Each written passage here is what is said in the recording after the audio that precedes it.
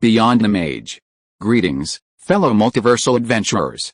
It's an honor to have you back in this saga that has us all hooked. Official channel statement: this story is 100% epic fiction. So please don't attempt real magic, the results aren't guaranteed and insurance won't cover it.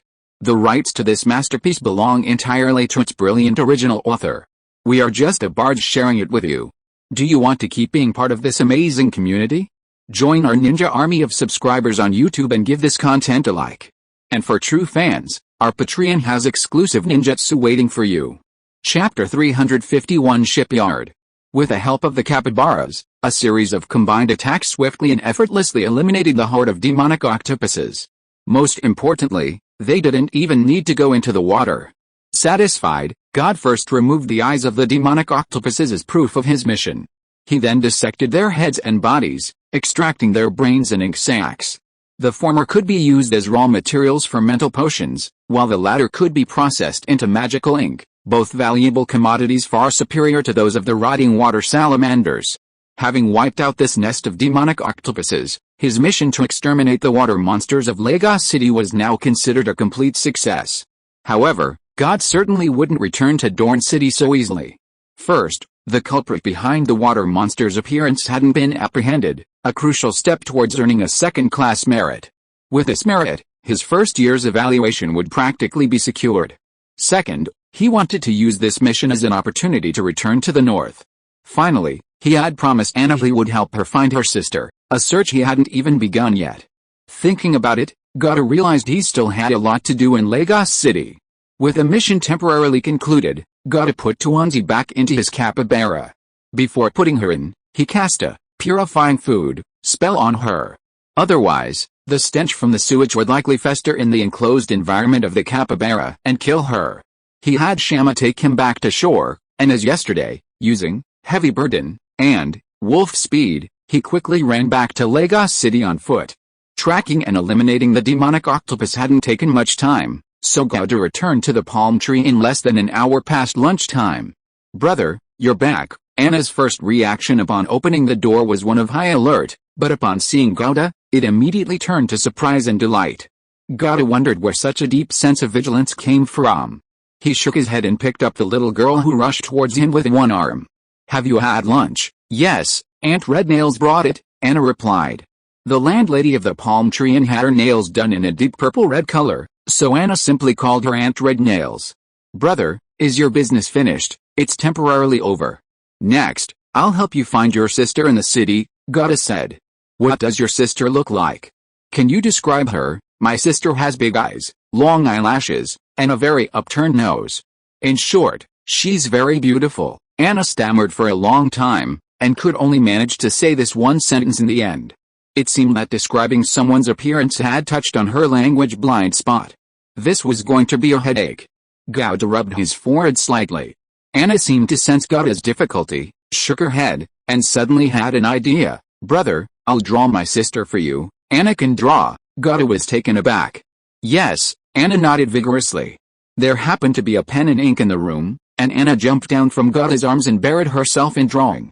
1,300 gold sparrow coins? That's expensive, a surprised female voice rang out beside the dock at Harlan's shipyard.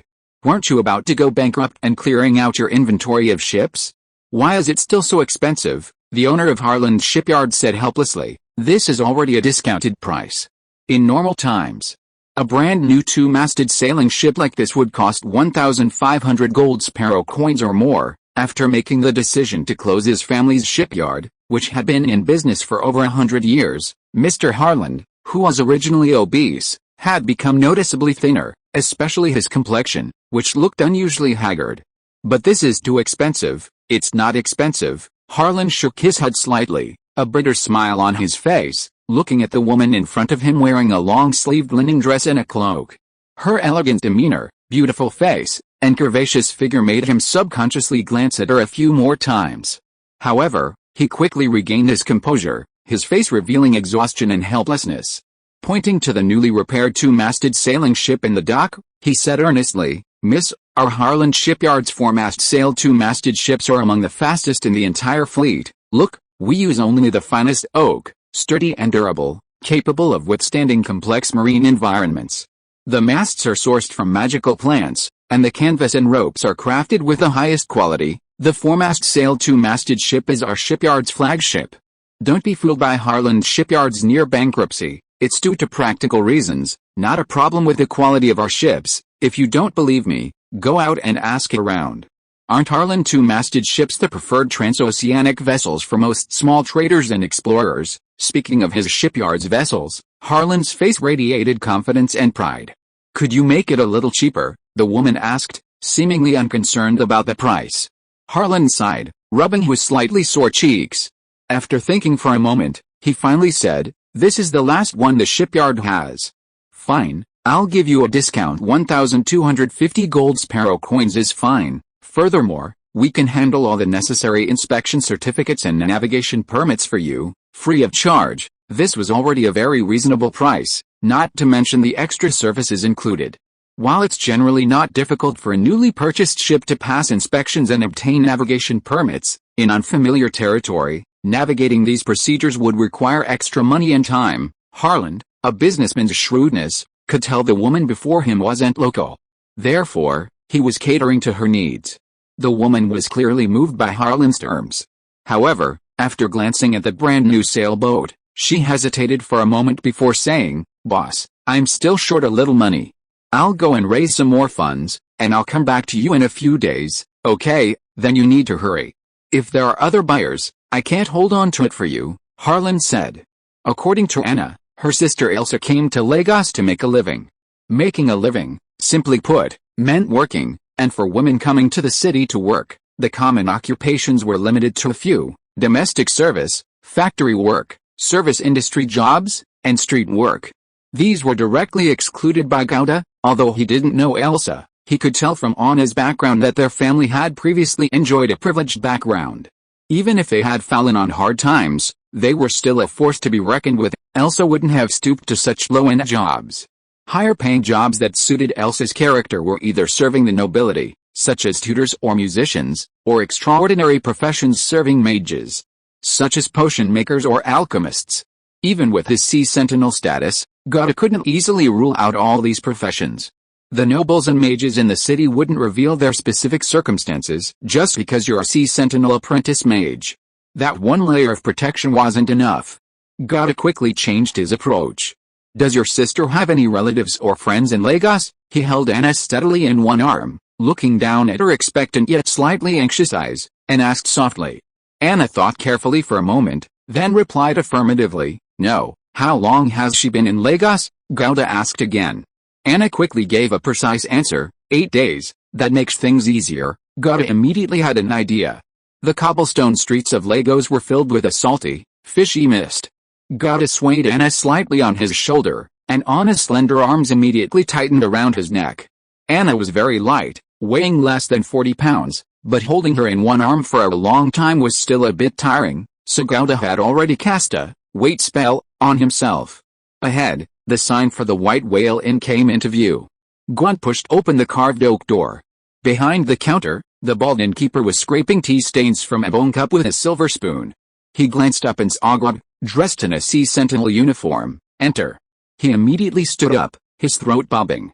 "Sir, looking for a room?" Gwent shook his head, slamming Elsa's portrait onto the table.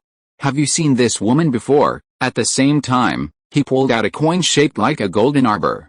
"If you can provide any relevant information, this is yours." The innkeeper glanced at the coin in God's hand, then narrowed his eyes, carefully examining the portrait before shaking his head, saying he had no recollection.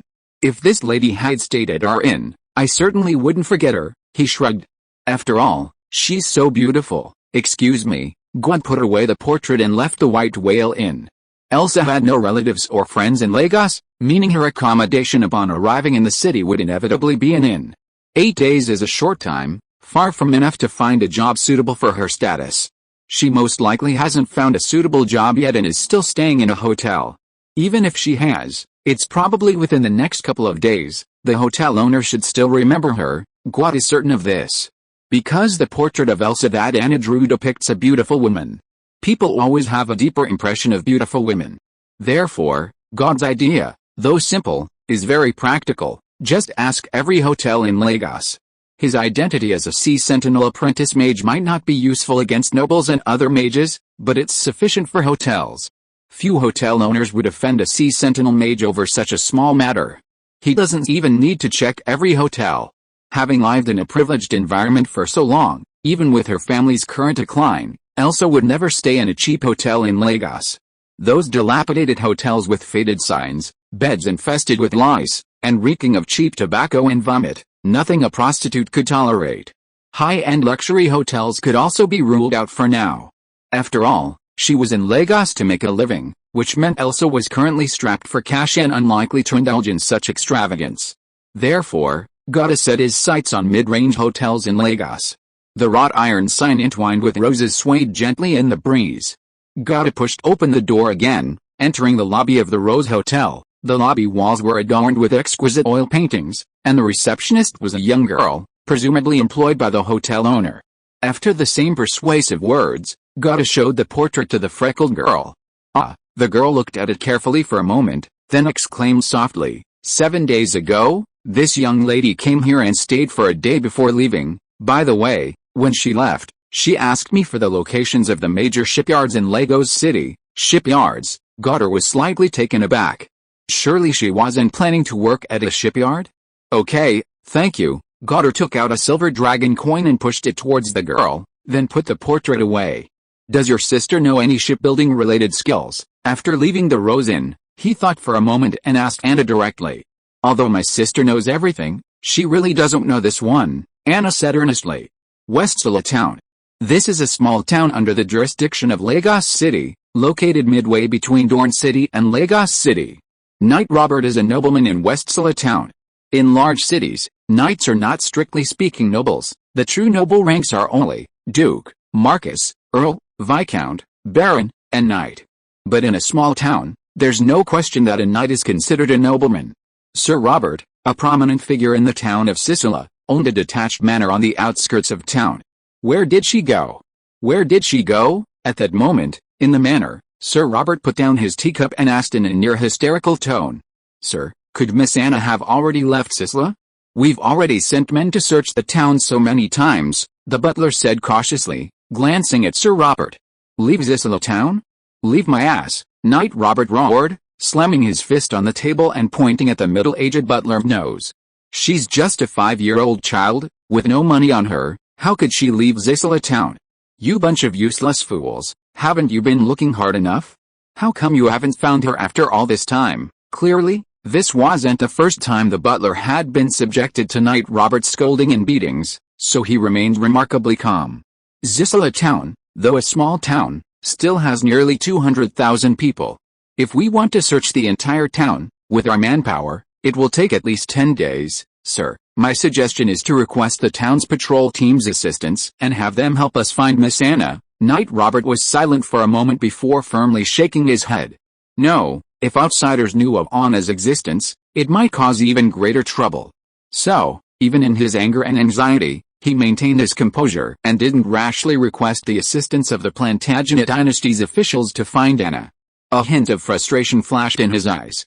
If he couldn't find Anna, how was he going to explain it to Elsa when she returned? The thought of this gave Knight Robert a terrible headache. However, his troubles vanished in the next moment. The door had been silently opened, and a middle-aged man in a heavy black robe appeared before Knight Robert's long table. Over his robe was a black cloak, its length covering his entire body, even his head. Should I address you as Knight Robert or Mage Keith? Came the middle-aged man's hoarse voice from beneath the cloak. Knight Robert's expression changed drastically. Chapter 352 Seizing the Time. Palm Tree Inn.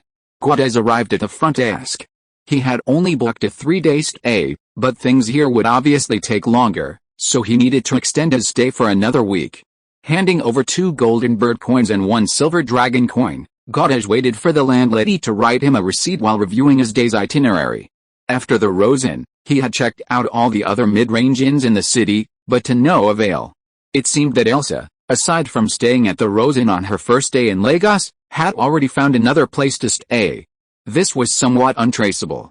Fortunately, the waitress at the Rose Inn provided a crucial clue, a shipyard.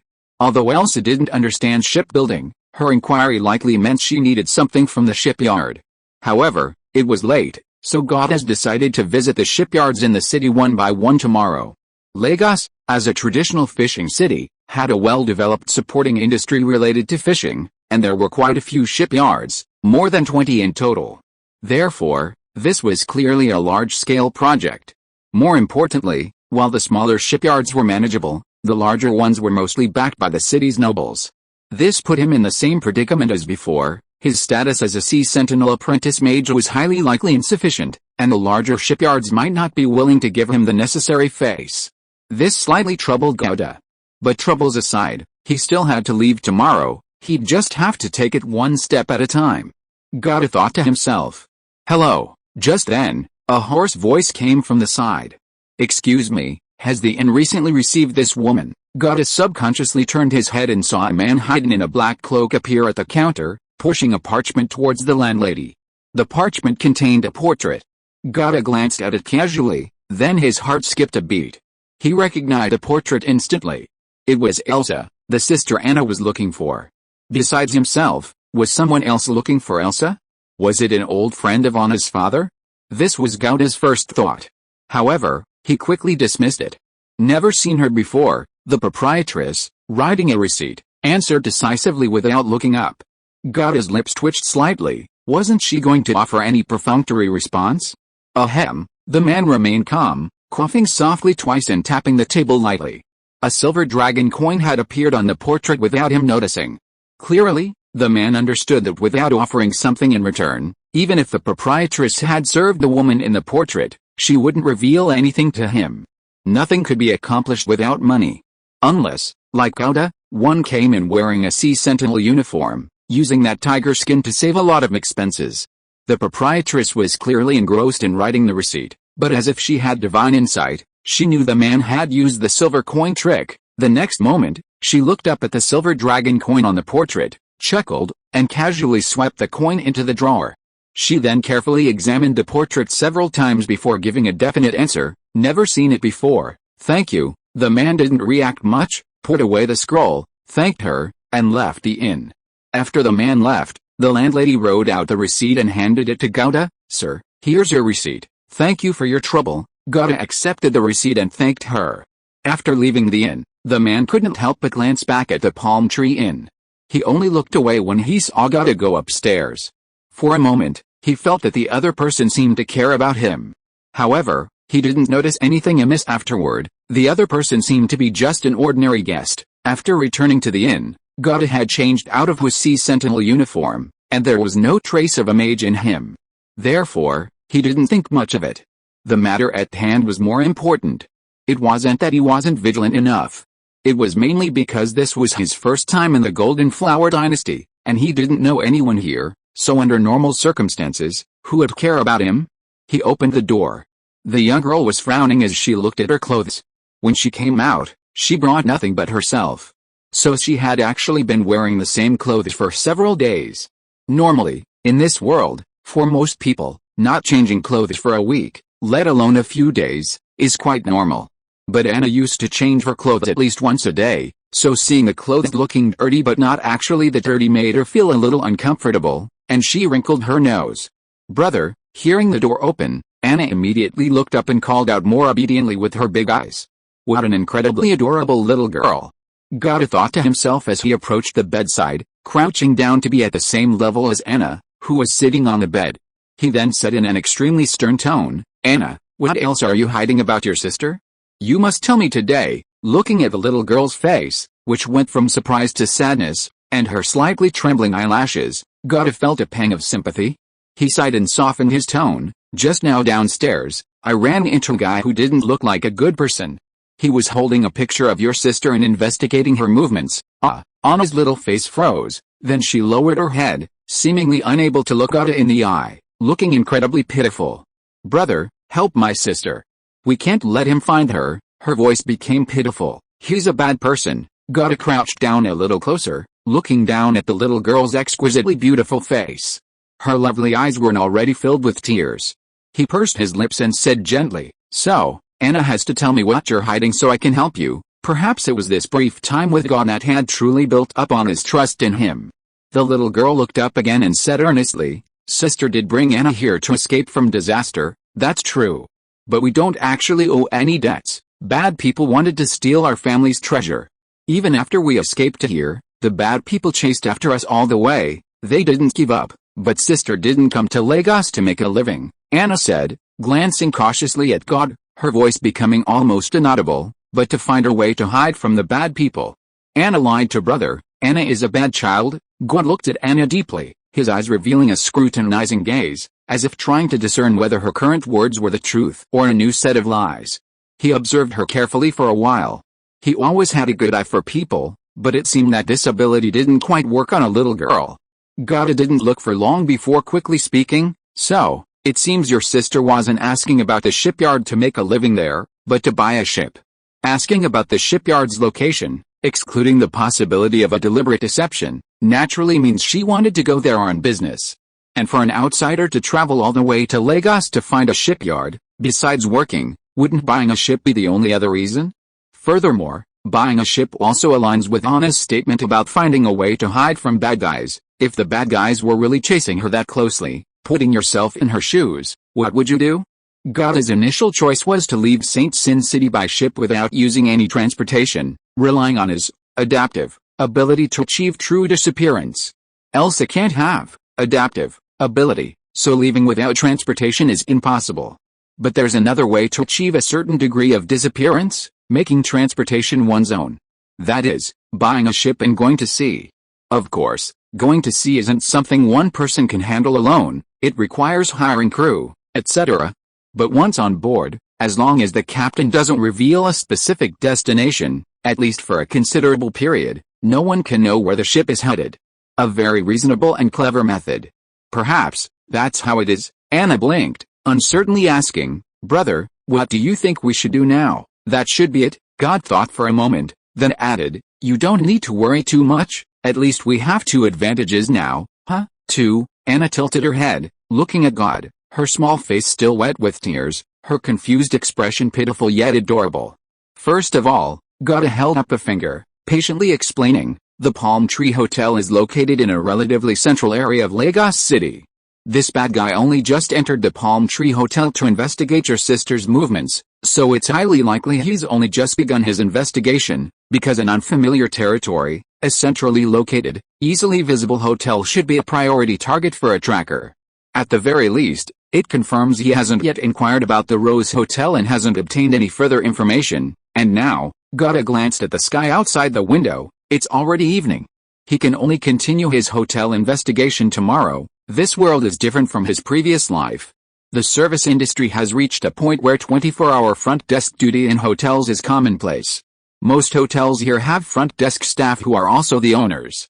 Even if they hire dedicated staff, to save costs, given the limited number of guests at night, few hire an extra person to work the front desk all night. Most of the time, guests arriving at night need to ring a bell or call to wake up resting staff for service. If you want to stay, fine, but waking someone up just to ask for information? Who's going to give you a pleasant look? So, that man definitely needs to wait until dawn to continue his hotel search. This is one of our time advantages. Secondly, we've finished the hotel search phase and moved on to the next," Gada said, taking a piece of parchment from his pocket. "We can identify our target tonight, which will give us almost a day's time advantage." As he spoke, Gada unfolded the parchment. On it was information he had gathered about shipyards in Lagos, including their size, main ship types, addresses, etc., listed in order of size. "Then how do we identify our target?" Anna asked, her eyes wide with confusion. "Look, let's assume your sister is really planning to buy a ship. That's for escaping at sea. The larger the ship, the more manpower it needs. Since your sister is just trying to avoid bad guys, not really doing business, she doesn't need to buy a large ship. In that case, we can eliminate those large shipyards for now." Gada's fingertip traced the large shipyards listed at the very beginning of the parchment. "Then, since you fled here, your sister probably isn't very well off, so when buying a boat, she naturally wants to prioritize cost effectiveness. Another point is that she's from out of town, so she'll likely be looking for smaller, less reputable workshops to buy boats. These workshops value every transaction, so their identity checks aren't as strict." Anna nodded repeatedly, finding everything Gada said very reasonable. "So, Gada's fingertip landed on a name on a parchment. This shipyard's main type of vessel is the two-masted sailing ship, a small transoceanic vessel suitable for small traders and explorers. Furthermore, they've gone bankrupt, stopped shipbuilding, and are currently clearing out their surplus ships and transferring the shipyard at a low price. Under these circumstances, their boat prices will definitely be the most affordable. And they won't care about the buyer's out-of-town identity. After selling the ships, they'll close the shipyard, so even if the authorities wanted to punish them, they wouldn't be able to. Yes, Anna narrowed her big eyes, looking at the shipyard that Gada pointed to, and pronounced its name slowly and deliberately. Harland Shipyard. Then let's get up early tomorrow and head straight to Harland Shipyard. Gada was always decisive and made a decision immediately. Sir, yesterday a lady from out of town did want to buy our last remaining Harland brig, but she didn't have enough money and said she needed to prepare for a few more days before leaving. The plump Harland owner hesitated slightly, then glanced at Gada's crisp Sea Sentinel uniform before finally revealing some information. A Sea Sentinel apprentice mage wasn't a particularly high-ranking figure, but he was still a mage in the Sea Sentinel, and a bankrupt shipyard owner like himself had no reason to provoke them. Anyway, it wasn't any important news. Not enough money yesterday. Gada's eyes lit up slightly. He was almost certain he had found the right person. Do you know how to contact her? Harland shook his head. This lady didn't leave any contact information or a deposit, so I specifically reminded her to hurry. Otherwise, if she runs into other customers, I won't be able to hold the ship for her. I see. Gada fell into deep thought. Clearly, Elsa was very wary. But this wariness also prevented Gada from finding her any further. As he pondered, Gada unconsciously surveyed the shipyard's surroundings. Harland Shipyard was located near the port of Lagos City, designed to facilitate the direct launching and seafaring of ships after completion. Around it were numerous lumber mills, rope workshops, and canvas-making workshops, forming a relatively complete shipbuilding industry chain. Therefore, the air was filled with the fragrance of wood, the pungent smell of tar, and the salty stench of the sea. The largest and most central facility in the shipyard was the dock. There were also corresponding lumber processing areas, workshops, and other work areas, but because Harland Shipyard had gone bankrupt and ceased shipbuilding, they were all deserted and desolate. As Gada smelled the distinctive shipyard odor in the air, a thought suddenly popped into his head. Boss, are you selling the shipyard at a low price? Have you found a buyer yet? A few interested buyers, but they're all swindlers. Their offers are too low, even a dog wouldn't look at them. At this, Harland perked up and couldn't help but complain. What's your target price if I want to take over the shipyard? Gada suddenly asked. Chapter 353 Killing several birds with one stone. Huh? Caught off guard by Gada's sudden attack, Harland was stunned. Although he kept saying he'd encountered a bunch of unscrupulous merchants, not even a dog would look at them. These words were essentially just businessmen's refrain. Business is tough. Most businessmen would say this, but whether it's truly tough or just a pretense is a matter of opinion. Therefore, the prices offered by potential buyers might not actually be what Harland claimed. Including this remaining two-masted sailing ship and all the shipyard facilities, sell it to me as a package.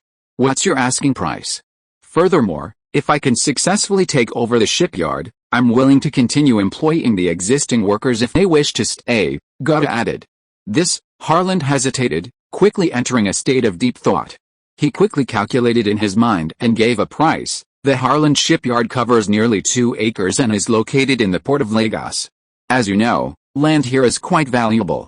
Based on land prices, this piece is worth approximately 2,000 gold sparrow coins. The buildings, excluding the docks, including other factory buildings, warehouses, and office areas, are estimated at 2,000 gold sparrow coins each. Therefore, the total estimated value for the land and site is approximately 4,000 gold sparrow coins. Then there are the fixed assets. First, there are the docks used for ship construction and repair. We have two, one large and one small.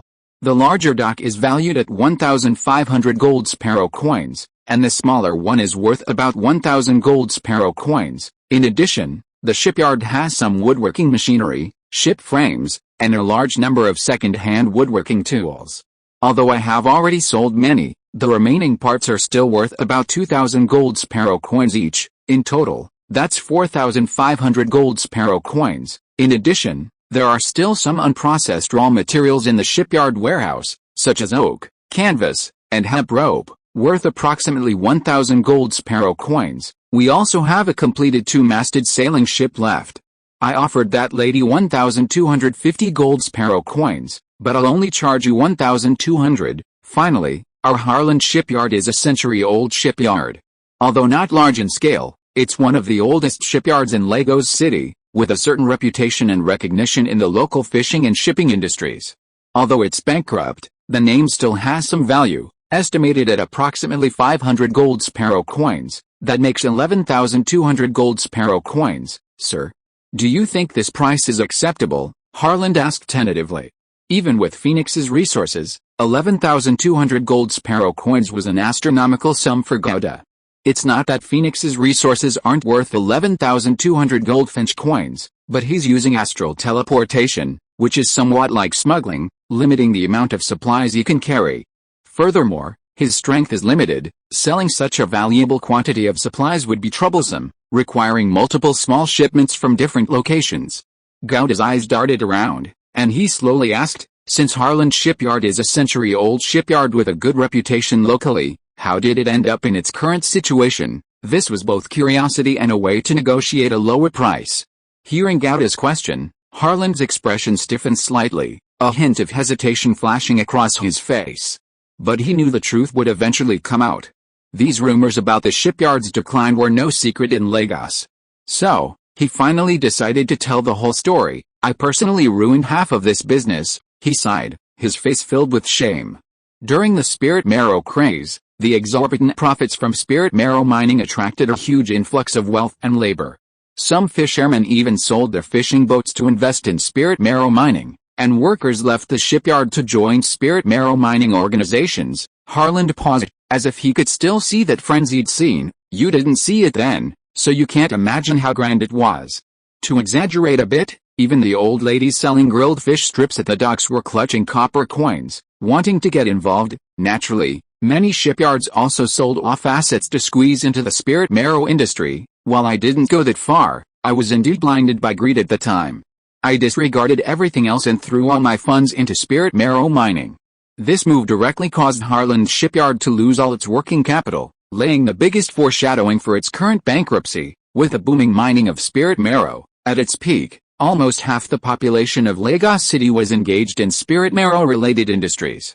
The fishing industry declined, and shipyards shrank accordingly. However, with spirit marrow as a safety net, I didn't pay much attention. In the first year of investment, my dividends were nearly double my initial investment, while the shipyard's profit from painstakingly building a ship was at most 20% of the cost. Harland let out a bitter laugh. So, at the time, I not only failed to realize that things were going wrong and didn't recoup funds to protect the shipyard, but I even invested more of my assets in the spirit marrow industry. Looking back now, this decision seems foolish, but in the context of the time, wasn't it a wise one? Traditional industries were plummeting, while emerging industries were booming. Decisive transformation was the wise choice. You know what happened next. Once the spirit marrow was exhausted, Lagos's economy plummeted, but before the spirit marrow resources were completely depleted, the major players controlling them kept this secret. They even filled boxes with stones to create the illusion of a booming industry, attracting other merchants and investors. Meanwhile, they were quietly transferring assets and exiting the market. I get it. Isn't this just the big players using retail investors like chives to fleece you? Gouda thought to himself. Once the giants had exited, they no longer hid the secret of the depleted spirit marrow resources. Lagos's prosperity was like a bubble, burst instantly. The once thriving spirit marrow industry collapsed in masse, and the huge sums of money we invested went down the drain without a trace. Although this had happened a long time ago, and Harland had long since accepted the facts, his voice still carried a hint of pain when he brought it up again. The collapse of the spirit essence industry triggered a series of chain reactions. First, during the spirit essence boom, Lagos's traditional fishing industry plummeted. Fishermen were crucial customers for our shipyard. With the fishing industry declining, the shipbuilding industry naturally suffered as well. Secondly, during the spirit essence boom, market demand for fishing boats dropped sharply. While demand for merchant and passenger ships surged. To adapt to this trend, we shifted our production structure, focusing on merchant and passenger ships.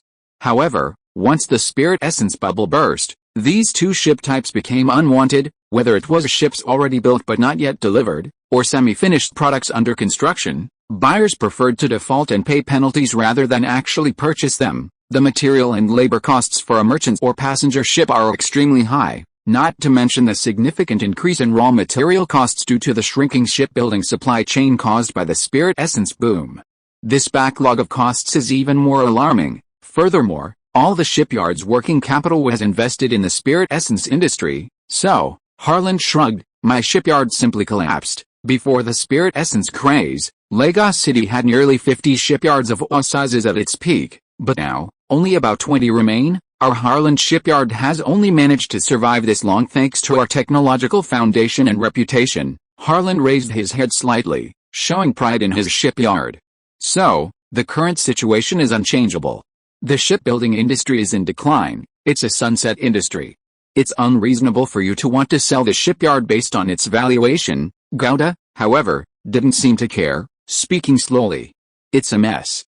I'm somewhat interested in this mess, but you can't take advantage of me. As long as we can weather this period, Lagos City's shipbuilding industry will definitely revive. It won't be a mess anymore, Harlan quickly replied. The authorities have also recognized the importance of the fishing industry and are doing their utmost to help it recover, including but not limited to providing subsidies to individuals and businesses that order fishing boats, reducing or exempting taxes on catches, and issuing industry protection ordinances. Subsidies, Gouda scoffed. Do fishermen lack those subsidies? The main customers of fishing boats are still fishermen, and the so-called subsidies, for fishermen, are equivalent to 10,000 discount for every 200,000 they spend. It seems like a lot, but the problem is that they lack that 200,000. Reducing or exempting taxes on catches is a long-term solution, and persisting with it will indeed help the fishing industry recover, but it's not a drastic measure. For the current sluggish fishing and shipbuilding industries, it's simply not enough. As for the industry protection ordinances, you're not referring to the regulation in Lagos that local restaurants and businesses must primarily purchase fish caught by local fishermen, are you? This was something Gouda had seen on a handwritten parchment at the front desk of the Palm Tree Hotel. Harlan paused slightly, a hint of embarrassment flashing across his face, but he still forced himself to say, that's right, that's the regulation. This will greatly help the revival of the local fishing industry. As long as the fishermen have a market for their catch, they will have more funds to buy fishing boats, and our shipbuilding industry will recover as well. Right, Gouda sneered, let alone how many obstacles this regulation will encounter in its implementation, or whether it can really be implemented. Moreover, even if the local fishermen do have a market for their catch, they may not necessarily invest all their money in buying new boats. After the impact of the spirit essence fever, they are all traumatized, he continued. Look at your shipyard. During the spirit essence fever, you withdrew all your funds to invest in the spirit essence industry, causing the shipyard's technology to stagnate. Now, even if the shipbuilding industry really recovers, do you think Harlan's shipyard can stand out on the fierce market competition? Harlan's shoulders slumped slightly. What Gouda said was true, but he was still unwilling. The Harlan Bimist is still one of the best Bimists in Lagos City. Gouda shook his head, unconvinced. This won't make much difference. After the spirit essence fever, which shipyard that survived didn't have some skill, your strength might be an advantage compared to those that went bankrupt, but in the current shipbuilding industry of Lagos City, it's practically negligible. Harlan's face darkened. He opened his mouth, wanting to say something, but was interrupted by Gouda. I know you're unwilling, after all, this is your family's shipyard with a century-long history, but reality is cruel, and you have to accept it. Harlan remained silent for a long time before finally speaking with difficulty. Then how much can you offer? 8,000 golden bird coins, based on 70% of your total asset valuation. Gouda held up his hand, making an 8 gesture. 8,000. Harlan almost jumped up, his face slightly flushed, his eyes wide, his emotions running high. Impossible, impossible. This price is too low. You're even more unscrupulous than those unscrupulous merchants, both. Gouda smacked his lips, then chuckled, which means my offer is still higher than others. Realizing his slip of the tongue, Harlan wanted to slap himself, but negotiating was paramount, so he disregarded his pride. 10,000 gold sparrow coins, that's the lowest I can offer. Too expensive, not worth it. Gouda shrugged, appearing unusually indifferent. 9,500, and there's a brand new 2-masted sailing ship too. Harlan's expression began to plead. Gada didn't reply immediately, but instead feigned deep thought. After a long pause, he slowly looked up at Harlan. 9,200, that's the most sincere price I can offer. If you still don't accept, then there's nothing I can do, but I believe that no one will offer a better price than mine right now, and the longer your shipyard drags on, the lower its value will become. Harlan was torn. On one hand, he was reluctant to see his father's shipyard acquired at such a low price, but on the other hand, he knew that what God had said was indeed true. Mr. Harlan, what are your plans after the shipyard is sold? God suddenly asked. Harlan hesitated for a moment, then answered honestly, I plan to move to Dorne, buy a couple of small shops, and start my retirement. God smiled slightly. I don't know anything about shipbuilding, I'm an outsider. So, if you acquire Harlan's shipyard, I'm willing to sell 10% of the shares to you at the current valuation and invite you to serve as a mentor and consultant. That way, you can enjoy your retirement in Dorne while continuing your family's century-old legacy, without completely selling off the business your father left behind. Harlan's eyes widened slightly, a hint of emotion crossing his face. Clearly, the condition proposed by Gada hit the nail on the head. In business, the key is to cater to the customer's desires. Gada had precisely identified Harlan's desires. Hence the condition he couldn't refuse. Alright, 9,200 Goldberg coins, deal. After a long pause of hesitation and thought, Harlan nodded, finally agreeing. This isn't a small sum, I'll need at least half a month to raise it. Of course, Harlan had no objection. How many people could readily produce 9,200 Goldberg coins? However, I don't want you to be thinking of finding another buyer while I'm raising the funds. We can sign a preliminary contract to confirm the transaction. I can pay 50 Goldberg coins as a deposit, and you, in turn, need to immediately withdraw the previously released information regarding the transfer of the shipyard and the sale of the ships. No problem. I will refuse all other offers of purchase and wait for you to raise the funds to complete this transaction. That would be perfect. However, we must be honest. If the lady you promised to do earlier comes back wanting to buy this two-masted sailboat, tell her to go to the Palm Tree Hotel and find a lady named Anna, Gada added. Chapter 354 The Princess in Distress. As a bustling area, the port is home to many small restaurants and pubs catering to sailors, dock workers, fishermen, and travelers. Across from the Harlan shipyard, there's one such restaurant, opening early to offer a simple and affordable breakfast: bread, butter, jam, ham, eggs, sausages, and tea or wine. Though rudimentary, it exudes a lively, lived-in atmosphere. At a table, Anna was absent-mindedly chewing on a buttered bread, her eyes fixed on the entrance. Just then, a figure appeared. The little girl's eyes lit up, and she immediately put down her bread. The figure walked straight to the table and sat down. He picked up a slice of bread from the plate, stuffed it into his mouth, swallowed it in a few bites, and then said with a smile, "Don't worry, it's done. Did you find your sister?" "Not yet, but your sister did come to Harlan's shipyard to inquire about buying ships, but she didn't have enough money and left to raise funds, and she didn't leave any contact address. What should we do?" "If we can't find my sister, the bad guys will find us here too." Anna, though young, was clever and realized the danger. "You don't need to worry about that," Gada smiled slightly. "Because I've already signed a letter of intent with the owner of Harlan's shipyard, preparing to acquire his shipyard and have him retrieve all information related to the transfer of the shipyard and the sale of ships. So, even if the bad guys know your sister is planning to buy ships, they definitely won't come to Harlan's shipyard, and I also instructed the shipyard owner that if your sister comes to buy ships again, she should go to the Palm Tree Hotel to discuss it with Miss Anna." Gada smiled slightly. "My sister will definitely come when she hears my name. We just need to wait for her at the inn," Anna exclaimed excitedly. "That's right." Gada ruffled Anna's hair, which was shaking with excitement, "and we shouldn't have to wait too long. After all, Harlan had already laid the groundwork by saying, we need to hurry, we can't keep the ship if there are other guests." With such a favorable price for the ship and Harlan offering conditions that perfectly suited Elsa's tastes, Elsa would definitely raise the money as quickly as possible and come back to visit, lest they miss out. After stuffing all the bread from the plate into his stomach to fill his early morning hunger, and then drinking a large cup of tea, Gada picked up the little girl and left the small restaurant.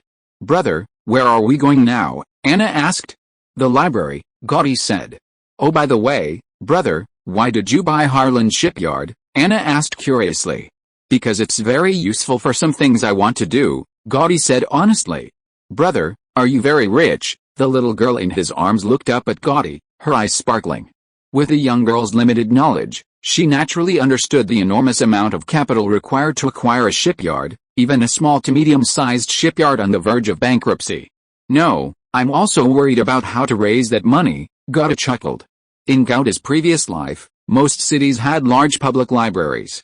These libraries housed tens or even hundreds of thousands of books, covering all fields of human knowledge, from ancient historical texts to classic literary works to modern art books, everything imaginable, and all were free to the public. But in this world, this was utterly unimaginable. The high cost of knowledge was a universal consensus, and acquiring knowledge required paying an extremely high price. For many ordinary people, books were practically a luxury, expensive yet useless. This situation resulted in all libraries in the world being privately owned, with all the books within being extremely valuable assets to their owners. However, some private libraries were like mysterious treasure troves, accessible only to a select few. Some private libraries are open to the public, functioning like a potion shop or a general store, an industry where people pay a hefty fee to browse rare books. Lagos City has 3 such libraries. The one Gaudi sought out was the Lagos Library, officially operated by the city government. It was the largest of the 3, boasting the most extensive collection and the most comprehensive range of subjects. The Lagos Library was situated beside a wide square in the city center, surrounded by ancient buildings and streets. Entering the library, Gaudi found himself in a spacious hall with smooth marble floors and exquisite paintings adorning the walls. A grand spiral staircase ran through the center, its handrails crafted from carved oak, exuding a rustic yet elegant charm. Ascending the stairs led to the library's various reading rooms. These rooms were filled with neatly arranged, tall bookshelves, each meticulously protected and emitting a subtle fragrance. A waitress approached and handed over a stack of intricate parchment catalogs. Books here are charged per book or volume, so you need to specify the titles you want from the catalog beforehand. Staff will then bring them to you shortly. The catalogs were organized by subject area. Gaudi quickly flipped to the geography section, scanned the titles, and soon determined what he wanted. The waitress led Gaudi to the front desk and handed the selected books to the elderly man there. The old man flipped through the large booklets on the counter before looking up and saying, "Sir, you have selected 4 books, Changes in the Royal Family of the Western Principality, The Classification of Nobles and Royal Secrets of the Western Principality, Gazetteer and Culture of the Avoga Principality, and Gazetteer and Culture of the Western Principality. All 4 are available for borrowing. These 4 books belong to the second-floor collection of this library. According to regulations, the borrowing fee for books on the second floor is 5 silver dragons per book, so 4 books would cost 2 gold coin. You are free to choose to read them in the reading area on the second floor or the first floor, for an unlimited amount of time until you leave the library." Even though he was mentally prepared, Gaudi still felt an urge to curse. 4 books, just for reading, and not even allowed to be taken home, only to be read in the library, and just for reading once, he was charged 2 gold coins. In terms of purchasing power, this was equivalent to years tuition for compulsory education in his previous life. Cursing aside, Gaudi still obediently handed over 2 gold coins. "The second floor, please." "Yes, sir, please follow me, it's free." The waitress led Gaudi to the reading area on the second floor and served him a pot of black tea, then reminded him, "Sir, you cannot copy, scribble, or mark anything while reading, and you must not damage the books, otherwise you will need to pay double the original price afterwards." Another staff member brought over the 4 books Gaudi had chosen. Gaudi angrily opened the books, vowing to read them until he got his money's worth. Gaudi had guessed that Elsa might come knocking soon, but he never expected it to be so early or so sudden. That evening, Anna had just finished bathing, and Gaudi was wrapping the little girl's head, which was shaking excitedly, in a towel, drying her hair. "Don't move, your hair needs to be dried first, otherwise you'll catch a cold," Gaudi said while rubbing Anna's little head with a towel. The little girl under the towel let out a muffled laugh. Suddenly, Gaudi's movement stopped abruptly. A woman had appeared at the bedside.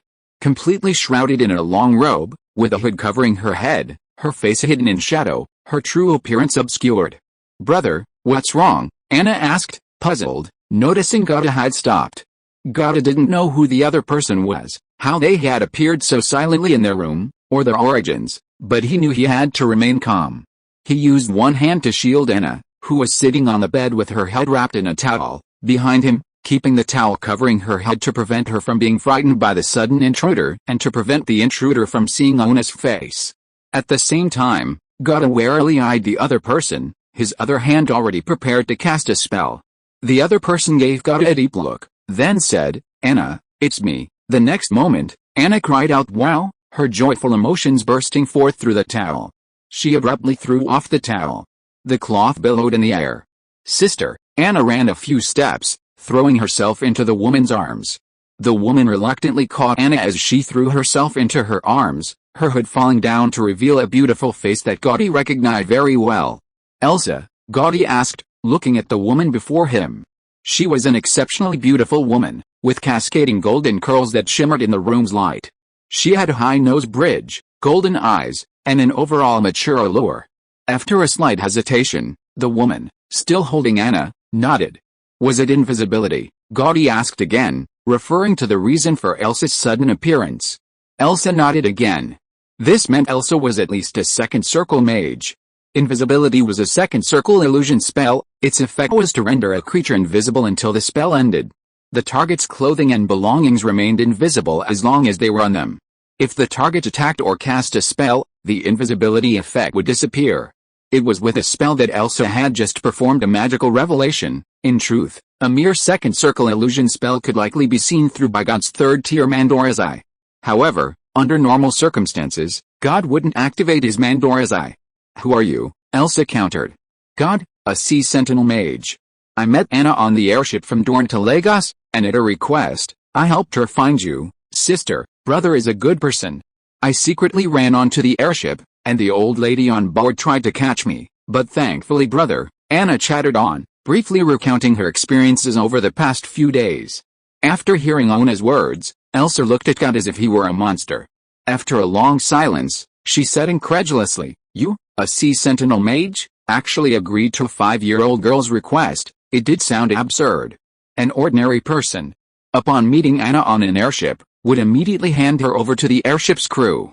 Even if it was out of pity that Anna wasn't exposed at the time, after disembarking from the airship, he should have handed her over to the local authorities as soon as possible, instead of taking Anna with him at the risk of unknown consequences, let alone helping Anna search for him. Why not? She asked me for help, and I was willing to help her, so I agreed, even though she's just a little girl. "You really are a good person." Elsa was slightly taken aback, then sincerely praised him. "Don't give me that good person card. I don't consider myself a good person." God shook his head, then added, "Besides, good person isn't necessarily a good thing." Elsa didn't understand why good person wasn't a good thing, but since the other person didn't like it, she naturally didn't say it. "And then you approached Harlan's shipyard based on just a portrait of Anna, and even wanted to acquire it? The first half is right, the second half isn't," God corrected seriously. "I wanted to acquire Harlan's shipyard because I had this need myself." "How did you do that?" Elsa asked curiously. "Actually, it's not complicated," God briefly explained his methods and thought process. "You are truly a wise person," Elsa exclaimed again. "You flatter me," God said modestly. "Anyway, I would like to express my gratitude to you, Master God, for taking care of my sister these past few days." Elsa placed Anna on the bed, then lifted the hem of her robe and curtsied to God in a standard noble gesture. God accepted it readily. "Are you taking Anna away?" he asked afterward. "Of course," Elsa replied after a moment's hesitation. "Where do you plan to take Anna?" "According to Anna, bad people have been following you," God asked again. "My original plan was to buy a ship and then use it to shake off those bad people," Elsa said after a moment of silence. "If I'm not mistaken, you don't even have a clear place to stay yet, Princess Elsa." Elsa's expression changed, and she instinctively hugged Anna, took a step back, and looked at God with a wary expression. "If I were your enemy, you would have fallen into a trap the moment you entered the room, and there would have been people lying in wait to capture you." Facing Elsa's reactive reaction, Goddard remained calm and spoke slowly. Elsa paused, thought for a moment, and understood, before regaining her composure. "How did you know? Did Anna tell you?" "No, Anna didn't tell you, brother." Before Goddard could answer, Anna immediately raised her hand to prove her innocence. "All right, brother, how did you know?" After proving her innocence, The little girl couldn't contain her curiosity and stared wide-eyed at Goddard. Goddard smiled slightly and slowly explained his analysis. After discovering Anna's extraordinary knowledge and talent, he could indeed guess that Anna's background was not simply well-off, and he had even suspected her origins. However, he couldn't possibly connect Anna's identity with the recently destroyed Duchy of Weston mentioned in the handwritten parchment, much less imagine that Anna was a runaway princess. When did this suspicion begin? Just last night, when he encountered the bad guy searching for Elsa at the hotel reception. He noticed something quite unique about him. His ears, unlike the usual rounded shape, were unusually long and slightly curved at the tips. His geography instructor at Cyrus Academy had mentioned something similar. The Duchy of Avoga was hilly with deep valleys and dense forests covering vast areas, once inhabited by elves. Although the elves had disappeared, the people of Avoga all possessed long, curved ears similar to those of elves, possibly indicating some elven ancestry. This was a distinctive physical feature of Avoga, distinguishing it from other races, scorpion-like ears. Therefore, the bad guy was undoubtedly from Avoga. This connection naturally led Gouda to recall the briefing on the parchment he'd seen at the reception desk about Avoga's conquest of the Duchy of Weston. The fact that the Avoga people went to such lengths to pursue Anna all the way to the Plantagenet dynasty, coupled with Anna's various unusual behaviors, almost certainly indicates that Anna must be from a noble family in the Duchy of Westminster. That only proves we are nobles. How can we be certain we are royalty? That's right, the current information doesn't allow me to confirm your exact identities. Gouda nodded, then continued. So, today I went to the Lagos library again to borrow books about the Duchy of Sidon and the Duchy of Avoga. In the book The Classification of Nobility and Royal Secrets of the Duchy of Sidon, I saw a very interesting description. The Sidon royal family would coat silver spoons with Sidon lavender honey, a specialty of the duchy, during the weaning period. This honey has a rich, fragrant aroma and helps newly weaned babies eat better. However, this Sidon lavender has a unique fragrance and a very strong lingering scent, so this habit causes the baby's right thumb and forefinger, which hold the silver spoon, to carry a special fragrance. Of course, as they grow older and no longer need this method to wean, the fragrance on their fingers will gradually fade until it disappears completely. But, God looked down at Anna, who was listening intently to him. Seeing God looking at her, she immediately gave him a sweet smile. God returned the smile and finally said, Anna is only 5 years old. Chapter 355 Return to the North. Because she was only 5 years old, Anna's fingers still carried a faint scent of western lavender. At this point, Anna's identity was almost certain. One thing might be a coincidence, but so many things matching up made it inevitable. And at the very end, the introduction to the current Western royal family clearly stated that the current queen had given birth to 2 daughters and 1 son. After hearing what Gotti said, Elsa fell into a long silence, seemingly unsure how to react. Clap, clap, clap. A crisp clapping sound suddenly rang out. Anna clapped her little hands vigorously, her big eyes blinking, full of admiration and excitement. Brother is so smart. Elsa looked down at the carefree Anna, feeling a sense of helplessness, almost wanting to fassip him. Anna seemed to sense Elsa's thoughts and looked up to comfort her sister. Sister, brother won't do anything to us. Although she was young, she knew she couldn't reveal her identity. The reason she wasn't panicked now that her identity had been exposed was because she knew Gotti meant them no harm, a uniquely childlike intuition. And what makes you so sure I don't have a clear foothold? Elsa took a deep breath and spoke again. But her posture clearly told God that he was right. Because you haven't even prepared the most important part, the funds for purchasing the ship. The chances of preparing everything else are very low, God explained unhurriedly. There were some unexpected circumstances, Elsa tried to explain, but then felt that such an explanation would only sound like stubbornness, and ultimately stopped herself. While the Harland Bimist is considered a small vessel, it's also the largest and most expensive among small ships. The fact that you insist on purchasing a Harland Bimist despite limited funds, rather than settling for something less, indicates that it perfectly meets your needs. Any further and it wouldn't be suitable, Gotta continued. And what's the biggest difference between the Harland Bimist and other small ships? It's its transoceanic capability. The Bimist is a small sailing ship with a relatively stable transoceanic crossing ability. Princess Elsa, you want to cross the ocean to other continents using the Harland Bimist. Midgard is in another direction, so it can be largely ruled out.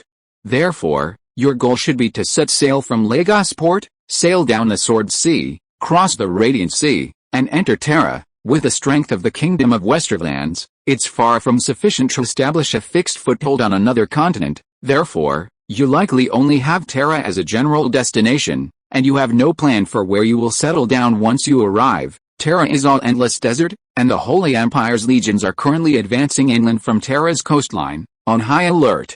It's not safe for you to take Anna there. That's none of your business. Elsa gave a wry smile. Although she didn't answer directly, her posture told God that everything he said was true. In that case, why not go somewhere else? God didn't mind Elsa's blunt attitude. Instead, he ruffled Anna's hair and offered his suggestion. You're willing to take such a big risk to sail to Terra, which shows that the Duchy of Avoga is determined to have you too. But even if you can avoid the Duchy of Avoga's pursuit, there are still various dangers on Terra.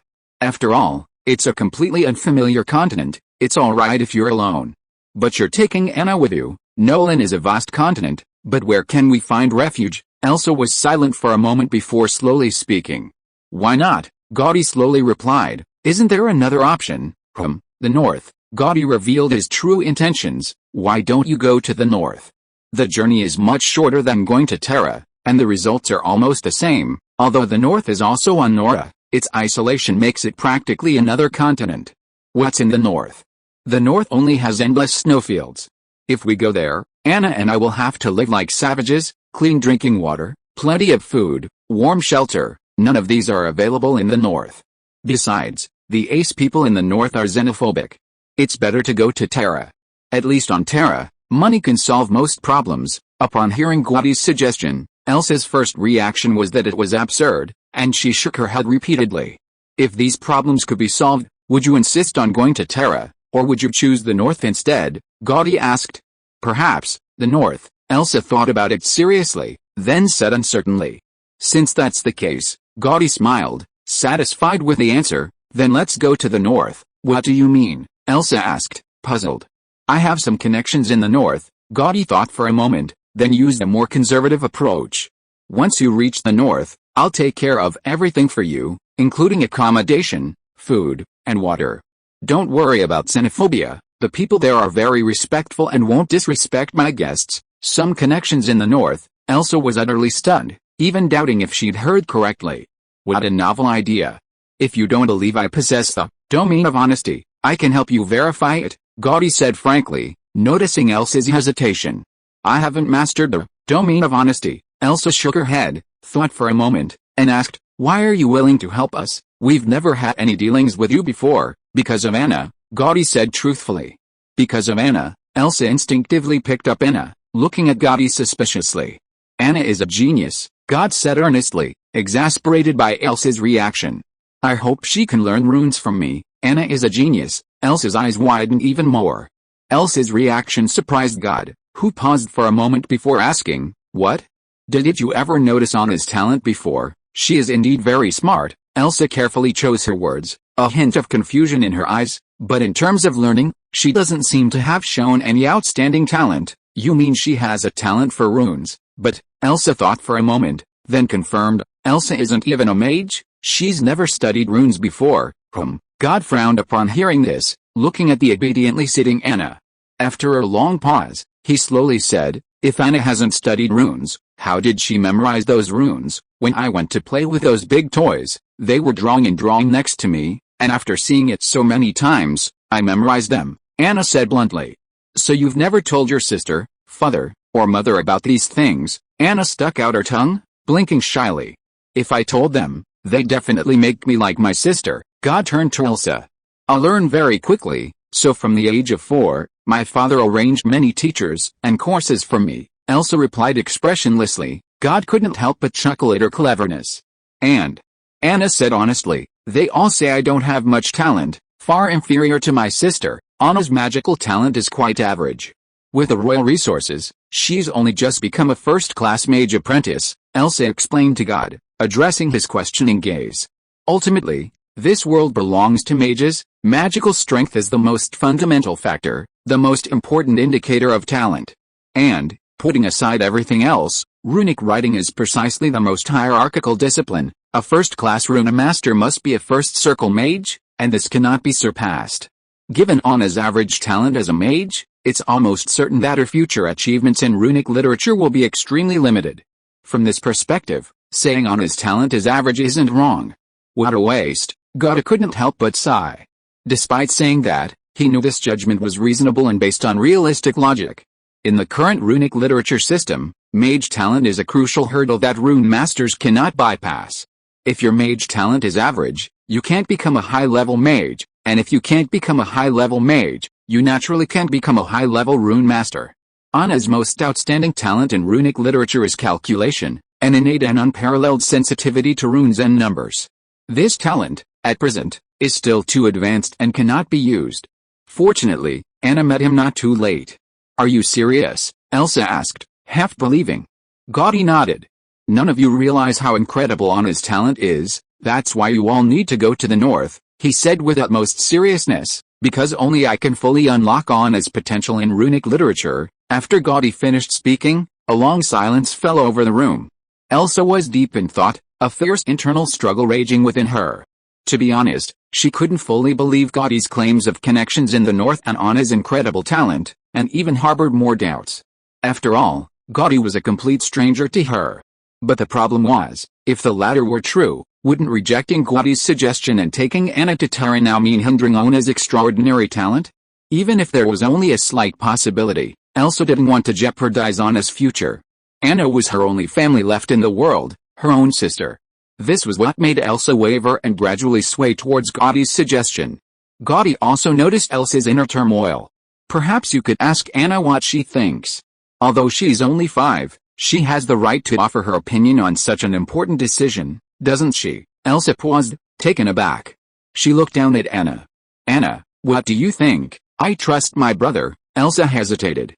"You mean, I trust my brother?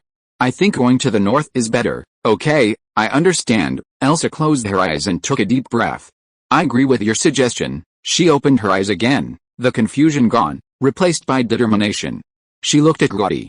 "How exactly do we get to the north?" Gotti was prepared.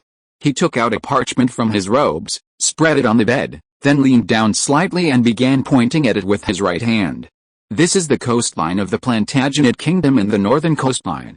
You will depart from the port of Lagos," Guan said, pointing to the dot representing the port of Lagos on the parchment, his finger moving slowly and steadily. "After leaving Sword Bay, sail north along the Sword Sea. After crossing the Ivenlia Mountains," Guan's finger paused briefly at the line representing the Ivenlia Mountains before continuing forward, "you will continue sailing north along the coastline. To be honest, I'm not entirely sure how long this journey is or what the specifics are. You'll need to explore the route yourself and fill in the outline of the coastline for me, until you see a bay like this, called Valor Bay." Guan's finger landed heavily on the area representing Valor Bay. "It's an extremely deep bay. You won't miss it if you just sail along the coastline. You will land at Valor Bay, where someone will meet you. I will also provide the ship. Is that alright?" Guan asked. "Alright." Having made her decision, Elsa stopped hesitating, nodded, rolled up the parchment, and put it away. "But I need to take Anna away first. It's too dangerous for her here. The fact that the Avoga people were able to track us all the way to Lagos means that Mage Keith is in trouble. The trackers are very strong, at least a third circle mage." She stood up, pulled up her hood, and added, "If you want to find us, just go to the Hyanrong orphanage in the city. That's where I'm staying now." "No problem, goodbye, brother." After seeing Elsa and Anna off, the room returned to silence. Despite the setbacks, things had gone smoothly enough, Gotti thought to himself. The most important thing now was to raise the funds needed to purchase the Harland shipyard. He knew that the longer he delayed, the more unforeseen problems would arise. The Avoga people were currently searching for Elsa in Lagos. Even though he had secured the shipyard, no one could be sure what might happen if things dragged on. Every day he delayed increased the danger, and he had to act as soon as possible. Gotti immediately stood up and grabbed all the luggage he had prepared beforehand. After confirming that nothing was missing, he extended his right hand. "Astral portal," Gotti murmured to himself. The next instant, the back of his hand suddenly shone brightly. The light shifted from dark to bright, rapidly spreading to form a complex and mysterious silver rune. The lines of the rune were twisted and dynamic, containing endless mysteries. Dreamlike, iridescent light flowed from the silver rune like mercury. Gotti gazed silently at this strange sight. About 10 seconds later, the iridescent light ceased to flow from the silver rune. Instead, a portal pieced together from countless tiny particles of light appeared before Gauda. Within the portal, light and shadow flickered, constantly changing into various wondrous scenes, as if connecting to another mysterious world. This was the astral portal back to the north. Gauda took a deep breath and stepped into it. Chapter 356 Changes. Just like the last astral teleportation, Gauda's first feeling after the teleportation ended was still dizziness. The strain of long-distance teleportation on his body was still there. However, compared to the first astral teleportation, Gauda felt quite at ease this time. Because this was the return journey, there was no need to worry about safety. The return point for astral teleportation is fixed, located in Yggdrasil. Gauda's chaotic eyes gradually focused. A crisp rustling sound came from above, somewhat like the sound of wind chimes. This was Yggdrasil welcoming Gauda back, like a mother waiting for her long-awaited son. Gauda looked up, and Yggdrasil grew as lush and verdant as ever. Multicolored light flowed on the leaves, sometimes merging into dazzling spots of light, sometimes scattering into gorgeous ribbons, dreamlike and ethereal. A thought struck him, and he activated his Mandalorian eyes to observe Yggdrasil, while taking a step forward and pressing his palm against Yggdrasil's trunk. Detailed information about Yuggothera was instantly transmitted to Gauda's mind via the link. Soon, the changes that had occurred in Yuggothera during the 2.5 months he had been away from the north were crystal clear. Yuggothera rank, Tier 1 magical plant, 619.5/1200 months, growth boost coefficient. 1.41.42 astral teleportation. 1, 1760 days, lifespan. 1/3600 years territory opening, land transformation. 14 acres 29 acres height. 15 feet 16 feet land magic concentration. 10-15, basic spiritual land, 2435, basic spiritual land. The most obvious change was Yuggothera's rank advancement progress. When God left the north, it was 196 out of 1,200 months, only 2.5 months had passed, and now its rank advancement progress had leaped to 619.5/1,200 months. While Yggdrasil could boost its growth rate by planting new tree species, such a significant increase was truly remarkable, especially considering Phoenix's initial potential had already been largely exhausted. Clearly, Phoenix had experienced some unusual gains or changes over the past 2.5 months. The growth bonus coefficient, compared to the rank advancement progress, didn't change significantly. This is because the increase in this value primarily depends on the number of trees within the natural domain Yggdrasil had created. Without communication with the outside world, in the northern realm, the number of ordinary trees was often less than that of magical trees. This is because ordinary trees simply couldn't grow in such an extremely cold environment, while magical trees, possessing extraordinary characteristics, could survive in various extreme conditions. The number of astral teleportation attempts accumulated again. This was expected, as Yggdrasil currently recharges its astral teleportation every 60 days. Furthermore, the area of the natural domain Yggdrasil had created had doubled. The magic concentration in the soil had also increased to 2435, and in the area closest to the core of Yuggothera, the magic concentration was not far from the 46 of a first-tier spiritual land. After understanding the situation of Yuggothera, God's gaze left it and looked around. Visibly, about a dozen new magic tree saplings had sprouted nearby. They must be the contributors to the significant increase in Yuggothera's growth. Further away, the camp and sentry posts that God had been building at a great pace when he left were now taking shape. The outer walls of the camp, made of ice blocks, were more than 2 people high, and inside the ice walls were tents covered with thick animal hides. Not far from the camp, there was a newly built sentry post. The sentry post was made of huge blocks of ice and hard rocks, with a circular watchtower on top, surrounded by railings. In the center of the watchtower was a small shed made of animal hides, providing the sentry with a sheltered place from the wind. From the sentry post, one could overlook a large area surrounding the camp and even spot the movements of wild beasts and feline creatures in the distance. Inside the camp, many people were coming and going. Besides those on guard duty, everyone was busy, some preparing food, but many more engaged in construction. Because this place was the location of the sacred tree, its future plans had already been established, It would become the largest and most important port in Phoenix and even the north, and the second northern city after Phoenix.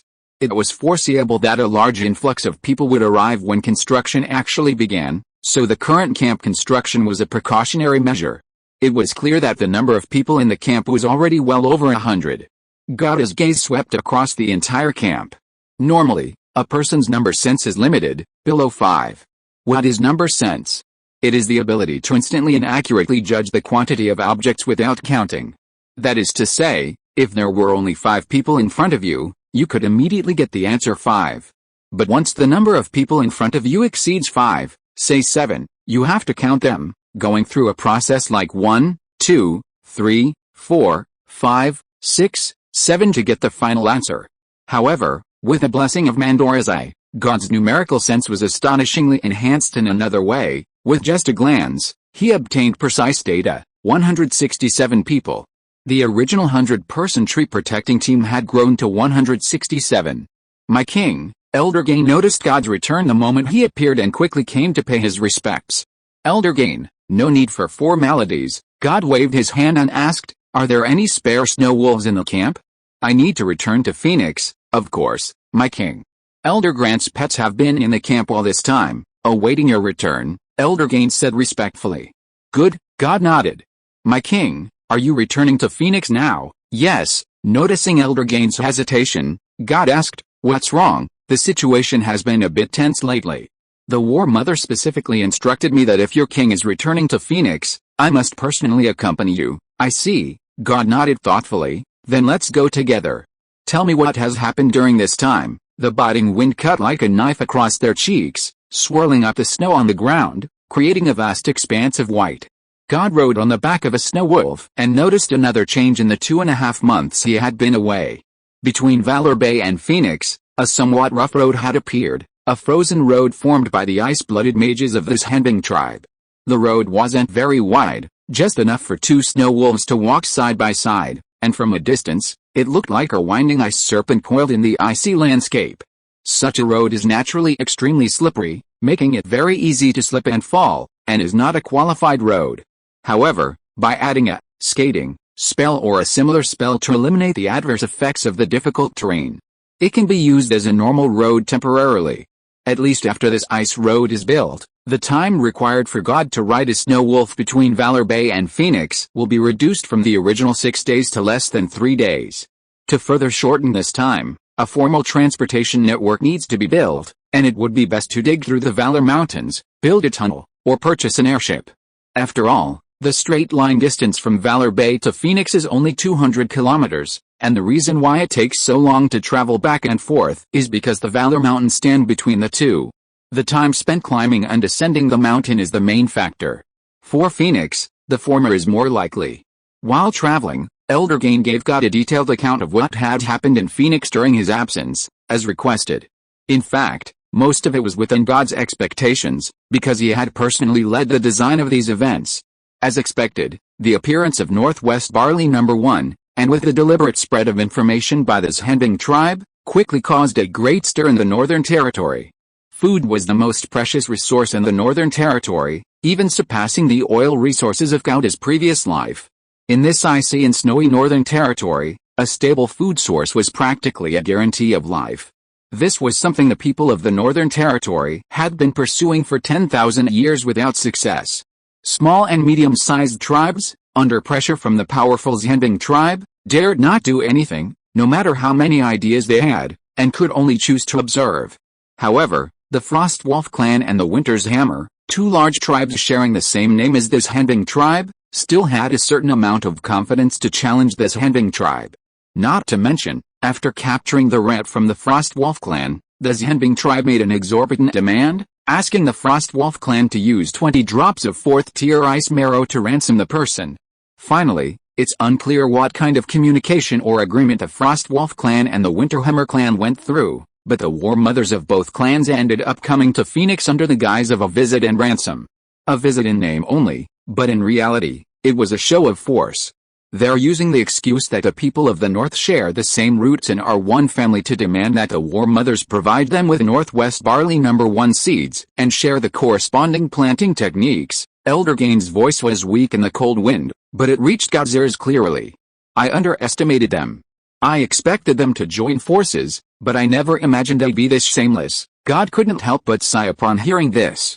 The War Mother naturally and decisively rejected their request, and then they began to accuse her of being cold-blooded and heartless, saying that the people of the North have always been of one heart and one mind, struggling to survive in the icy wilderness, and should support each other. Now that this Handbing tribe has discovered Northwest Barley number 1, they are hiding it and unwilling to share it with them. They say we have violated the kinship of the people of the North, that we are selfish and self-serving. Elder Gain's tone was full of disdain, showing great contempt for the high-sounding words of the two War Mothers. Then how did Sunifa deal with it? God asked curiously. The War Mother said that if they are selfless, then they should first share the Frost Wolf taming techniques, the Winter's Hammer, and the forging techniques with his Handbing tribe and many other North tribes. Elder Gain's lips curled up slightly. Then, they were speechless. Verbal accusations were useless, so they resorted to threats, but Elder Gain spread his hands, revealing a smug smile. The War Mother is not afraid of verbal accusations, much less threats. Faced with their threats, the War Mother didn't tolerate them at all. She directly turned on them and, right outside Phoenix, in front of many clansmen, single-handedly suppressed both of them without breaking a sweat. In that scene, they didn't even have the chance to struggle or escape. They could only obediently submit. God couldn't help but chuckle upon hearing this. Threatening Sunifa? That's practically suicide. As the last pure-blooded iceborn of this generation, Sunifa awakened true ice magic, and with her exclusive magical weapon, Blizzard, she was already nearly invincible among the Fourth Rings. After acquiring Breath of the Wild, she accomplished the heaven-defying feat of a Fourth Ring defeating a Fifth Ring. The Frostwolf clan and the Winterhammer's War Mothers were merely 4-ring mages. Sunifa's suppression of them was as easy as cutting melons and vegetables. However, the War Mothers had a long-term perspective. They believed that indiscriminate killing wouldn't solve the problem, but rather might incite more hatred and conflict. Therefore, after suppressing them, they offered a reasonable price, demanding that the two tribes provide corresponding resources to ransom them. Once the ransom arrived on time, the War Mothers kept the promise and released them. Elder Gain continued. Many people praised the War Mothers for their kindness. This was actually a decision made after discussions between God and Sunifa. To outsiders, material resources like food and ice marrow might be more important, but in God's eyes, population was the most valuable resource. Population represented productivity and development potential. Therefore, unification could not be achieved through force. There would be casualties and too much population loss, so conflict had to be avoided as much as possible. Killing the two War Mothers would inevitably provoke the intense anger of the two tribes, potentially leading to a brutal war. With Sunifa as the absolute force in the north and the upgraded Ice Jade Wutong, Phoenix is indeed not afraid of war, but casualties are inevitable. The top priority for this Handbing tribe right now is development. War would not only cause development to stagnate and force the interruption of the previously orderly agricultural construction, but it would also consume a large amount of manpower, material resources, and financial resources, affecting production. It's unnecessary. After the two of them were released, fearing the terrifying strength of the War Mother, they certainly wouldn't dare to retaliate. However, their covetousness for the Northwest Barley number 1 cannot be eliminated, so they sent a large number of rats to keep an eye on Phoenix. Although Deputy Director Catherine and Deputy Director Landwin have caught quite a few rats, there are always some who slip through the net. That's why the War Mother instructed me that if you return to Phoenix, you must be escorted to ensure your safety. After all, everyone knows your importance to this Handbing tribe. They don't have the ability to attack the War Mother, so they are very likely to turn their attention to you, Elder Gain said earnestly. Sunifa's concerns were very reasonable. Furthermore, just half a month ago, the War Mother proactively signaled that this Handbing tribe had solved its food problem and was capable and willing to accept other tribes to join. Subsequently, 6 small tribes located around our Handbing tribe sent envoys to contact us, expressing their strong desire to merge into our Handbing tribe. These small tribes have long struggled to survive in the harsh environment of the north. They only sought a powerful protector and a stable food supply, so the whole process went very smoothly, and they quickly became part of this Handbing tribe. However, I don't know the specific details, but their joining brought more than 10 new magic trees to Valor Bay. No wonder Ugathira's growth rate had seen another significant boost. It had reached the stage of annexing small tribes and consolidating resources. Gata nodded secretly. Although he had temporarily left the north via astral teleportation, the more than 500,000 people of Phoenix were not just NPCs waiting for his commands. Sunifa was an excellent ruler with outstanding talent and decisive decision-making ability. So even without geode maps, Phoenix is still developing rapidly. Chapter 357 First Plenary Meeting. Amidst the swirling snowflakes, Grant, wearing a fur hat, walked along the ridges of the Golden Radiance farm, checking the growth of the wheat ears. More than half a year had passed since the first Northwest Barley No. 1 stalk was planted. As far as the eye could see, the wheat fields, some green, some yellow, and some a blend of both, stretched as far as the eye could see, resembling an endless ocean. Compared to ordinary barley, Northwest Barley No. 1 had an extremely advantageous characteristic: it required only extreme cold and low temperatures to grow. Ice replaced sunlight as its essential element. In the north, both extreme cold and ice were ever present. This meant that Northwest Barley No. 1 could be planted any day of the year. This was a unique advantage. Therefore, the planting area of Golden Radiance Farm expanded extremely rapidly. Grant walked to Golden Wheat Field, a field planted early and nearing harvest. He crouched down to inspect the barley in the field.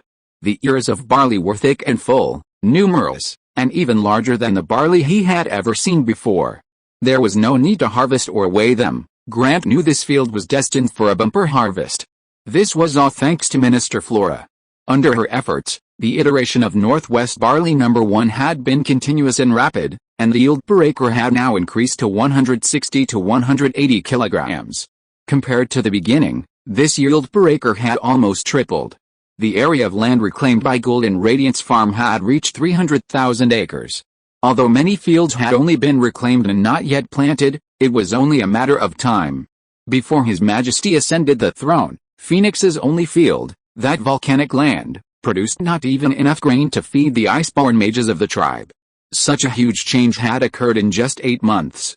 Thinking of this, Grant felt as if it were a dream, exaggerated to the point of being unreal. Lost in thought, he suddenly heard a commotion. Grant rose in surprise and looked towards the source of the sound. Then, he saw a familiar figure, one he hadn't seen in a long time, riding on his pet snow wolf, heading into the city, accompanied by Elder Gain. Grant was first stunned, then overjoyed. His king had returned. Phoenix, City Hall. The first thing God did upon his return was to hold the first general meeting of this Handing tribe's high-level leadership here. Though called the entire high-level leadership, the number was actually quite small. There was War Mother Sunifa, 2 ministers of the Agriculture Department, 2 deputy directors of the Security Bureau, 3 fourth-ring elders of this Handing tribe, and Damon. Damon wasn't considered high-level. However, given that the Ministry of Education was one of only 3 municipal departments in Phoenix, and was headed by God himself, it was indeed necessary for someone to attend and report on the specific teaching situation at the first middle school during God's 2.5 months of absence. Sunlight streamed through the windows into the conference room. Gata and Sunifa sat in the main seats. He glanced around the room, frowning slightly. His biggest thought was, they're really short-staffed. This small group was far from what Gata envisioned a proper city hall. It didn't even qualify as a makeshift team. Even a makeshift team is still a team. To truly establish a city hall, the most crucial element was the education department's work. This was why Gata had been planning the education department so early. Everyone, please report on the recent situation of your respective departments. Gata began slowly, seeing that everyone had arrived. Starting with Damon. Yes, Your Highness. Damon's guardian quickly rose and bowed, his expression still somewhat restrained and awkward. After all, in terms of status and position, he was absolutely not qualified for this meeting. He was only there because the education department was currently lacking in talent. He unfolded the scroll he had prepared beforehand. The scroll was somewhat brittle from the northern cold.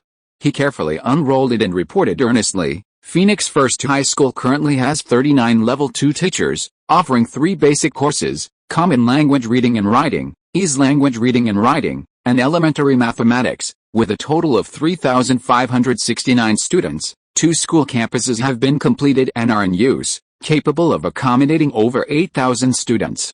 A new campus is under construction, The most pressing problem for First High School is a severe shortage of teachers. A rough estimate suggests that there are over 50,000 school-age children in Phoenix, but with only 39 teachers, the current student population is nearing its limit. Any further increase in students would compromise teaching quality. Furthermore, the Common Language Reading and Writing course is currently taught solely by me, which is insufficient even for the existing students. However, I have organized other Level 2 teachers to learn Common Language with me in the evenings. Because everyone has mastered language proficiency, the learning progress is rapid. It is expected that in another 1 to 2 months, they will be capable of teaching, Damon added. Limited by teacher resources and their own qualifications, Phoenix First High School currently focuses on general education. Standard English and Arabic reading and writing go without saying. They are the most basic literacy courses, the foundation of education. As for elementary mathematics, the textbooks are compiled by God himself, covering basic unit of measurement, Arabic mathematical reading and writing, and simple calculations. The content is simple, because if it were difficult, even the teachers wouldn't know how. God pondered for a moment, his fingers lightly tapping the table, making a crisp sound. He slowly said, "The construction of the new campus will continue, with a target of accommodating 100,000 students for now, ensuring that as long as there are enough teachers, we can immediately organize the enrollment of school-age children. As for the teacher issue, I will find a way." Also, Damon's initiative to organize other teachers to learn Standard English independently is commendable. He nodded slightly, not hesitating to praise Damon. Frankly speaking, the student-teacher ratio at Phoenix First High School is currently severely unbalanced. With 39 teachers supporting 3,569 students, the teacher-student ratio is approaching 1:100. However, the current workload is relatively light, and the teaching content is relatively simple, so it's manageable. But this is definitely only temporary. The subsequent Mage education and skills training will certainly be put on the agenda. Before that, the teacher problem must be solved as soon as possible. We're short-staffed. God aside again. This is how it is in the early stages of construction. There's a shortage of capable people everywhere. After reporting on the situation at Phoenix First High School, Damon voluntarily left. Next was the real high-level meeting. "How is the situation at the Ministry of Agriculture?" Gotta glanced at the small figure floating in mid-air, sitting cross-legged in the air, and smiled slightly. "Your Majesty, I will report on the situation at the Ministry of Agriculture." Grant glanced at Flora and stood up voluntarily to volunteer. Although Flora was a pillar of the Ministry of Agriculture, she couldn't remember those complicated numbers. The Golden Glory Farm has now cultivated 310,000 mu of land, and thanks to Minister Flora's efforts, the yield per mu has increased to 160 to 180 gin. Hearing Grant mention her name, Flora remained outwardly calm, her delicate face showing no change. However, the pair of small, exquisite wings on her back seemed to uncontrollably open slightly. Not only Gouda, but everyone present noticed Flora's joy, but they all tacitly saw through it without saying anything and continued to sit upright. With such high yields per mu, the current amount of land is sufficient to fully meet the food needs of all the tribe's inhabitants. However, nearly 150,000 mu of the 310,000 mu of land remains uncultivated. Although the number of farmers at the Golden Radiance Farm has reached 20,000, it's still insufficient to cover such a large planting area. However, with the support of the War Mother, we are continuously expanding our workforce, and we expect to reach 40,000 within 2 months. Currently, the Zhenbing tribe consumes approximately 250,000 kilograms of barley per day, while the Golden Radiance Farm's daily barley production is approximately 210,000 kilograms. We should soon have a surplus. Grant spoke slowly, each word clear and forceful. In addition, as per your request, we are also expanding the area of the Golden Radiance Farm to prepare reserves for the tribe's future grain trade and expansion. Your Majesty, I wonder if we should arrange a fallow plan. Very good, the yield per acre has doubled compared to the beginning.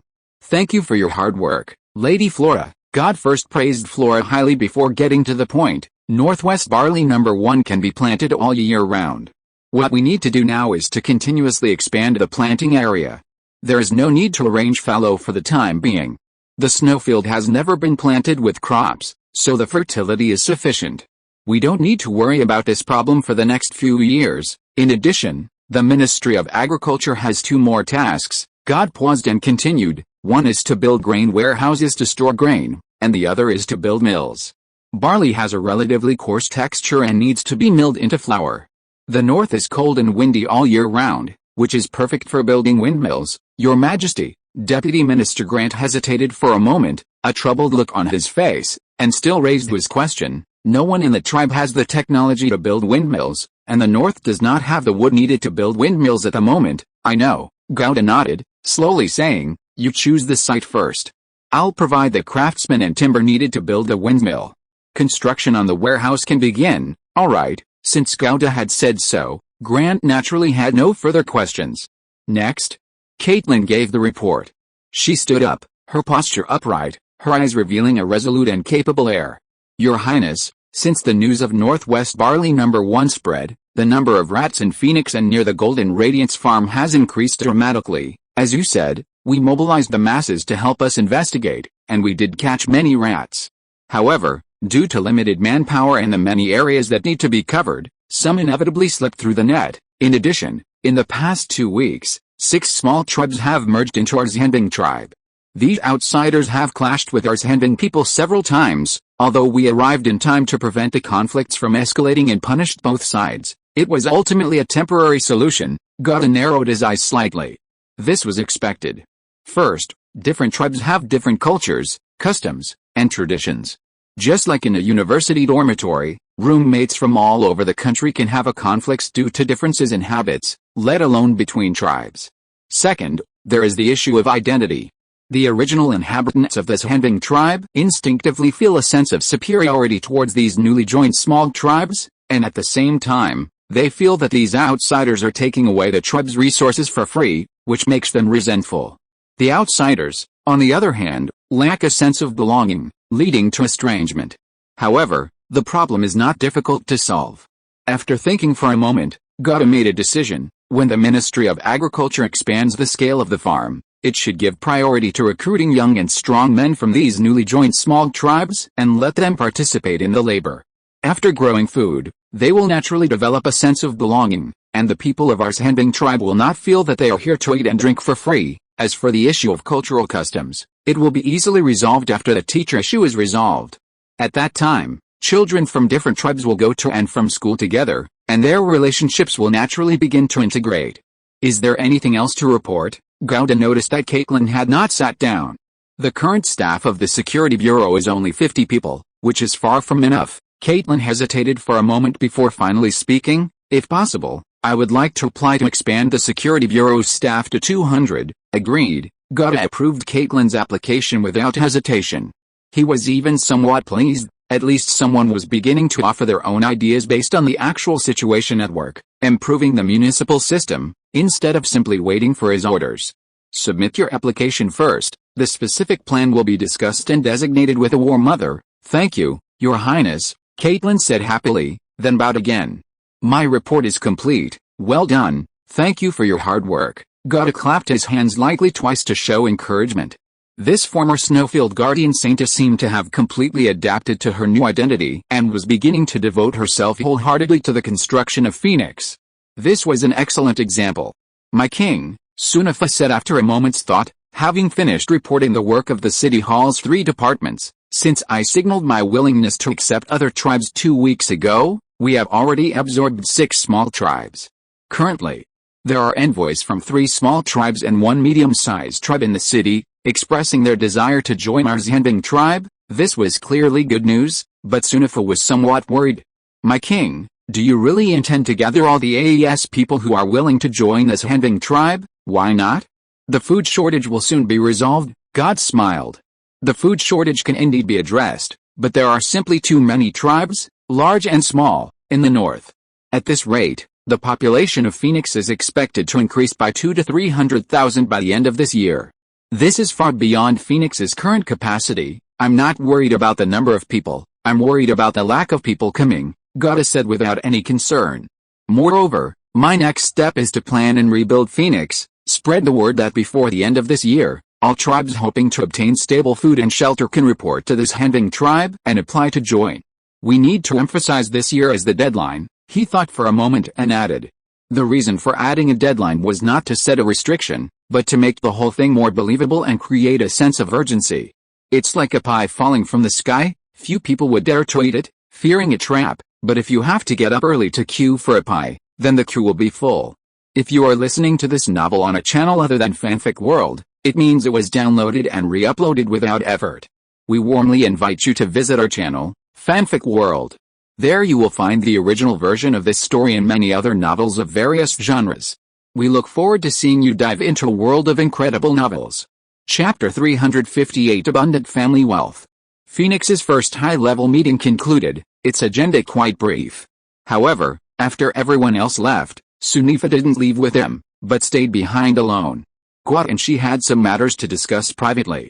After everyone had departed, Sunifa gently waved her hand, and a chill seeped out, tiny ice crystals rapidly climbing along the door cracks, sealing the room into a secluded chamber. I'll only be back for a day or two this time, then I'll leave, God said bluntly, explaining the situation. He still had a shipyard waiting to be acquired in the Plantagenet dynasty, and he couldn't afford to be away for too long. Why the rush? Where did you go via astral teleportation? Did you encounter any danger? As one of the few who knew about astral teleportation, Sunifa was concerned for God and also very curious about his experiences during this time. God had always been very honest and trusting of Sunifa. This was, in fact, mutual. As the war mother of this Handing tribe, Sunifa possessed absolute power and authority, yet she gave him, a mere first-ring mage and outsider, unreserved trust and support. Naturally, he would treat Sunifa the same way. Therefore, Geode told Sunifa about his experiences and observations over the past 2.5 months without reservation, and also revealed his next plans. Phoenix lacks too much, whether it's resources, knowledge, or skills. It must establish connections with the outside world to fill this gap, but with Phoenix's current size and power, if it rashly establishes connections with the outside world, it will easily be exploited and lose its initiative. My acquisition of the shipyard is to solve this problem. With its own shipyard, I can build my own fleet and then initially establish a trade route between Lagos City and Valor Bay. God's eyes gleamed, as if unfolding a blueprint for the future, a trade route under my control. With both ends under my control, risks can be minimized. The initial trade scale shouldn't be too large, otherwise it will easily attract attention. My king, your considerations are thorough. Sunifa first offered the usual praise to God, her voice calm and cold, somewhat unlike the usual tone of a compliment. Over this period of time, God had actually heard similar words countless times. For Sunifa, such praise, while not necessarily hypocritical, lacked sincerity, as it was more like a casual, everyday expression. In layman's terms, it's like the phrase brothers always say, awesome, bro, acquiring shipyards, purchasing shops, and manufacturing Tier 1 runic constructs. Then, Sunifa got down to business, listing the major tasks God was about to undertake. And also, purchasing, rapid mining, spell potions. God added, this spell is extremely useful for the development of Phoenix, and I plan to promote it among the clan's mages. Rapid mining is a first-level spell. To construct the spell model, one needs to consume the corresponding spell potion. And a single first-level spell potion costs an average of 40 goldfinch coins. At least 20 potions of spell power are needed to barely meet the current construction and production needs, plus the potions of spell power. Sunifa nodded slightly, quickly summarizing the situation. My king, to accomplish these things, the required amount of money is at least 10,000 goldberg coins. 12,000 goldberg coins is a relatively safe and reliable threshold. With the purchase price halved, that means we need to provide resources worth 24,000 goldberg coins. At the same time, the quantity of resources cannot be too large, otherwise you will not be able to return to the Goldberg dynasty via the astral teleportation belt. Sunifa was seriously considering the matter, her brows furrowed, while God was slightly embarrassed. It seemed that his requirements were indeed a bit harsh. Extraordinary items from the Northern Territory are quite sought after in the Goldberg dynasty, and can generally fetch a premium of 10% to 20%, God added. Alright, I understand. Sunifa seemed to have thought of something, her furrowed brows gently relaxing as she chuckled. My king, this way please. Silently, the ice crystal sealing the room receded, and the door was pushed open by an invisible hand. Sunifa led God to the treasure vault of this Handing tribe. The vault was located near the ice jade phoenix tree, its entrance covered by a thick layer of ice crystals. However, with a casual wave of her hand, the ice crystals opened slowly like an automatic door, revealing a deep passage. The walls of the passage were inlaid with ice crystals emitting a ghostly blue light, illuminating the interior of the vault. Actually, this place is mostly empty, but since I learned of your need, I had my people begin to look for and collect extraordinary items, and now the collection is gradually becoming richer, SYNOPSIS explained as she led the way. Upon entering the vault, the first thing that caught the eye was a huge ice sculpture, depicting the first war mother of this Hending tribe, Boreas, lifelike in its form. The surrounding walls were also made of thick ice crystals, and the vault's interior was filled with numerous ice shelves, with storage boxes tucked away in the corners. The items on the shelves varied greatly, ores radiating different kinds of light, mysterious animal bones, and strange parts of feline creatures.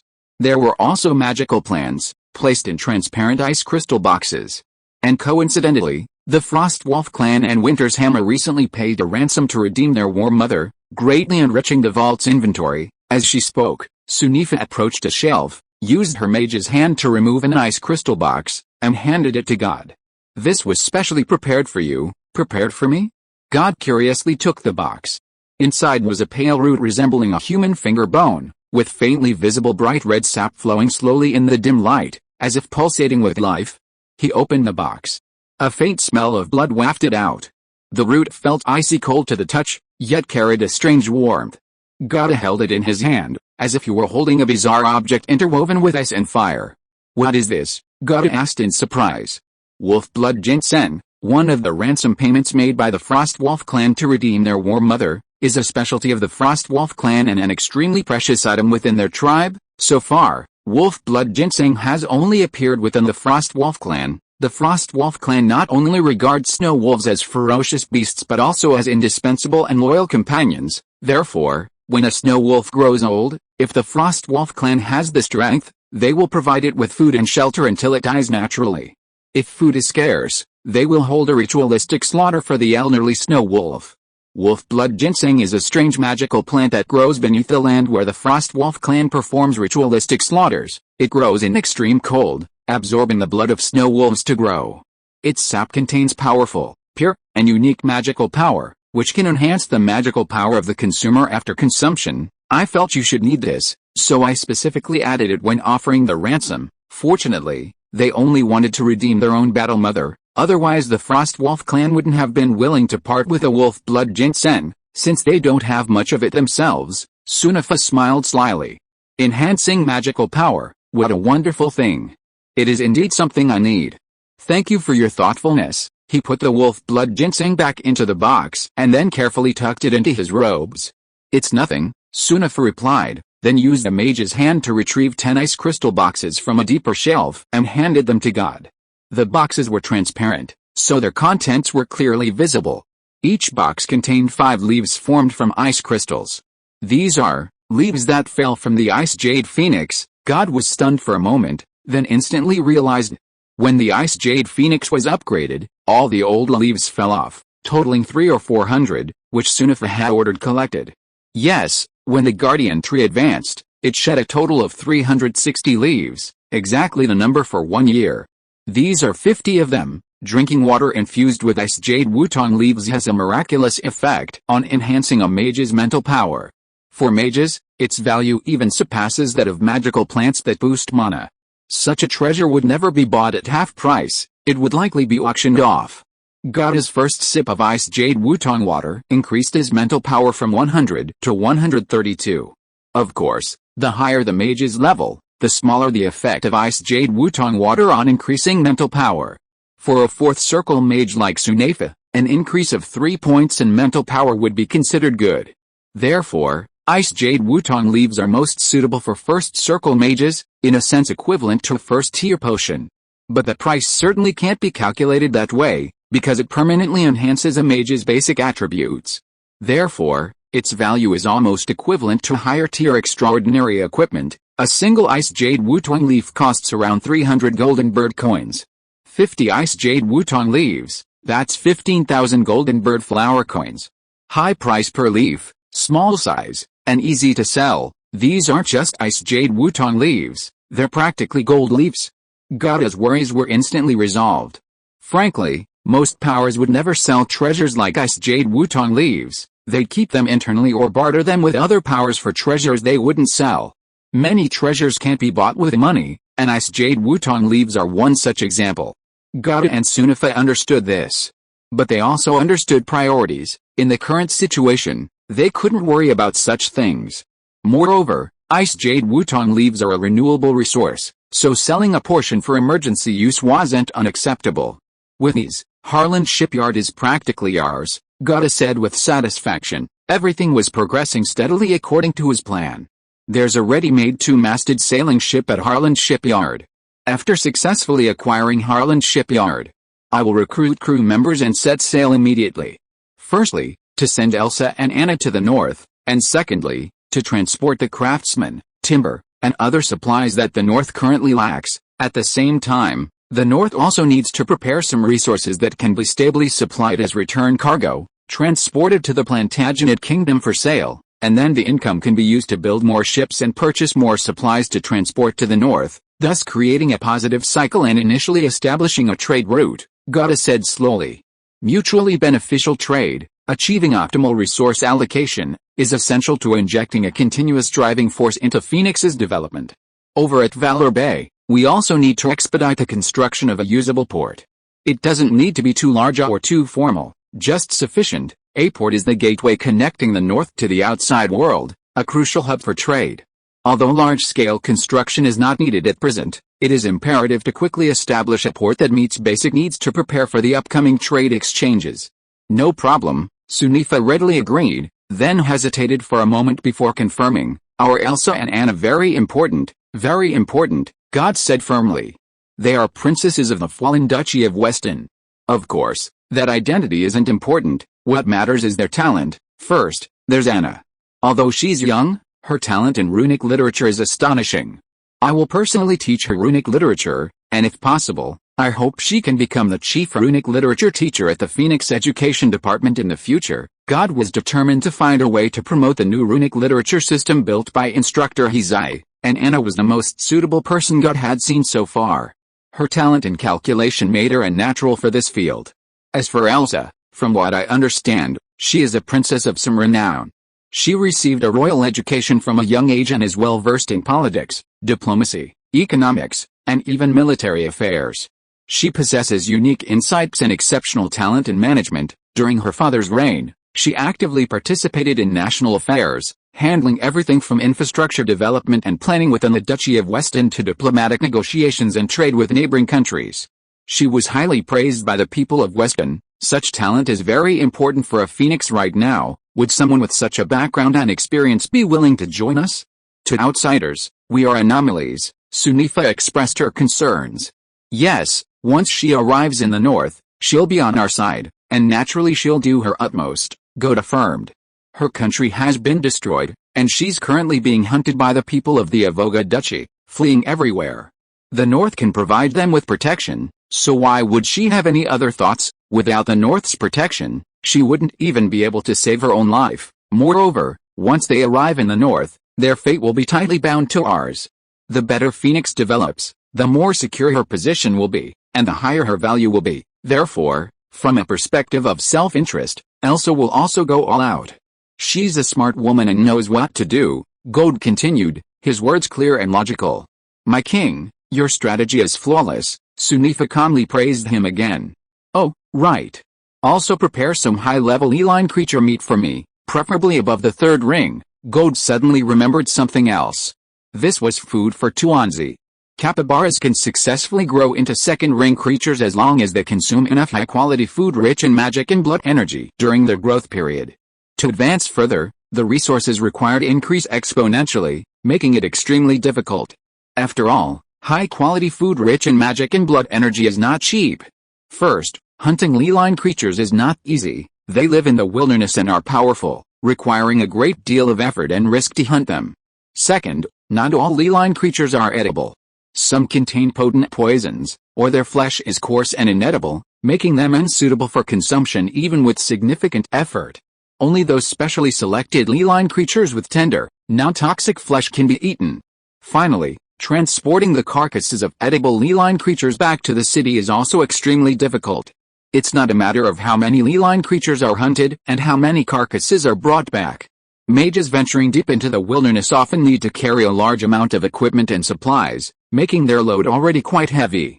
Therefore, it's quite possible that a mage might spend 2 or 3 days venturing into the mountains, killing a small group of leline creatures, only to spend another 2 or 3 days bringing back the corpse of just one due to the weight issue. This combination results in the extremely high value of leline creature flesh, generally only affordable to nobles, let alone used to feed pets. It's far too extravagant. However, for Gouda, this is a trivial problem. The Xianbing tribe may lack many things, but they certainly don't lack leline creature flesh.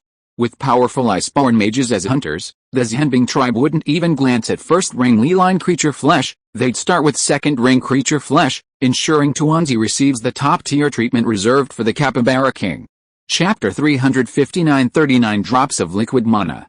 Alright, Sunafa readily agreed, not even caring what Gaode would use the flesh and blood of high-level leline creatures for.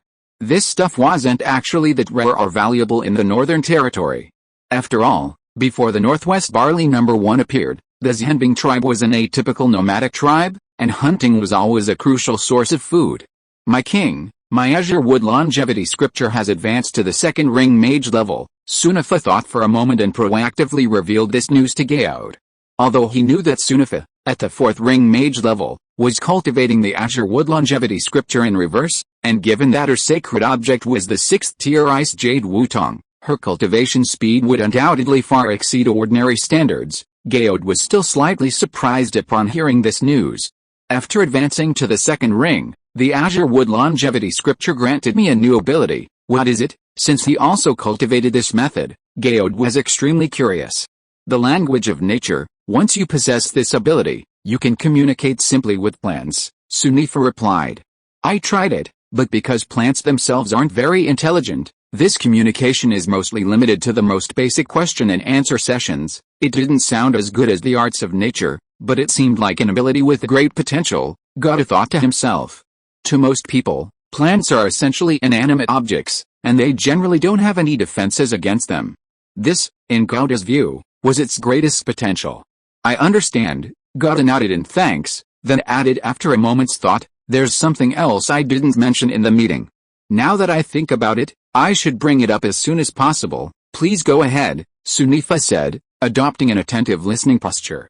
This wasn't just out of respect for Gouda, but also out of genuine curiosity. Having spent time together, it's become clear that Gouda's novel ideas have repeatedly proven crucial to Phoenix's development. Since we've begun the process of annexing other small and medium-sized tribes and consolidating resources, it's necessary to conduct a census before expanding the city. A census, Sunafa's eyes showed a hint of doubt, another Gouda-esque term. It's about sending people to conduct a comprehensive survey and registration of this Xianbing tribe's existing population, household by household, including the total number of households, the number of people in each household, their genders, and ages, Gouda explained. This is a huge undertaking. It's currently mid-November, which is a bit awkward in terms of the calendar. In the future, in the Northern Territory, these months will be simplified to January to December. It's mid-November now, let's aim to complete this work before the end of the year. Gouda considered the difficulty and timeline of this project before making his final decision. He didn't feign mystery or keep Sunafa in suspense, directly explaining the significance of his actions. Experience has shown that detailed population data is essential before undertaking large-scale economic construction and expansion. A comprehensive understanding of the tribe's population will facilitate our allocation and investment of public resources during city expansion. And, barring unforeseen circumstances, there will be some additional gains during the census. You'll find out then. A mysterious smile appeared on Gouda's face. Alright, I'll organize manpower to begin the census as soon as possible. Although there were still many things he didn't understand, Sunafa unconditionally obeyed Gouda's orders. Leaving the treasure vault, Gouda unconsciously touched the 6 ice crystal jade boxes he had kept in his robes, feeling a strange sense of peace. The main purpose of this trip had been achieved, and there was even an extra gain, wolf blood ginseng. He now urgently needed to solidify his reputation as a genius, thereby gaining a higher status and identity among the Sea Sentinels, making it easier to do more and acquire more resources. Wolf blood ginseng was a great help. Although the situation in Lagos City was quite urgent, and God couldn't stay long after returning. His schedule was a bit rushed. However, before that, there was one thing that had to be done no matter how rushed it was. Mage, you have no conscience. The little figure turned his head away, refusing to look God in the eye. He was puffed up with anger. Like a small pufferfish that had been provoked and swelled up, he didn't inspire fear, but rather an irresistible urge to poke him a couple of times. Flora's words were brief. But as a 5-star Flora's keeper, God knew that what the little figure meant by no conscience was that he had given Flora a bunch of tasks, while he himself had been carefree, using astral teleportation to go off and enjoy himself. Thank you for your hard work, Lady Flora. During this time, God clasped his hands in thanks to the little figure. HMPH, Flora remained silent, only expressing her dissatisfaction. So, I specially brought back a gift for Lady Flora from outside. A gift? Flora finally turned her head, her bright eyes instantly lighting up. Only then did she notice the large package that God was carrying. Yes, a gift. God took off the package and untied it in front of Flora, revealing a series of small cloth bags inside. The little girl stared at the bags without saying a word. This is a golden beech tree seed, and this is a dorn fir tree seed. God smiled slightly, untying the small cloth bags one by one to show Flora what they contained.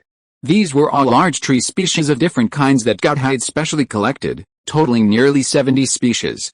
Then, God took out several more special and heavier small cloth bags. In these bags, besides the tree seeds, there was also a small handful of soil.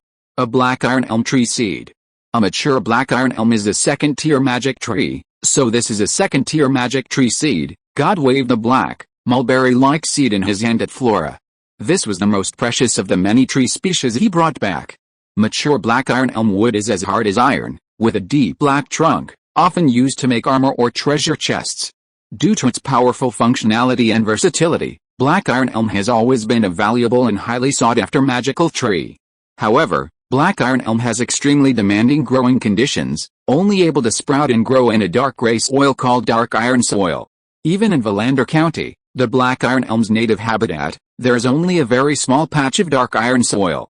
It is said that dark iron soil is formed from the decayed underground of knights' armor and weapons that fell in ancient wars, existing only in certain ancient battlefield ruins, making it extremely rare and impossible to artificially create. These demanding growing conditions result in a very limited production of black iron elm. However, the black iron elm seed itself isn't particularly valuable. After all, without suitable land for planting, the seed is useless. This particular black iron elm seed was found by God in a magical plant shop in the northern district of Dorn. What ultimately convinced him to acquire it was that the seed still bore a small patch of original dark iron soil. It was truly a tiny clump, less than a fingernail in size, looking like just a layer of ash clinging to the surface of a seed. But that was enough. With Flora's power of the power of all earth, she could create everything, even a vast expanse of dark iron land. Song fir seed, golden chestnut seed, glowing poplar seed, ghost vine seed, water moss seed. God opened the remaining 5 small cloth bags, introducing them one by one. Compared to ordinary tree species, the magical tree species God brought back were relatively limited, only 6 in total, and except for the black iron elm, they were all first-tier magical tree species. Does Lady Flora like these gifts? After showing off the gifts he brought back, God looked at Flora. You have some conscience, but that wasn't enough. Next time you teleport to the astral plane, when you're about to return, shall I let Lady Flora play with them first? God glanced at Flora's wings, which had already slightly opened again, thought for a moment, and offered a new condition.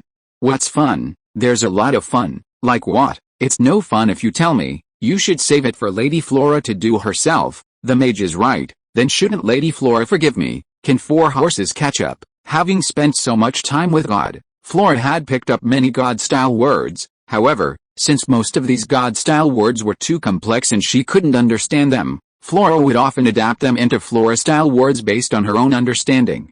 Can't catch up. God was already a level 10 Flora speaker, communicating without any barriers. Alright, Lady Flora forgives you, Mage. Lady Flora is truly magnanimous. Her belly can hold a boat? Flora was startled, looking at God warily, and said seriously, I can't hold it. It's not that I really want to fill Lady Flora's belly with a boat, it's just a metaphor to praise Flora's generosity. Flora tilted her head and thought for a moment, seemingly absorbing knowledge, and then stared at God again and said, "It can hold the city hall, that's very generous." Of course, there was silence for a moment. The little girl stared at God for a long time, and suddenly flapped her little wings and flew to God. "Mage, what? Give me your hand." God bent down, opened his palm up. So Flora placed a small blue flower, like an ice sculpture, in God's palm, then looked up at him with big eyes. "A gift? This is a gift from Lady Flora." "Yes." The little girl stared at him and said, "2 flowers, one for the mage and one for Lady Flora. That's how children's affections are, pure and simple. If she likes you, she's willing to share everything she likes with you." Half and half. God looked intently at the little flower in his palm. It was just a very ordinary little flower. Ordinary because it wasn't a magical plant and didn't possess any special effects. But it also seemed extraordinary. After all, it grew on the frigid snowfields and had amazing vitality. More importantly, it was a gift from Flora. And it was truly an extremely beautiful little flower. "So, I like it very much, thank you, Lady Flora," God said earnestly. HMPH. Lady Flora made a humming sound with her nose and flew away happily. She was still very happy all the way to the fields. After seeing Flora off, God went to his cultivation room, sat cross-legged, and took out the wolf blood ginseng he had just obtained. His room was located in the heart of Phoenix's spiritual realm, where magical energy was incredibly abundant. Even in Dorne, very few mages could enjoy such a training environment. Although the magical energy contained in the wolf blood ginseng was pure and easily absorbed, theoretically, it wouldn't matter where he consumed and refined it.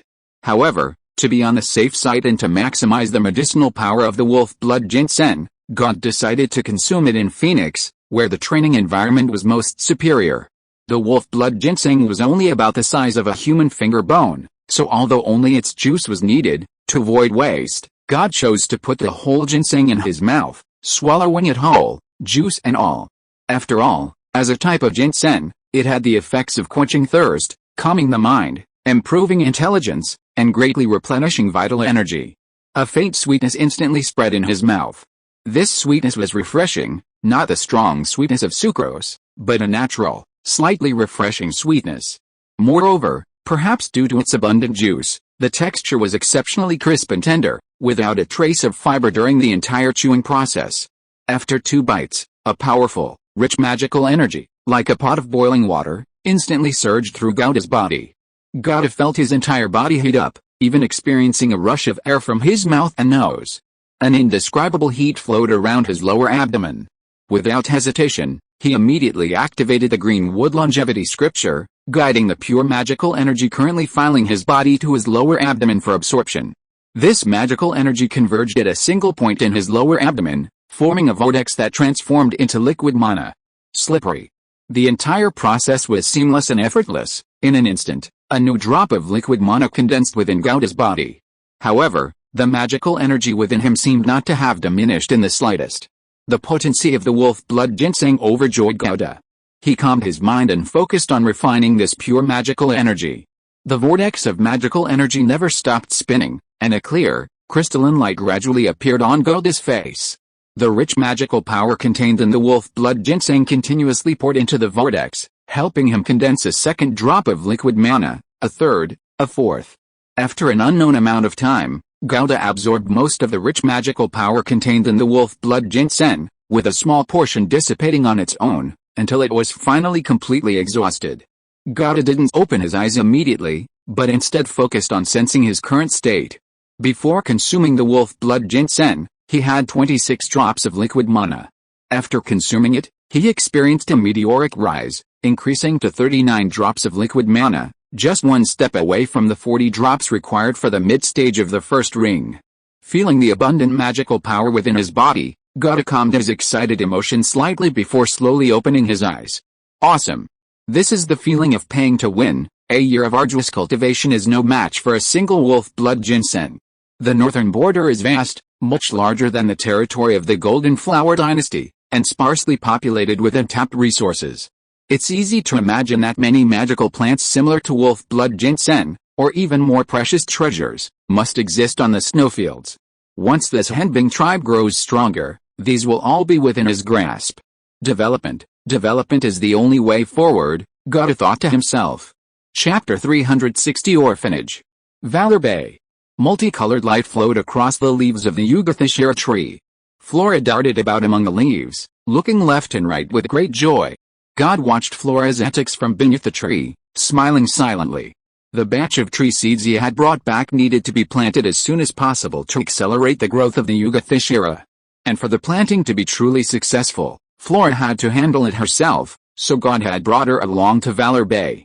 Leaving already, finally, after the initial excitement subsided, Flora landed on God's shoulder and said in a soft, gentle voice, "Leaving already, remember to come back, know the way." "Okay," I teleported back. "No need to know the way," God said obediently. Seeing the stammering little figure, he smiled and stopped teasing her.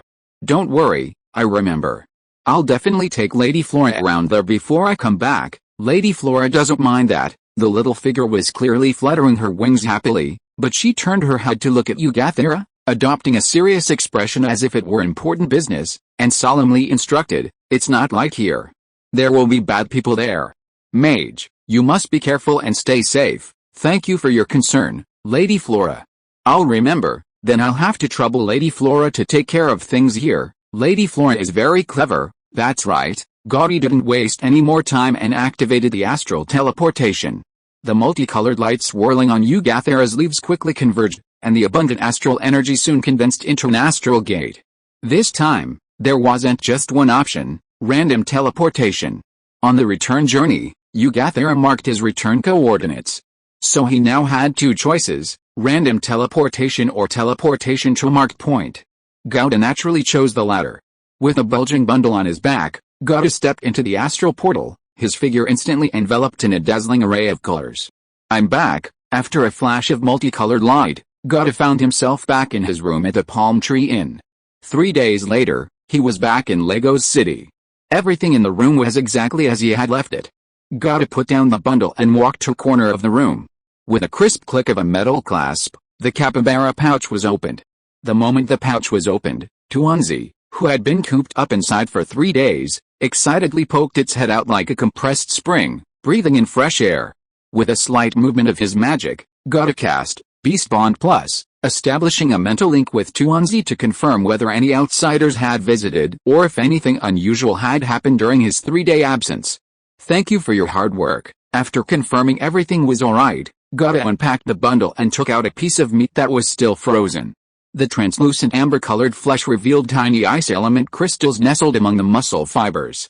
This was the intercostal muscle of the frostmane lizard, a creature from the Three Rings ley lines. Not only was it incredibly delicious, but it also possessed an abundance of blood energy and magical power. Gauda conjured a small ball of flame at his fingertips, thawing the frozen chunk of flesh. Tuanzi watched the entire process, its pectoral fins clawing in the air, its pink nose constantly pushing upwards, almost touching the flesh. Seeing its impatient appearance, Gauda sped up, completely thawing the flesh and offering it to Tuanzi's mouth. The flesh had barely reached its nose when Tuanzi suddenly opened its 3-lobed mouth, biting into it. Its teeth easily tore through the translucent muscle tissue, and it chewed rapidly, its cheeks puffing out like a hamster's ball. As the last piece of flesh was swallowed, a barely perceptible stream of light flashed across Tuanzi's body. Although it was only a small piece of flesh, the high quality of the 3 rings had still brought about a slight change in it. However, the little dumpling is still small, and the blood energy and magic contained in this piece of flesh are approaching its limit. It needs some time to digest and absorb before it can be fed again. A fat person isn't made overnight. These things can't be rushed. Clang, clang, clang. Stepping out of the room, the clock tower in the center of Lagos City was just ringing. The powerful and melodious bells rang rhythmically 8 times, indicating it was 8 o'clock in the morning. In Lagos City, God still had 2 major tasks to complete. One was the acquisition of the Harlan shipyard, and the other was to find the mastermind behind the water beast extermination mission, thereby gaining a higher level of merit. Obviously, the former was more urgent. Currently, although God possessed 50 ice jade wutong leaves worth over 15,000 golden bird coins, how to sell them for money was a problem. However, God already had a contingency plan. Go find Anna first. They're probably worried if we haven't heard from her in 3 days. Elsa left him an address, Hey Einrang Orphanage. Although it wasn't a landmark, it was still a place with a name, so it wasn't hard to find. Gada stepped out of the inn, and there were already many carriages soliciting customers on the street outside. He straightened his clothes and waved for a carriage. "To Haeirong Orphanage." "Yes, sir," the driver immediately replied loudly. After getting in the carriage, the driver focused on driving and didn't say much. These experienced drivers were generally very sensible. Whether talkative or not, they wouldn't easily try to chat with their customers and disturb them. However, Gada took the initiative to approach the driver. "What's the size of this Haeirong Orphanage?" Gada asked casually. These carriage drivers drove around the city, so they were locals and should know Lagos very well. "Haeirong Orphanage," the coachman drawled, seemingly recalling relevant information, before continuing. "In terms of scale, it should rank among the top 3 orphanages in Lagos City. After all, it was established by the Tide Speakers cult, although the Tide Speakers cult has declined and is struggling to survive. Even though they have transferred almost all of their assets and their followers have scattered, they still insisted on not closing the Haeirong Orphanage.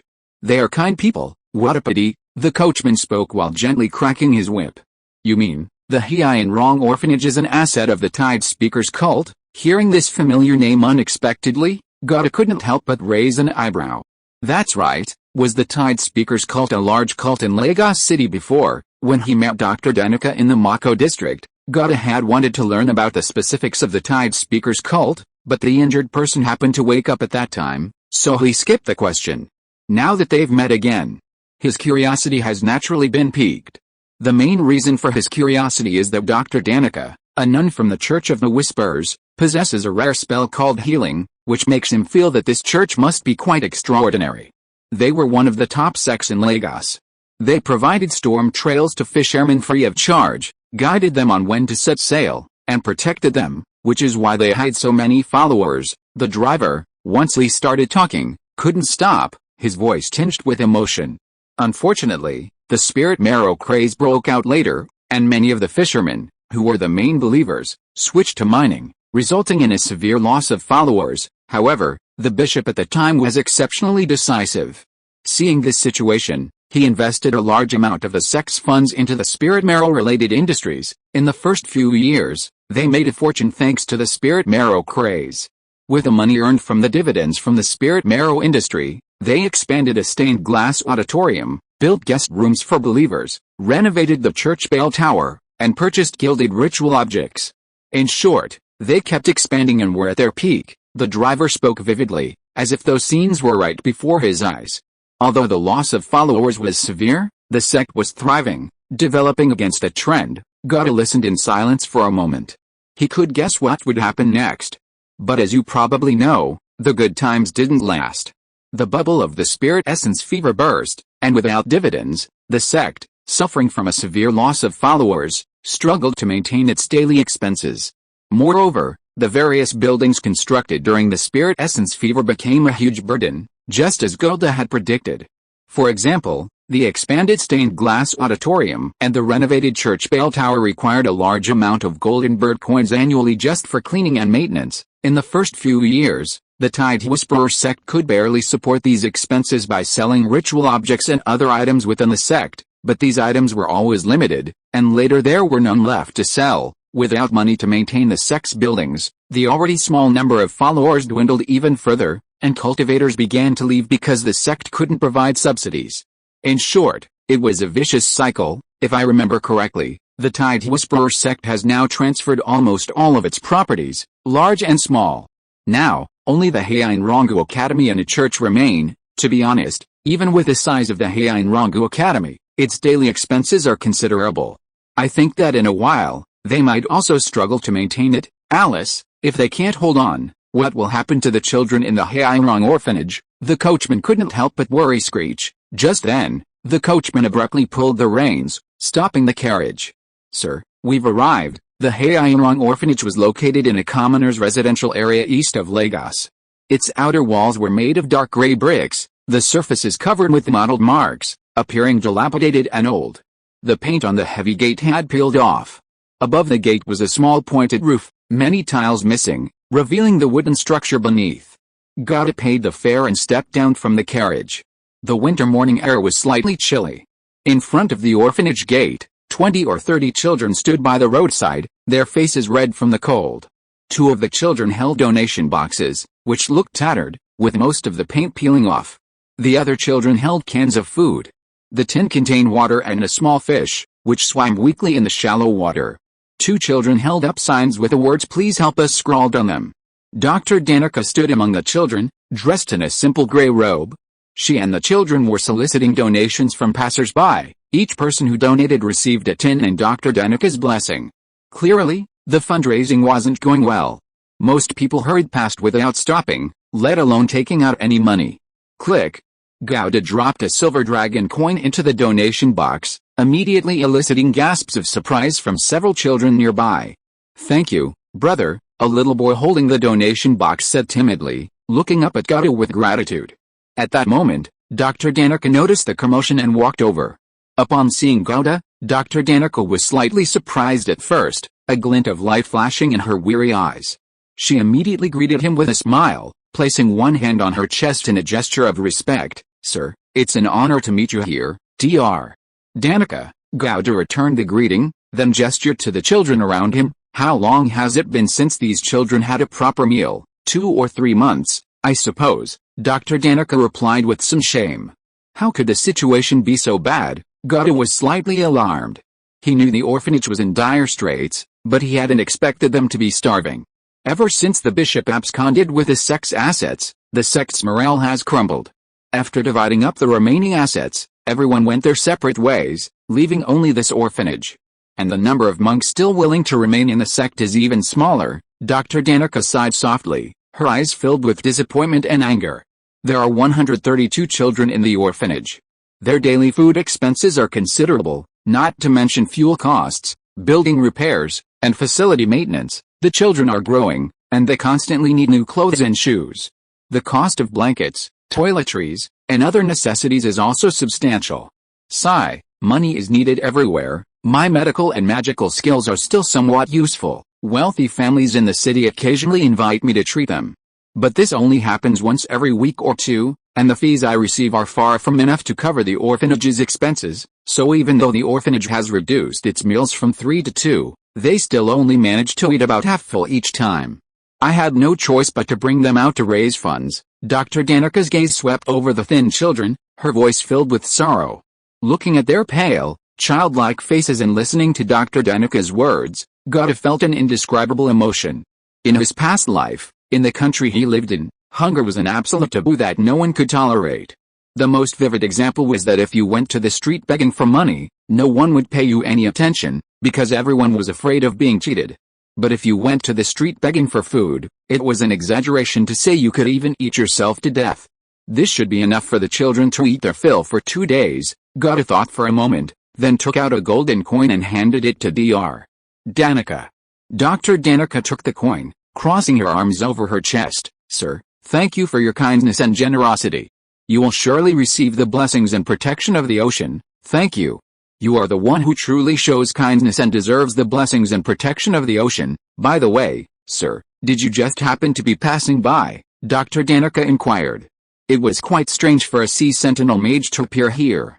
"No," Gouda remembered his business and said seriously, "I'm here to find someone. Find someone? I'm here to find Miss Elsa." This was the signal Gouda and Elsa had agreed upon. "So you're Mrs. Guest," Dr. Danica said, slightly taken aback. "Sir, please come with me." Chapter 361 Identity Disguise. "Children, I'll take the guests inside for a while. If anyone is willing to help, remember to thank them politely," Dr. Danica said, turning to the children.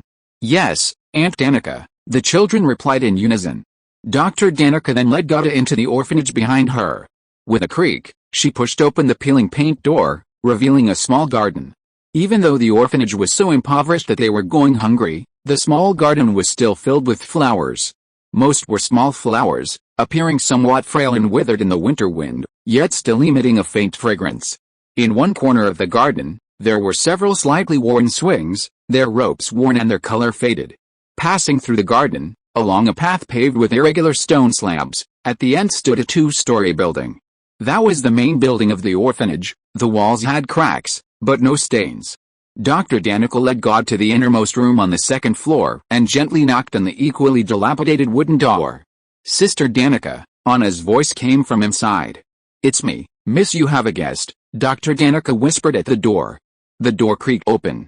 "Brother," little Anna, wearing a tall hat with a brim pulled back over her hair, only a black line showing, looked up at God, her face beaming with joy.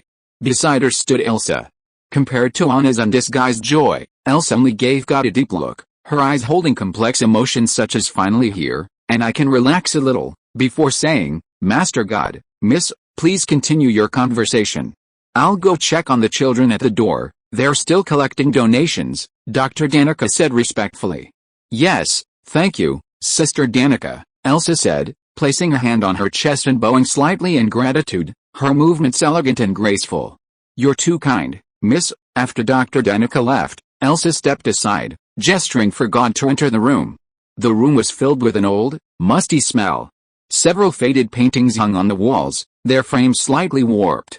The floor was covered with a worn carpet, although still soft underfoot, its unevenness was clearly felt. She sat down at the only table in the room.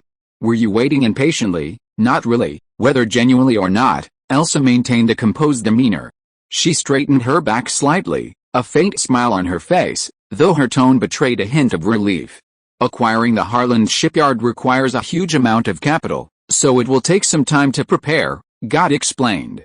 "Of course, Master God." "May I know your surname?" Elsa asked after a moment's hesitation. To be able to produce enough money to buy a shipyard in just a few days, in her understanding, aside from merchant guilds, only a few nobles could do that. And yet, God, so young, could control such a large sum of money. This could only mean two things. First, God's background was extraordinary, most likely from a high-ranking noble family. Second, he was highly valued at home and wielded considerable influence. Although she had decided to trust God and accept his suggestion to flee to the north, she still wanted to learn more about him beforehand. After all, the current situation was that God knew she and Anna were princesses of the Western Duchy, while they knew nothing about God except his name and his identity as a sea sentinel mage. "I might disappoint you," God said, understanding Elsa's intention. He spread his hands and spoke frankly, "I don't have a surname. Of course, if you're okay with that, you can use Gal as my surname." "No surname." Elsa's pupils constricted, and surprise finally appeared on her previously calm face. This answer clearly surprised her. In her mind, even if God wasn't from a high-ranking noble family, he must have come from a wealthy family or a family of mages. How could he not have a surname?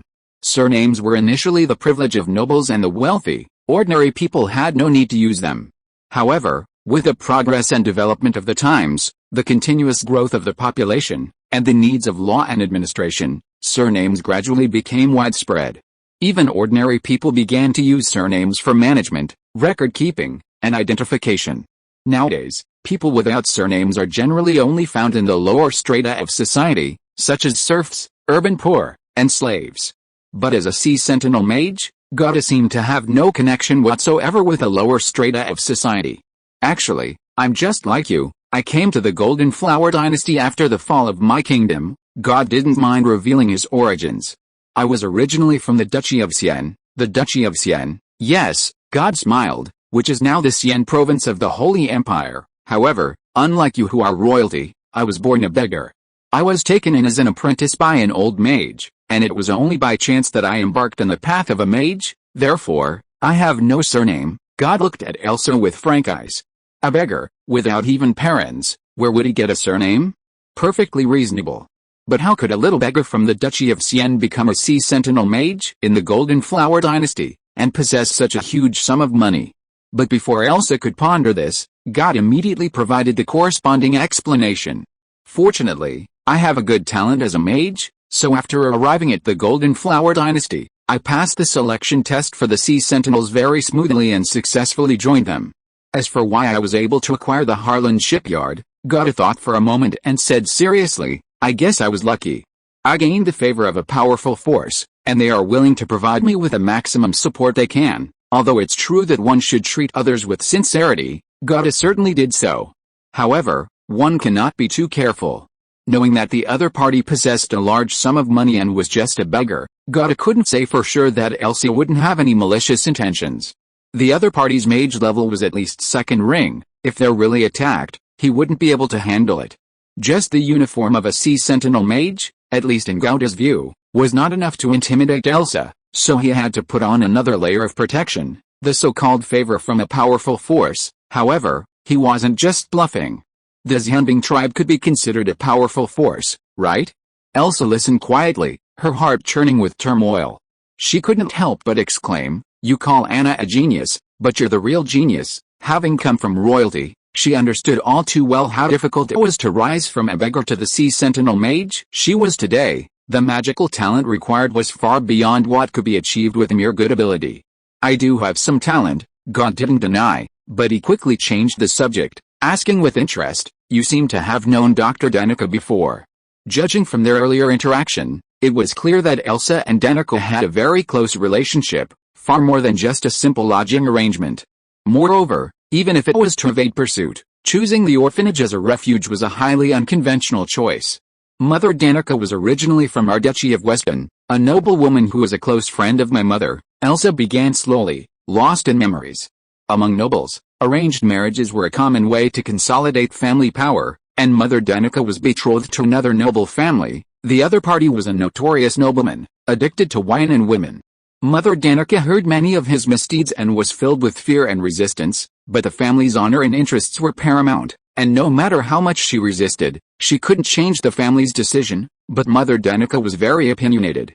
She didn't want to be a sacrifice for the family's interests, so she tried every means to escape this arranged marriage.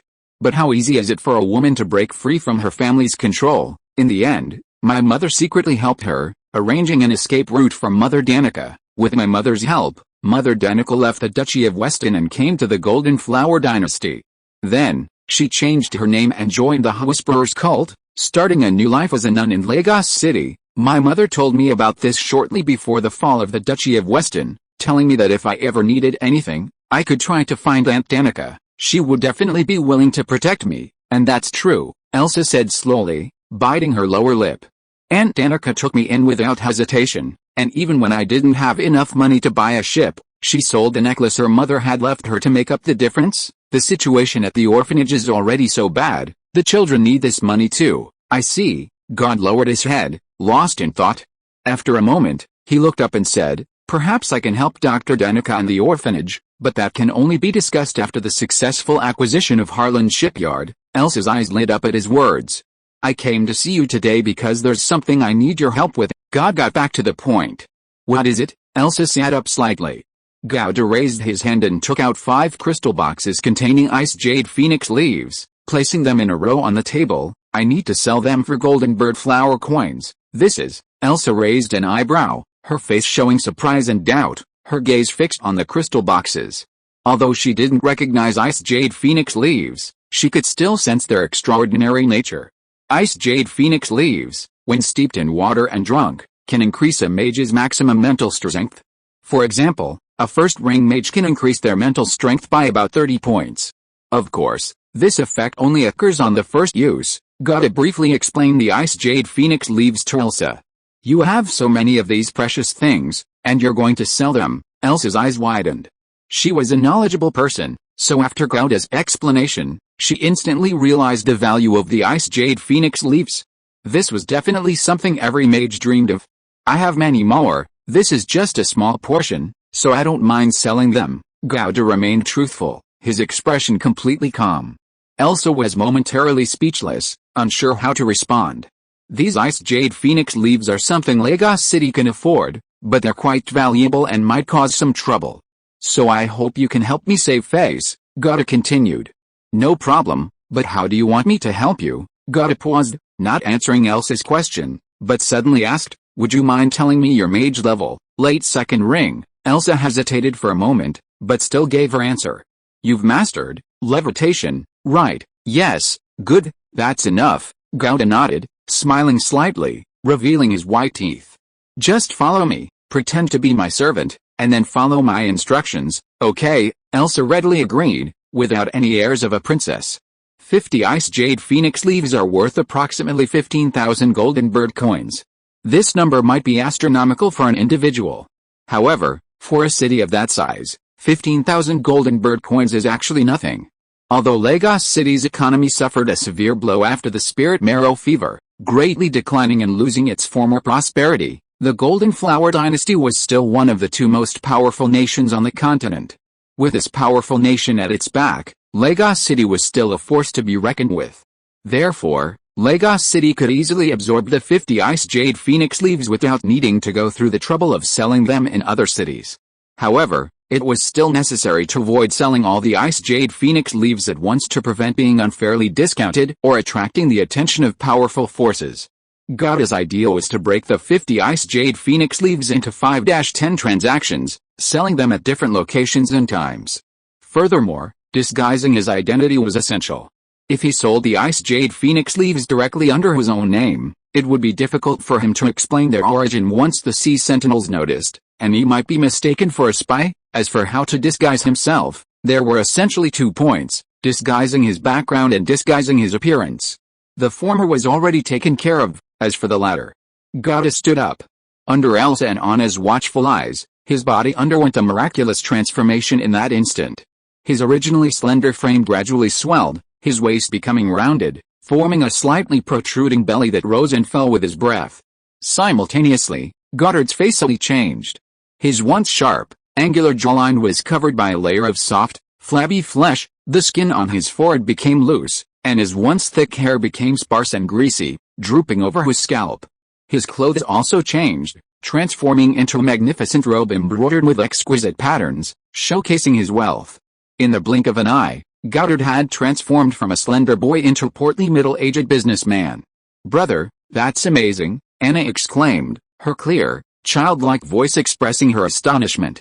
"Disguise, just a small spell," Goddard chuckled, his voice now deep and resonant, typical of a middle-aged businessman, with a smooth, almost mellow quality, as if emanating from the depths of his chest. A week has passed since he obtained the spell recipe for disguise. Even with his packed schedule, Goda still managed to construct the spell model for disguise yesterday on his way from Phoenix to Valor Bay, mastering the spell. After allocating points to Wind Spirit Moon Shadow, disguise has undergone some minor changes. Disguise plus illusionist, first ring. You alter yourself in all your belongings, including clothing, armor, and weapons.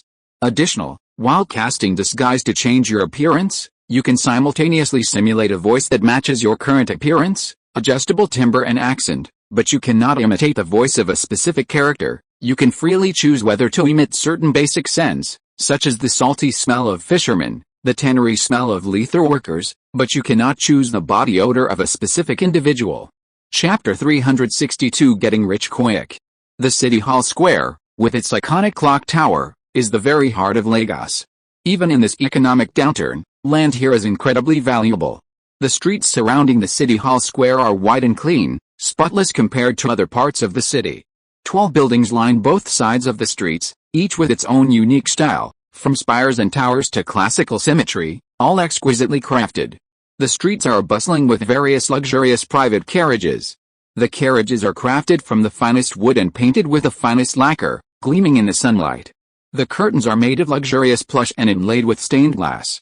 And although called carriages, they are actually pulled by tame beasts possessing the bloodline of feline creatures, incredibly strong. Those getting on and off are nobles and wealthy merchants in opulent attire. The streets are teeming with people. Creak.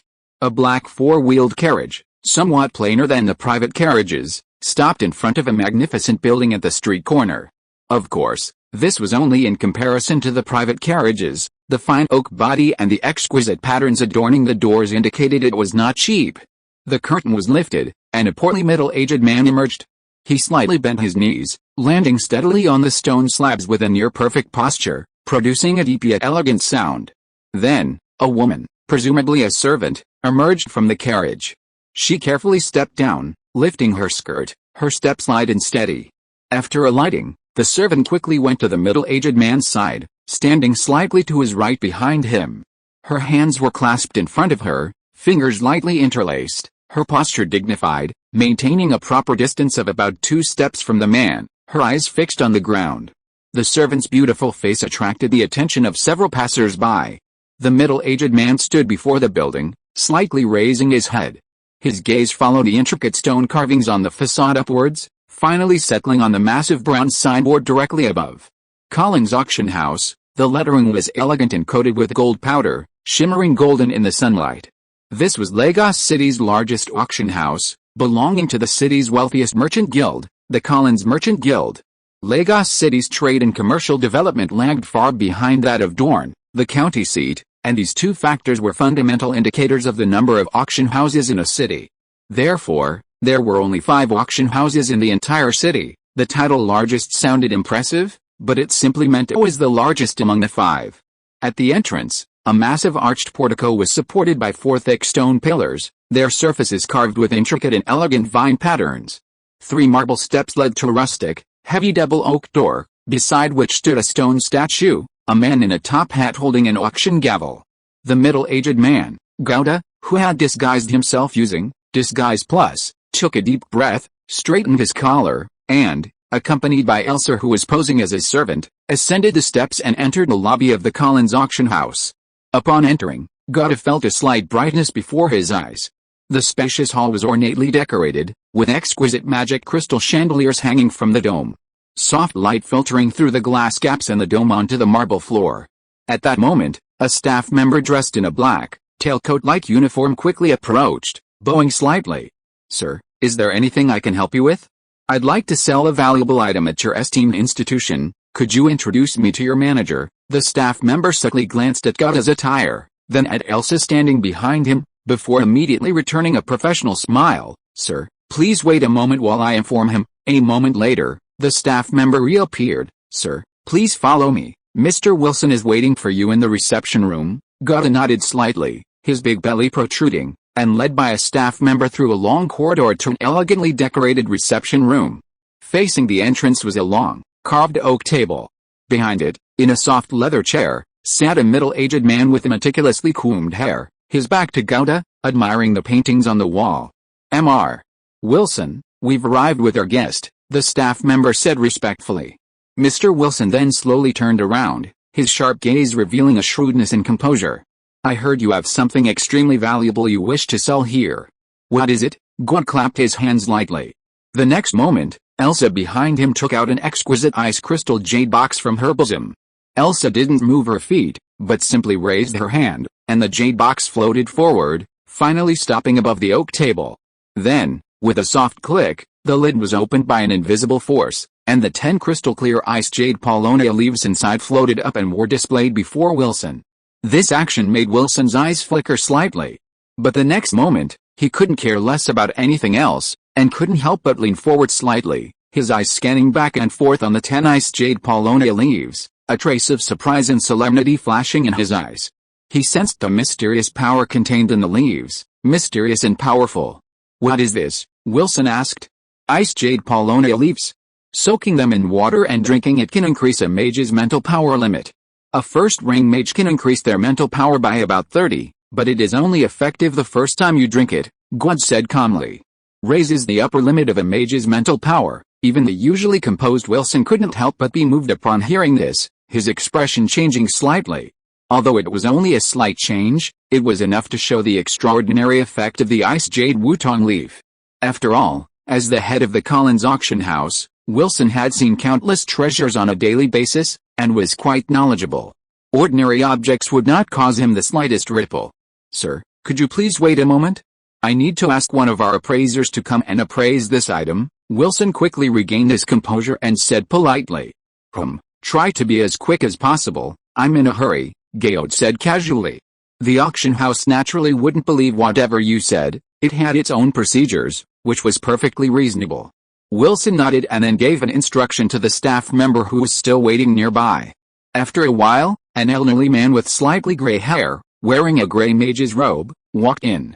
"This is our auction house's chief appraiser, Mage Harris," Wilson first introduced the old man to Gouda. "Mage Harris," Wilson then nodded to the old man and said.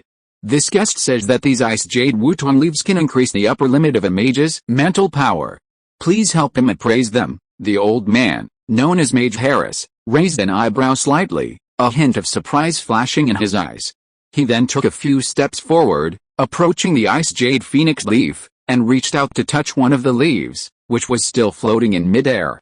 Seeing this, Gouda's eyebrows twitched instinctively. In his vision, he clearly saw magical fluctuations emanating from the ice jade phoenix leaf, flowing from Mage Harris's fingertip towards the leaf. These magical fluctuations were actually imperceptible, but Gauda had activated his Mandora's eye when Mage Harris entered the room, so all the energy flow was clearly visible to him. However, he made no other move, letting the magical fluctuations flow across the Ice Jade Phoenix leaf. Because Gauda recognized what Mage Harris was doing, a rare first ring spell, Appraisal. Casting the Appraisal spell, the mage designates an object and maintains contact with it throughout the spell. If the object is a supernatural item or other magically imbued object, the mage will be able to know its attributes and usage. As the spell continued, the Mage Harris's expression grew increasingly solemn. After a moment, he withdrew his hand and said to Wilson in a deep voice, "What this gentleman said is true. These Ice Jade Phoenix leaves do indeed have the effect of enhancing a mage's mental power." Upon hearing this, Wilson breathed a sigh of relief and then eagerly asked God, "Sir, are you going to entrust our auction house to help auction these Ice Jade Phoenix leaves?" "Don't worry, our Collins auction house is the most authoritative auction house in Lagos City. Entrust these Ice Jade Phoenix leaves to us, and through operation and promotion, we will definitely help you get a high price for them, and we will only charge a commission of half the final price." Upon hearing this, Gauda calmly shook his head. "Sir, a 50% commission on the final sale price isn't high. After all, we'll also spend a lot of effort on pre-auction promotion, which all incurs costs." Before Wilson could finish speaking, Gauda interrupted him. "I believe in the strength of Collins Auction House, but I urgently need funds and can't wait for the auction to start, so I hope to sell them to your esteemed firm at a fixed price. The core business of auction houses is accepting consignments for auctions, but they also typically accept buyouts of treasures at a fixed price, and this is actually quite common. Some sellers, like Gauda, urgently need funds or don't want to experience the uncertainty of the auction process, worrying that their treasures won't reach their expected price at auction, so they will proactively offer to sell their treasures to the auction house at a fixed price. If the auction house assesses that the treasure has a certain market value and profit margin, it will consider purchasing it at a suitable price. On the other hand, for some treasures with clear market value, easy resale, and stable customer demand, the auction house is confident that it can sell them quickly at a price higher than the purchase price, and in order to save time and auction process costs, it will also choose to purchase them directly." Hearing Gauda's words, Wilson fell into deep thought. Treasures that can increase a mage's mental power limit naturally have no shortage of buyers. So what he was thinking about was not whether to accept a fixed price, but what price to offer Gauda. After a moment, he looked at Gauda, carefully considered his words, and slowly said, "Sir, our auction house is willing to purchase your Ice Jade Wutong leaf, but regarding the price, what do you mean? 3,500 golden bird coins." Gauda didn't beat around the bush and directly quoted a price. He estimated the value of the Ice Jade Wutong leaf to be 300 golden bird coins per leaf. However, considering its rarity and market demand, a 20% to 40% premium was normal. But the auction house needed to make a profit, so Gauda quoted a middle price. Wilson's eyes flickered slightly upon hearing the price. It was higher than his expected purchase price, but still within an acceptable range. After a moment's thought, he finally nodded. "Okay, that's the price." Gauda smiled with satisfaction. With a price agreed upon, the subsequent procedures were quickly completed. After signing the relevant transaction documents, an auction house employee carried in a metal box about a foot long and half a foot high and wide. "This is your 3,500 golden bird coins, Elsa." God waved his hand. Elsa, standing behind him, immediately stepped forward and took the metal box from the auction house staff.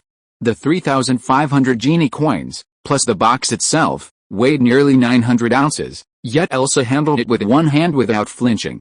After quickly counting the coins, she nodded slightly to God. "Pleasant cooperation," God said with a satisfied smile, straightening his collar again.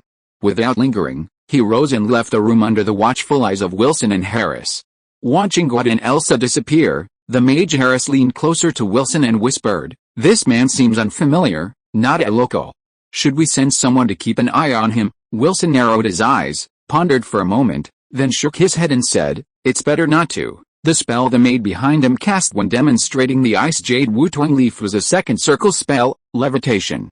Having a second circle mage with exceptional looks and physique as an attendant, this person's background must be extraordinary. Moreover, he has a faint scent similar to musk, but softer and more delicate, like sandalwood, with a clear hint of marine plants. That's the scent of ambergris. Mage Harris whispered. Wilson nodded.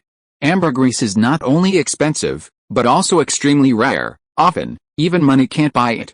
The fact that he carries this scent indicates he's frequently exposed to ambergris incense. Offending someone like that isn't a wise choice. Indeed, taking that risk for 3,500 golden bird coins isn't worth it. Mage Harris let out a slow breath, agreeing. Goddard led Elsa away from the Collins auction house and into the carriage that had been waiting outside. The carriage slowly started, its wheels rolling on the stone road with a gurgling sound, winding its way through several alleys before finally stopping at the entrance of a secluded alley. Goddard and Elsa jumped off the carriage, paid the fare, and then let the driver leave. The two then turned into the alley and quickly disappeared from sight. In a room on the second floor of Hairong's orphanage, 8 large and small metal boxes were all opened, filled with the gleaming gold coins. Goddard stood before the boxes, slightly bending down, and gently fiddled with the coins, the clattering sound particularly clear in the quiet room. Done, he breathed a sigh of relief. To ensure a safe sale of the Ice Jade Phoenix leaves, he and Elsa had gone to great lengths, visiting several auction houses, mage organizations, and large magical material shops. The Collins auction house was their final stop. The 50 Ice Jade Phoenix leaves were sold in 8 separate transactions, yielding a total of 17,000 golden bird coins, averaging 340 golden bird coins per leaf, 2,000 more than they had initially expected. Chapter 363 Great Development of the Northwest. Brother, so much money, Anna exclaimed, her eyes wide. It wasn't an exclamation, but a statement. For someone of her royal birth, this should be a small matter. Goud ruffled Anna's hair, remaining silent. Now that the funds were in place, they could proceed with the acquisition of the Harland shipyard according to the contract. While Gouda could use a false identity to deceive everyone once selling the Ice Jade Phoenix leaf, the Golden Flower dynasty had little oversight of such personal transactions and couldn't effectively regulate them. But acquiring the Harland shipyard was not so simple. The transfer of such fixed assets required official procedures and the signing of numerous official documents, inevitably leaving traces. Normally, the Sea Sentinels wouldn't investigate his assets without reason. The problem was, Gouda didn't intend to develop discreetly within the Sea Sentinels. Instead, he wanted to fully showcase his talent to quickly rise through the ranks and gain higher status and more resources. In this situation, especially during rapid rank advancement, a background check was almost unavoidable. Some assets, not too large or small, like the small shop he planned to buy in Dorne, were only worth a few hundred gold coins, and even if investigated, they wouldn't be investigated further. But a shipyard, worth nearly 10,000 gold coins, was significantly different from Gouda's theoretically normal income. If investigated, and he couldn't clearly explain the details and provide evidence of the legal acquisition of the funds, he might be arrested as a spy the next day. Gouda's original idea was to find a reliable agent or agency to acquire the Harland shipyard on his behalf. This was actually a unique business in the Goldflower dynasty. It was a consensus that 99% of the world's wealth was in the hands of nobles and mages. However, under the Goldflower dynasty's adherence to classical doctrines, to prevent the abuse of power and the transfer of benefits, the dynasty had additional restrictions on officials' involvement in commerce. Although it wasn't as sweeping as Gouda's previous life, since that wasn't realistic under the existing aristocratic system, officials in certain important departments were strictly prohibited from engaging in commerce. For example, officials in the finance department are not only prohibited from engaging in business, but they are also subject to frequent asset background checks and strict investigations into gray income from unknown sources. As the saying goes, where there's a policy, there's a countermeasure. In this situation, agents and agencies have emerged. These agencies set up shell chambers of commerce outside the Golden Flower dynasty, specifically to serve officials. Officials can choose to inject funds into these agencies, purchasing properties in the name of these shell chambers and registering the properties under the agency's name, thus avoiding direct connection with themselves. Alternatively, they can carefully select trusted agents unrelated to themselves, providing them with sufficient funds to purchase properties directly in their own names. The entire transaction is handled by the agent, further concealing their connection to the properties. Many officials prohibited from engaging in business have privately amassed substantial assets in businesses through multiple agencies and agents. However, while feasible, the risks are enormous. Conducting such transactions through agents or agencies is tantamount to handing over leverage to them. God also had some concerns about this. But now, he has a better option. Elsa, could you please ask Dr. Danica to come up here? God first used his magic to close all 8 chests filled with gold coins, then asked Elsa. As I mentioned before, perhaps I can help Dr. Danica and the orphanage, he explained. Elsa's eyes lit up. Okay, I'll go call Madame Danica right away, sir. Dr. Danica greeted him as always, but this time her eyes were fixed on God's face. Clearly Elsa had told her beforehand why God had sought her out. Dr. Danica, how long can the orphanage hold out in its current state? God asked bluntly. With good luck, 3 or 4 months. With bad luck, Dr. Danica trailed off.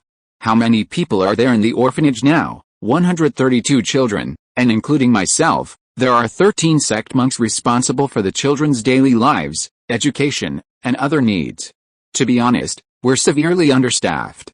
Fortunately, the children are all very sensible and don't require too much attention from us. They even proactively help share our workload. 13 monks. Gauda's eyes brightened slightly, and he asked again, can they all be trusted? Of course, Dr. Danica nodded. They are basically orphans taken in by the orphanage. After growing up, they naturally joined the Whisperer sect and became sect monks, responsible for the daily work of the orphanage. They have a deep affection for the sect and the orphanage, so even when the sect later disintegrated and was basically defunct, they didn't scatter like other monks who divided up the sect's assets. Instead, they chose to stay in the sect and support the orphanage with me. They all look up to you, Gauda further confirmed. Yes, Dr. Danica sighed, they are all just junior monks of the sect, just apprentice mages. While I used to be a deacon of the sect, then they should all be literate and have some knowledge, right? Sect monks need to read and copy doctrines and sect scriptures, and also fulfill duties such as recording church affairs and preaching doctrines. Literacy is the most basic requirement. In addition, the Haina orphanage has always provided basic education to the children, so they have daily lessons. What aspects does the education provided by the orphanage include? Gauda pressed. Dr. Danica explained with familiarity, the curriculum mainly focuses on basic literacy and religious studies, while also teaching some basic life skills and art. Literacy goes without saying, and religious studies are compulsory for the children, primarily teaching the doctrines and prayers of their respective faiths. Then, depending on the children's gender, they will be taught needlework such as sewing, embroidery, and weaving, or handicrafts such as woodworking and simple metalworking. Arts courses mainly provide basic music education, teaching the children to sing, but generally focusing on hymns or classical recitations from their faith. Gauda's eyes lit up. Although it was called an orphanage, it was practically a small hope primary school. If you trust me, I can help you, he said earnestly, looking at Dr. Danica. Things can't get any worse than this, can they? Danica said quite frankly. That makes things easier. God paused, then said, you and Elsa and Anna leave here for the north. Once there, I can't guarantee anything else. But basic food and clothing will be enough. His idea was simple, pack up the entire orphanage and send it to the north. The 13 monks, including Dr. Danica, were the teaching resources Phoenix desperately needed. Strictly speaking, these monks didn't know much. But for a Phoenix, it was enough. Because what Phoenix needed most right now were teachers fluent in common tongue.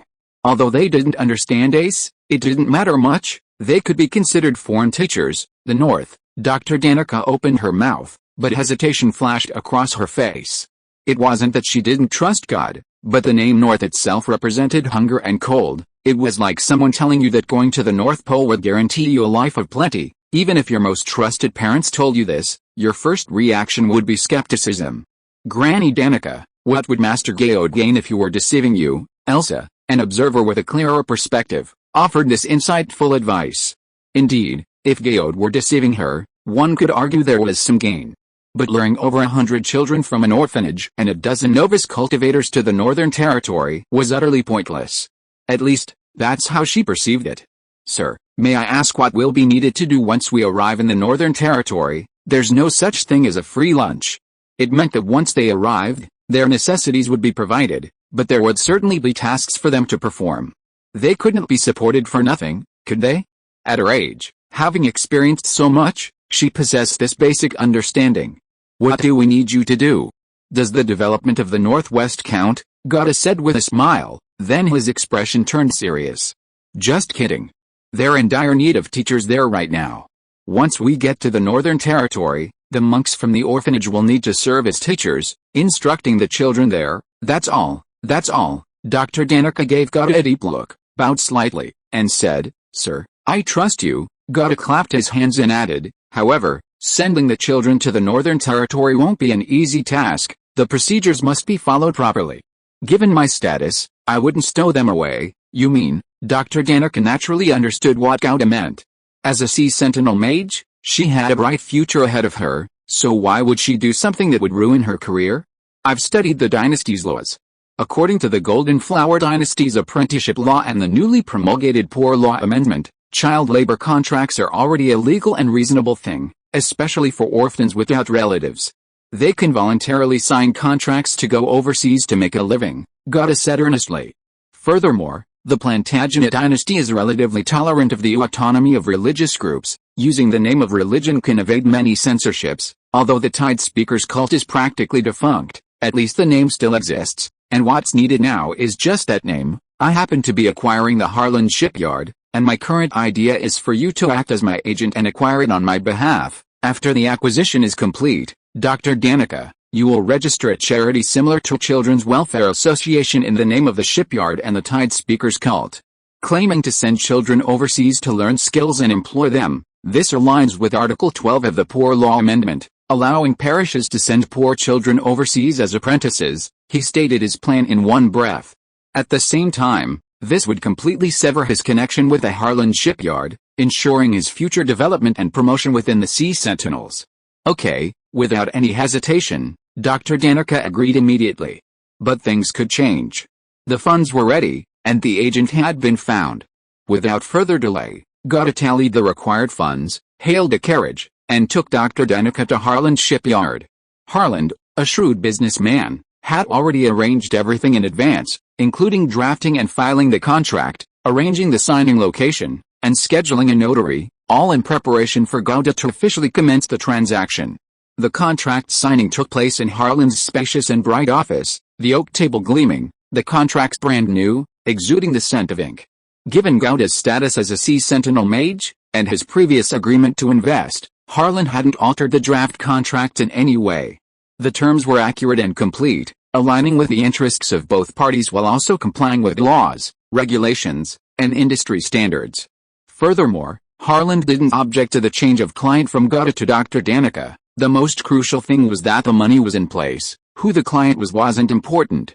After witnessing Dr. Danica and Harlan sign the two contracts, the notary, hired by Harlan, solemnly announced, "Today, Ms. Danica and Mr. Harlan have formally signed a contract regarding the acquisition of the Harlan shipyard."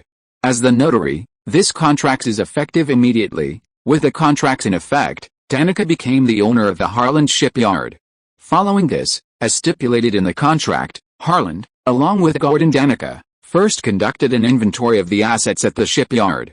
After ensuring all assets were intact, Harlan transferred the shipyard's ownership documents, land deeds, contracts, technical data, and other important documents, along with fixed assets such as machinery and raw materials.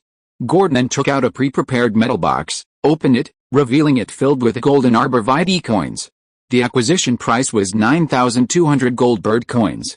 After deducting a 50 gold deposit, and transferring 10% of the shares to Harlan based on the valuation, another 920 gold was deducted, bringing the total payment to 8,230 gold bird coins, thus acquiring 90% of Harlan's shipyard. Even with a heavy burden spell, carrying this box of gold bird coins still took considerable effort from Gauda. But seeing the shipyard in hand, he breathed a sigh of relief. He now owned his first business. Mr.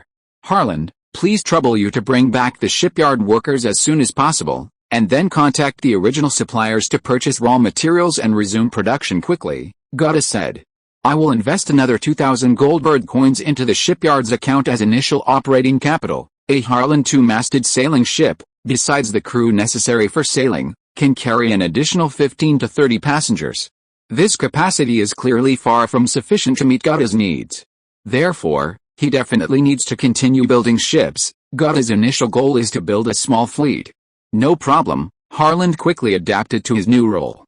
Capitalizing on the momentum, after completing the transfer of ownership of the Harlan shipyard, God and Dr. Danica collaborated to draft a management charter for the Tide Speakers Children's Aid Association, fabricating operational rules, charitable purposes, organizational structure, and financial terms. Subsequently, in the name of Danica and the Tide Speakers cult, the charter, project planning documents, and explanatory documents were submitted to the Lagos city government to apply for registration of the Tide Speakers Children's Aid Association. However, the review process was not quick. Even with Harlan pulling strings and using money to pave the way, it still took 3 full days for the association to pass the review and be successfully registered. Of course, God wasn't idle during those 3 days. On one hand, he issued notices in the name of the shipyard, recruiting crew members for sea voyages and hiring craftsmen at high prices to accompany the ships on construction aid. On the other hand, he was acquiring materials needed for Phoenix's current construction within the city. The aid period is at least 3 years, and given that it involves going overseas, recruiting craftsmen will definitely be difficult. Therefore, Gouda directly offered a high salary of 400 gold coin per year. That's how the nobles and officials in Lagos City are: arrogant, lazy, and greedy. It's only because you're registering a relief association that can solve their headache of orphan care that the review process is relatively easy for you.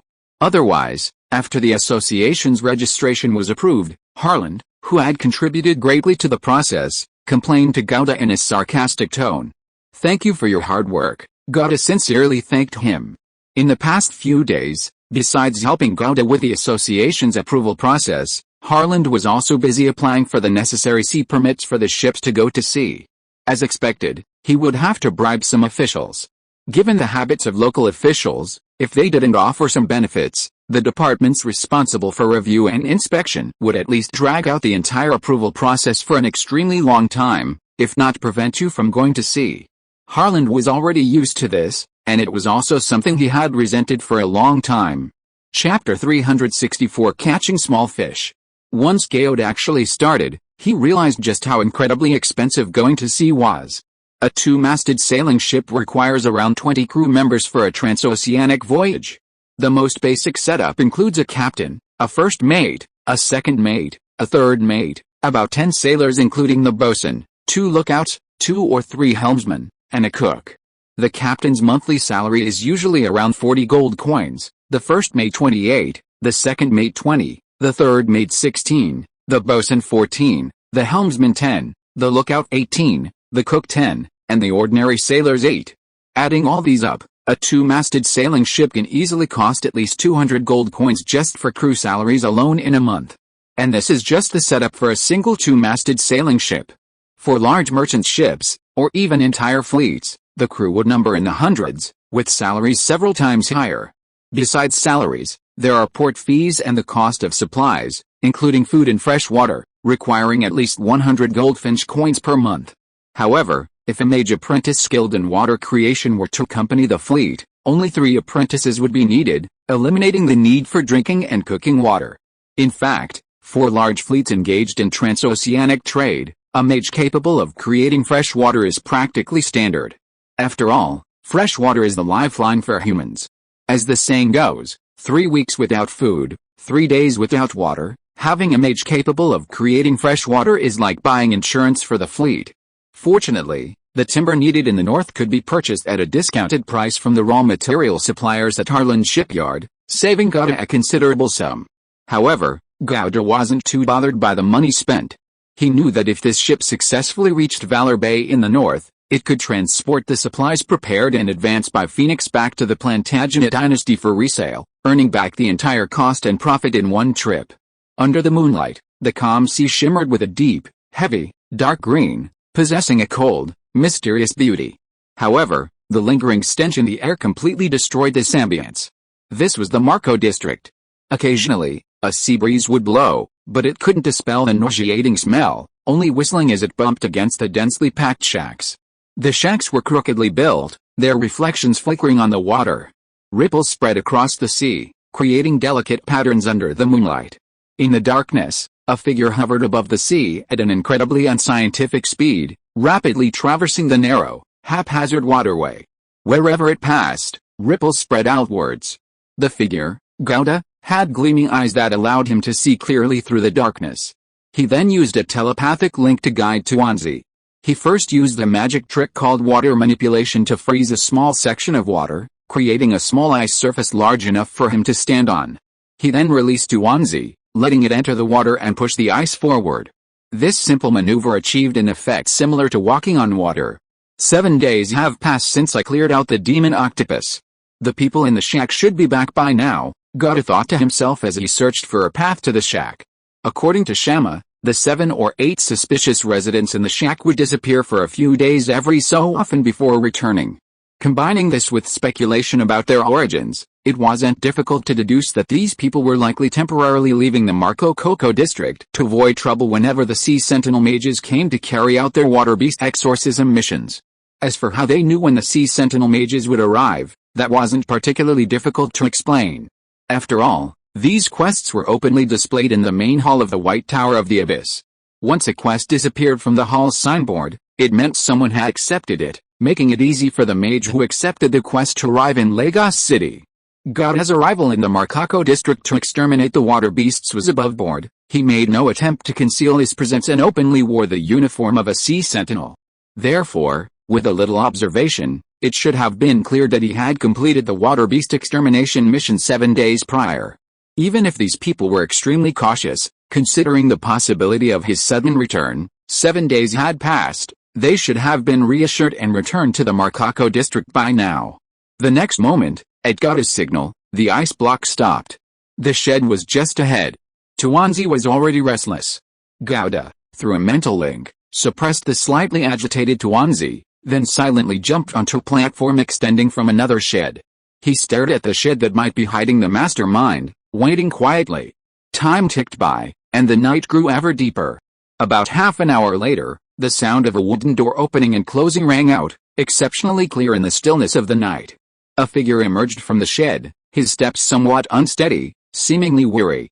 He reached the edge of the platform outside the shed and stopped. The next moment, the sound of rushing water filled the air. This was the moment Gata had been waiting for. His eyes instantly sharpened like an eagle's. Attack! Tuanzi, who had been waiting in the sea for a long time, received the order and leaped out of the water. With a splash, Tuanzi's sharp teeth clamped down on the figure's collar, using the force of the impact to shove the man into the water. Everything happened in the blink of an eye. The man had no time to react before the heavy, foul-smelling water covered his face. He instinctively tried to struggle, flailing his arms and legs wildly in the water. But a water net had already bound him tightly like a dead fish, tidal net plus. Submerged in water, unable to speak, and with his body bound, he was truly helpless. As time passed, consciousness and oxygen drained away, large bubbles gurgling upwards from his mouth and nose. His movements gradually weakened, and his eyes began to glaze over. Soon, he completely lost consciousness and fainted. However, it was only a fainting spell. Death was still some time away. Gata didn't intend to kill him, so after realizing he had fainted, he released the tidal net, used water manipulation to condense a block of ice, and had Tuanzi push him onto the ice. Just then, 2 more figures emerged from the shed, muttering, "Did this guy slip and fall into the water while releasing the water?" Clearly, they had been attracted by the sound of their companion entering the water. After they went outside, they looked left and right but couldn't find their companion. They went to the edge of the wooden platform, trying to find their companion who might have fallen into the water. They immediately noticed their companion lying face down on the ice. Because the ice wasn't large and it was night, it was completely covered. "What's going on?" The 2 were completely confused and instinctively shouted to their companion lying on the ice. Splash! A nimble figure leaped out of the water again. "What was that?" the 2 cried out in surprise, one after the other, their voices filled with fear and astonishment. This time it wasn't a bite, the dumpling was like a cannonball, hitting both of them directly into the water. Splash! Splash! The 2 loud splashes instantly attracted everyone else in the shed. "What happened? Help me!" The 2 who had fallen into the water tried to signal for help to their companion who was rushing out of the shed, but their words stopped abruptly. Because 2 tidal nets had bound them, their hands and feet couldn't struggle or wiggle, and their bodies sank. The water quickly covered their faces, and the cold, foul-smelling seawater rushed into their mouths and noses, choking them and causing them to cough violently, naturally making it impossible for them to call for help. Help! The others, not quite understanding the situation, instinctively tried to rescue their fallen companions. They rushed to the edge of the platform, but before they could even reach out, Tuanzi had already acted again. Its movements were as fast as lightning, leaping up and slamming all the remaining people into the water in a few swift motions. As soon as they fell into the water, they were met with a tidal net. The water surface rippled, but quickly returned to calm. All 7 people were captured, lifeless. It went much more smoothly than expected. He wondered what level of mage these people were. Gada's gaze swept over them, and he thought to himself. In any case, according to his judgment, those sent to this place to do this kind of thing were most likely just mage apprentices, at most no higher than the first level. Let's get them ashore. At Gada's signal, Tuanzi carried all 7 people onto the wooden platform of the shed. Then, Gada traversed the ice, climbed onto the same platform, and dragged the 7 unconscious people into the cramped shed. Inside, the light was dim, a kerosene lamp casting a faint glow. Although this light was sufficient for Gada, who had evolved high dark vision through adaptive, the dim light still made him frown slightly due to long-standing habits. He thought for a moment, then gently snapped his fingers. 4 orbs emitting soft light emerged from his hands, hovering in the air, illuminating the small shed. Light dance. Then, his gaze swept across the room. The huge bucket that had previously caught Gada's attention was still there. However, compared to last time, this time the bucket was filled with filthy water. The water was a nauseating dark green, with some unknown debris floating on the surface. Swarms of bizarrely shaped, slender, dark green larvae swam wildly, emitting a foul stench that permeated the entire room, making one want to vomit. They were the larvae of putrid water salamanders. Just as I thought, Gada shook his head, then kicked the 7 unconscious people several times. But even after several kicks, none of them woke up. Gada hesitated for a moment, then stomped heavily on the chest of one of them. His eyes were cold, and his kick was ruthless. The force was so great that one could almost hear the sound of ribs breaking. But the effect was remarkable. The man immediately opened his mouth, gushing out dark green sewage mixed with disgust and debris, as he retched repeatedly. The sewage splashed everywhere, filling the air with an even stronger stench. After vomiting the sewage, he recovered and slowly opened his eyes. Gada's figure appeared exceptionally tall under the light, giving him an indescribable sense of oppression. "Who are you?" the man couldn't help but ask, his voice trembling slightly. He clearly had never seen Gada's face before, so he had no idea why the other man had attacked him in the middle of the night. Gada, a sea sentinel apprentice mage, ordered to drive away the water beasts of the Marcoco district, Gada said calmly, squinting at him. Hearing Gada's words, the man's pupils constricted sharply. A hint of fear flashed in his eyes. He finally understood why they had been attacked. "Did you leave after driving away the water beasts?" His voice was dry, his lips trembling slightly. "If you don't cut the weeds at the root, they'll grow back in the spring breeze," Gada said softly, his eyes slightly narrowed. "How can I leave like this without dragging you behind the scenes? What do you mean by that?" A flicker of panic crossed the man's eyes, but he seemed determined to remain calm and forced a composed demeanor. "The evidence is all here. Who ordered you to do these things? Are you going to confess honestly, or should I force you to?" Gada gestured towards the wooden bucket in the room. The man glanced at the huge bucket and then fell silent. Seeing this, Gada shook his head regretfully. He didn't try to persuade him further, but instead slightly raised his hand, palm up. A small green ball appeared in his palm. The next instant, Gada flicked his wrist, and the ball shot towards the latter's right leg. Acid splash.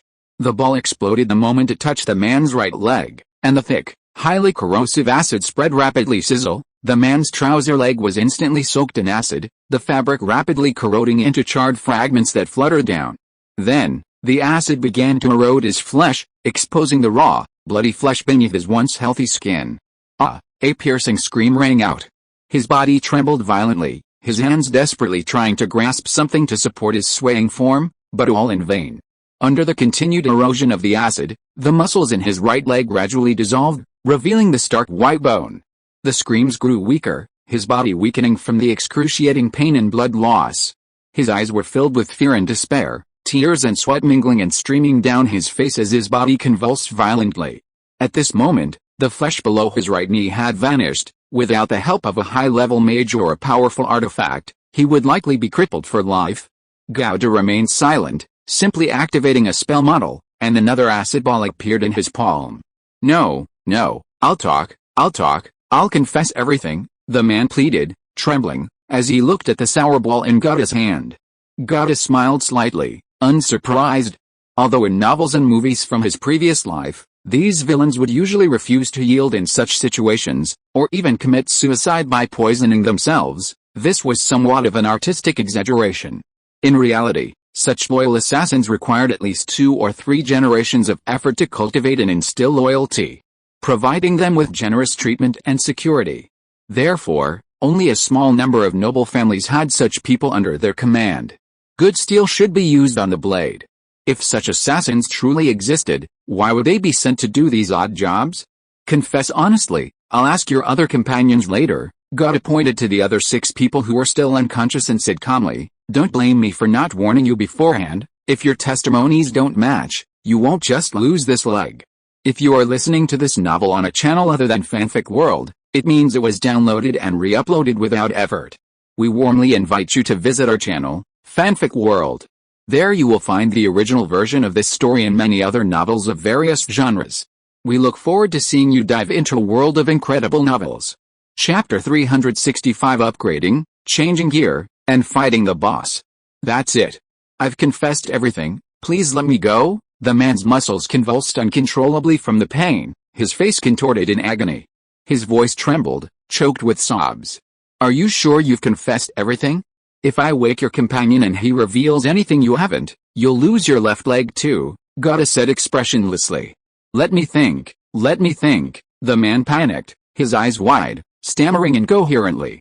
His body trembled even more violently as he frantically tried to think, adding fragmented pieces of information. Now shut your mouth. Seeing the man had nothing more to say, Gotta snapped. Then, he raised his foot again, randomly selecting one of the unconscious men on the ground, and stomped hard on his chest. With a slight cracking sound, the man arched his back like a shrimp, then immediately began to retch violently, gushing out foul-smelling green liquid. His body was still twitching slightly. The first man, pale from blood loss, paled even more at this sight.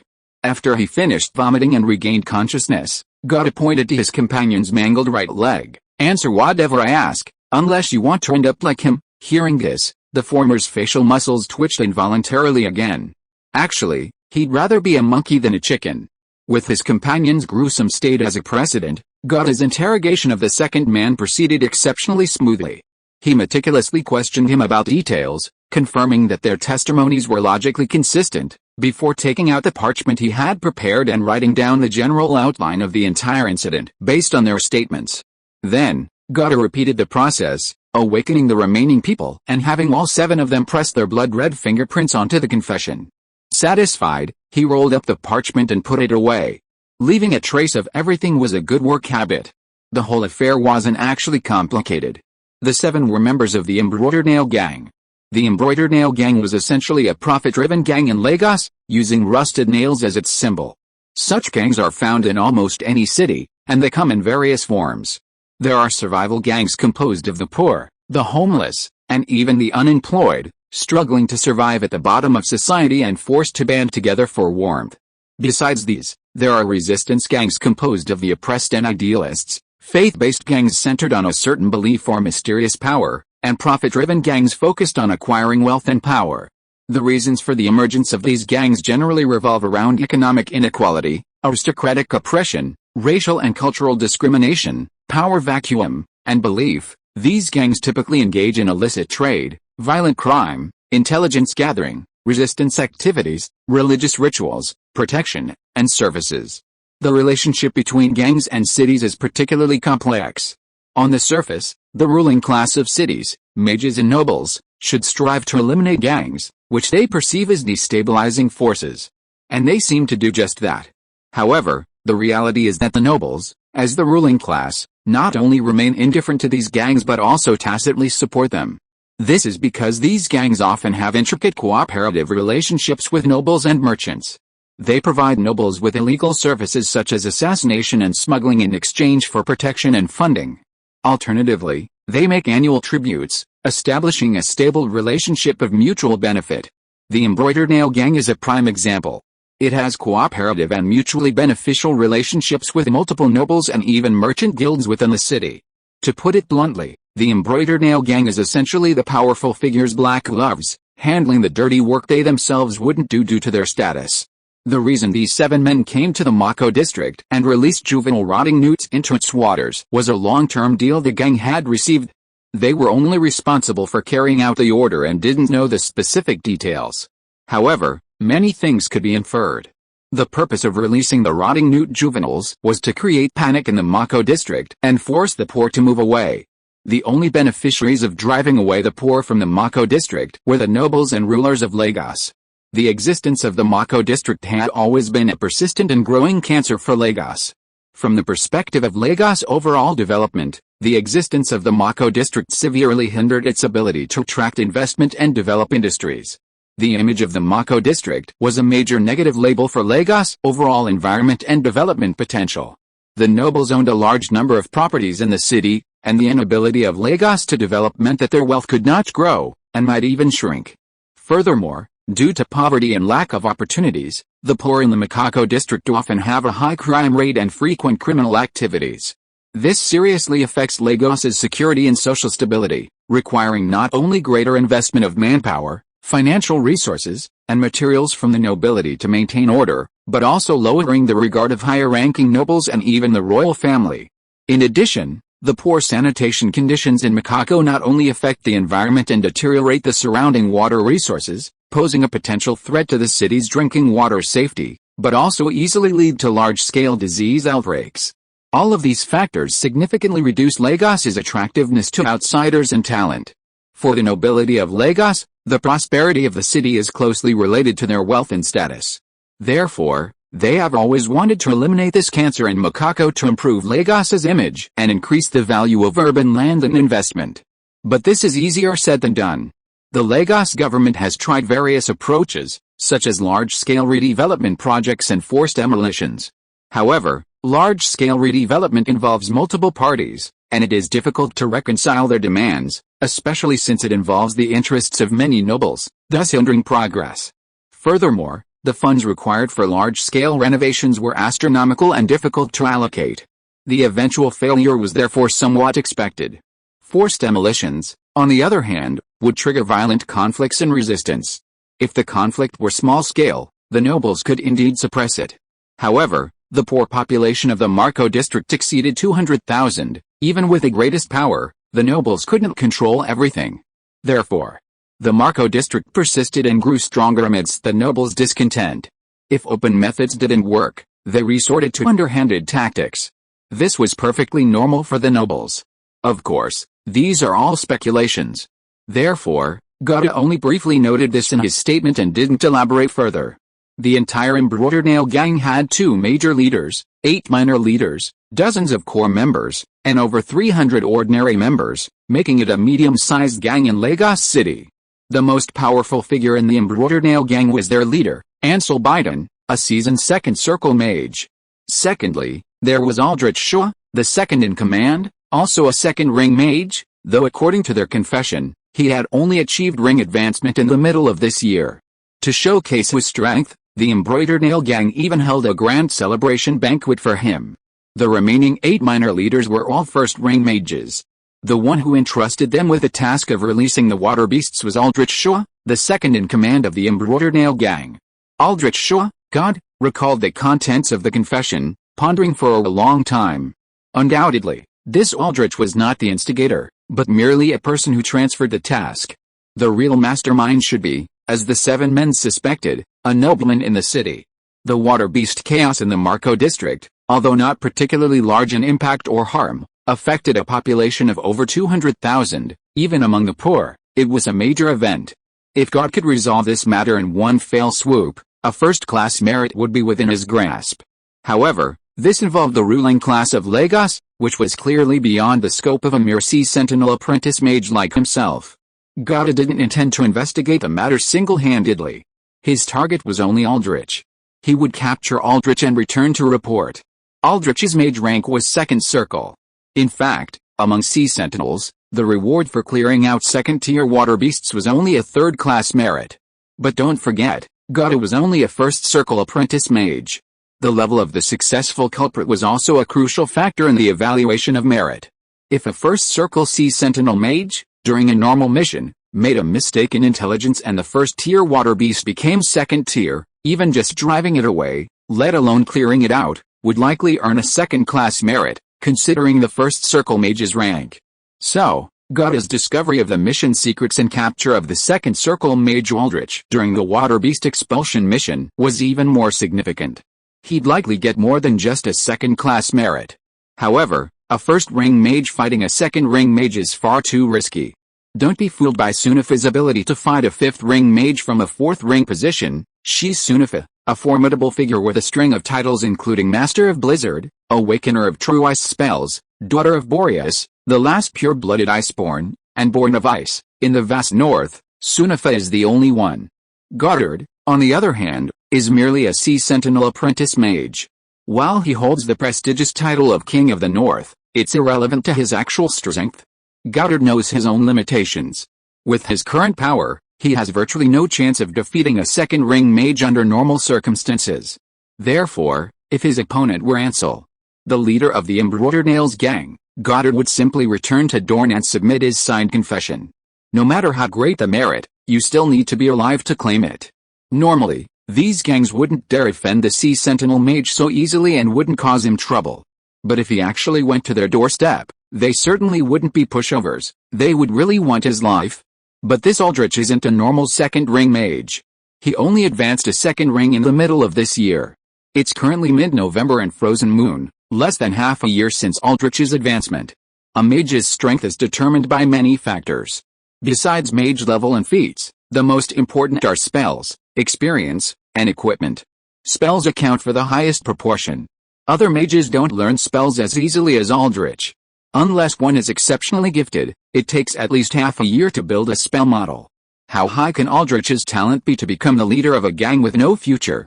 In other words, Aldrich, who has only been a second ring mage for less than half a year, has at most mastered one second ring spell, and it might not even be a combat spell. He might not have mastered any second ring spells yet. This is equivalent to a second circle mage who hasn't yet learned new skills.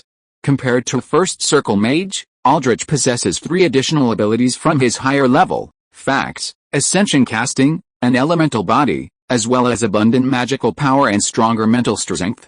Frankly, these alone are enough to absolutely crush a first circle mage. However, while Aldrich isn't in the same league as SYNOPSIS in terms of combat power at the same level, he's far from an ordinary first circle mage. Leaving aside his unfathomable spell library, first, the power of Frozen Blade Plus is already very close to that of a second circle spell, and with a further enhancement of Intermediate Ice Body, it's enough to threaten a second circle mage. Second, his Northern Wind, as a former 7th tier true ice magic weapon, even though its power has greatly decreased over time, still retains some residual power. Third, after consuming wolf blood ginseng, Aldrich's magical power surged to 39 drops of liquid, allowing him to barely use Northern Wind. Furthermore, the 3rd tier Mandorazai provides significant support in combat. More importantly, Gata can level up and equip himself with new gear before facing the boss. His current mana is 39 drops of liquid mana. While the 40th drop hasn't fully condensed thanks to the wolf blood ginseng, it's already significantly advanced. At the current rate, with proper potion assistance, it should condense completely in 3 or 4 days. Once the 40th drop is condensed, he can break through to the mid-stage of the first ring. First ring mages are divided into 3 levels: early, mid, and late. Each level breakthrough significantly boosts a mage's strength. Then there's the first tier rune construct Gata has prepared. The design is already complete. He has the money now, and he only needs to purchase the necessary materials to transform the design into a physical object. Once he dons his custom-made first-tier rune construct, his combat power will surge to a new level. If they could bring the battlefield to the water, their chances of success would be even greater. However, this required careful planning and wasn't guaranteed to be feasible. After weighing the options, Gata gritted his teeth and made up his mind. There were risks, but he was willing to go for it. Chapter 366, Middle Stage of the First Ring. How are these rotting newt larvae usually given to you? How often are they handed over? Having made up his mind, Gata felt a sense of relief. His gaze swept over the 7 members of the embroidered nail gang, and then he suddenly remembered this. The rotting newt larvae being transported to the Marco district must involve a handover process. Once the handover time arrived, the embroidered nail gang would find these 7 men missing. Gata certainly couldn't let the embroidered nail gang discover that their scheme had been exposed. He needed to launch a surprise attack. But to completely deceive them was beyond his current capabilities, so he could only act before the next handover. You tell me, Gata designated the first man to wake up. The man's already pale face paled even more, and he said in a trembling voice, because this matter shouldn't be known by too many people, the usual handover is done by Boss Aldrich himself. He brings the rotting water salamander eggs directly to us along with the culture medium. We're responsible for hatching them, and then releasing them into the water after they've grown a bit. As for where Boss Aldrich got these rotting water salamander eggs from, I don't know. Normally, Boss Aldrich sends a batch of rotting water salamander eggs every 2 weeks. The last handover was 5 days ago. Because of his injuries, the man spoke haltingly, catching his breath halfway through each sentence, but he managed to explain all the important details clearly. He cautiously looked up to observe Gata's reaction, afraid that Gata might be dissatisfied with something. However, he found that Gata had strangely fallen into deep thought. What was he doing? Gata remained expressionless, but his heart was filled with joy. Just a moment ago, he was thinking that it would be best to take the battle to the water, but he didn't know how to start. In the water, firstly, Tuanzi could also contribute, making it a 2-on-1 fight. Secondly, as a sea sentinel mage, even if he was just an apprentice mage, he would definitely be more proficient in water combat. Putting aside everything else, even if he really couldn't win, with the sea sentinel's exclusive spell, Touch of the Ocean Plus, he would have a good chance of escaping safely. Just like how without mastering Touch of the Ocean, and the help of capybaras, it would be difficult for a sea sentinel mage to complete the task of clearing out water beasts. Even if Aldrich was a second circle mage, without mastering the corresponding spells, catching him in the water would not be an easy task. But now, there was no need to think about this problem anymore. Aldrich would come to him on his own. And there were still a full 10 days before the next handover. This time was enough for him to complete a series of preparations for upgrading and changing equipment. He had the perfect timing, location, and support. It was simply a tailor-made opportunity for him to enjoy immense wealth. Under the dim, flickering lamplight, the Iron Embroidery Tavern, a small tavern belonging to the Embroidered Nail Gang, was still filled with a strong smell of alcohol in a noisy atmosphere even late at night. Aldrich, the second in command of the Embroidered Nail Gang, dressed in a well-tailored black leather armor, leaned back lazily in the large chair specially prepared for him. His left leg was crossed over his right, and he toyed with a wine glass in one hand, the liquid inside swaying slightly with his movements. This was a drinking vessel favored by nobles. Frankly, he preferred a beer mug, filled to the brim, and then downed in one gulp. That was true enjoyment. Using this kind of glass always felt unsatisfying. However, since advancing to the second circle mage, even though he disliked it and wasn't used to it, Aldrich forced himself to pretend to be cultured. A second circle mage was someone of importance. He had to be mindful of his words and actions. He was surrounded by a group of sycophantic gang members, laughter and cheers rising and falling. In the very center of the tavern was a simple stage. A dancer in a thin dress swayed gracefully to the music of a lute, occasionally casting flirtatious glances at Aldrich. Aldrich, however, seemed oblivious, casually sipping his drink. Occasionally, he would tilt his head back and down the drink in one gulp, then casually hand the empty glass to the waiter behind him, signaling for it to be refilled. Suddenly, a burly man pushed his way through the crowd, approached Aldrich, and whispered something in his ear. Aldrich raised an eyebrow, then abruptly stood up. "Follow me," he led the burly man to the back of the tavern and into a room. As soon as the door closed, Aldrich's face darkened, his previous ease and smugness vanishing. "You mean this time it's spirit essence, not spirit flame liquid?" he asked, forcing himself to confirm. The burly man quickly pulled a bottle made of psionic crystal from his robes and handed it over. "Boss, this is what they gave us." The bottle contained 3 drops of a viscous, silvery blue gel. They said that 2 of the auxiliary ingredients needed to prepare the spirit burning liquid are unavailable, so they can't provide any more spirit burning liquid. They can only offer spirit marrow as payment, but as compensation, they'll give you an extra drop of spirit marrow, the burly man said with difficulty. glancing at Aldrich's increasingly grim face. Extra, extra, Aldrich almost laughed in exasperation. Yes, 1 drop of spirit marrow is enough to prepare 1 serving of spirit burning liquid, but the problem is, we can't turn spirit marrow into spirit burning liquid.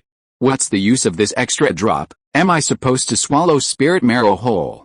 I can't handle the toxicity it contains, Aldrich cursed as he paced around the room, seemingly deep in thought. The spirit burning liquid was far too important to him. Without its help, he wouldn't have been able to successfully advance to the 2nd ring mage level. After advancing to the 2nd ring, Aldrich increasingly felt his talent was limited, and his cultivation progress became increasingly difficult, almost imperceptible, relying solely on spirit burning liquid. However, after waiting for half a year, what arrived wasn't spirit burning liquid, but spirit marrow? How could he not be angry and anxious? I've worked myself to the bone for them, done countless dirty jobs, waded through countless troubles, and given them annual tributes, and now the promised spirit burning liquid has turned into spirit marrow. The auxiliary medicine supply is non-existent, haha, what a joke.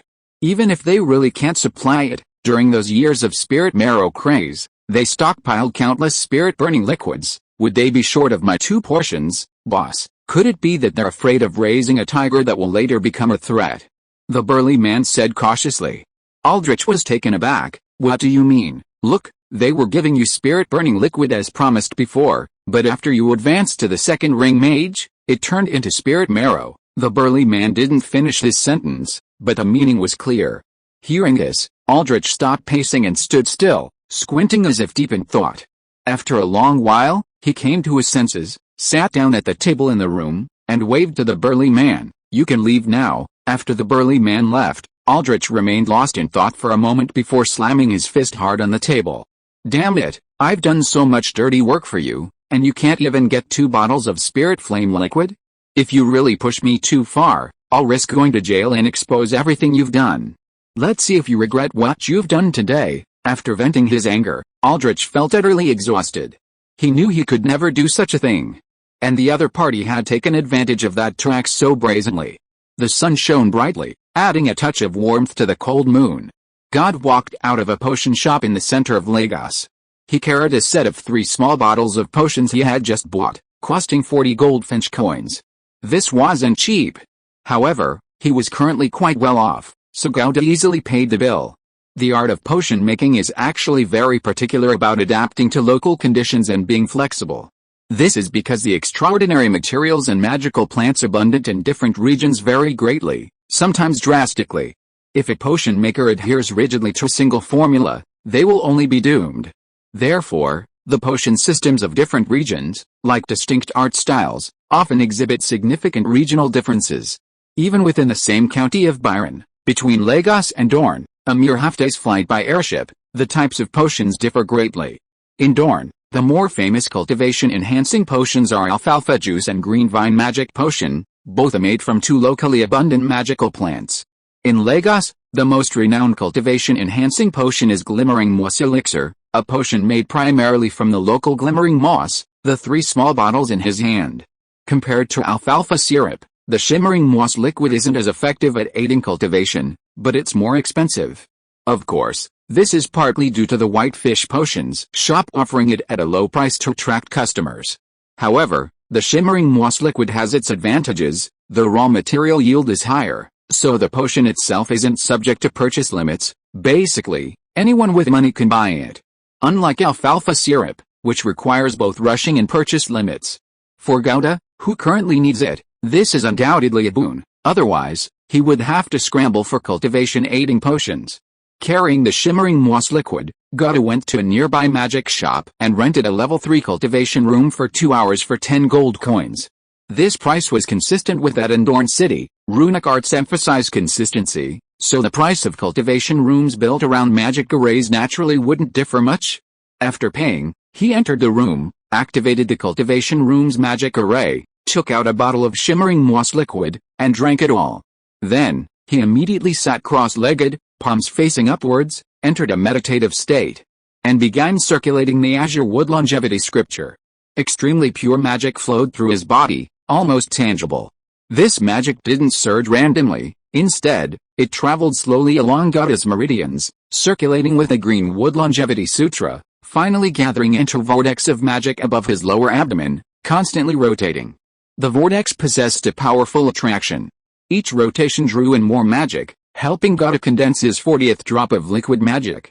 Compared to magic he naturally absorbed, this magic from the potion was not only more concentrated but also purer, gentler, and free of impurities, requiring less effort to refine. Gada concentrated his mental energy, absorbing as much of the potion's power as possible before its effects dissipated. Everything proceeded smoothly. Suddenly, Gada's expression changed slightly, revealing an barely suppressed joy. He had keenly sensed the sign that his 40th drop of liquid magic was about to solidify. Originally, he had expected that even with the aid of the potion, it would take 4 or 5 days to break through. Unexpectedly, the wolf blood ginseng possessed extraordinary medicinal power. After previous absorption, a tiny portion remained in certain hidden and inconspicuous magical energy channels within his body. Because of its highly concealed and enclosed location, under normal circumstances, Gada couldn't detect or absorb it, and its medicinal power would slowly dissipate over time. However, under the powerful siphon effect of the magical vortex formed by the luminous moss liquid, it was awakened and drawn into the vortex, injecting a new and powerful driving force into Gada's breakthrough, thus saving him 3 or 4 days. With renewed vigor, half an hour later, the magical vortex within Gada's body gradually stopped rotating and returned to calm. But at the very bottom of the center of the vortex, a drop of liquid mana, condensed from pure magical energy, had appeared, crystal clear and shimmering with a clear light.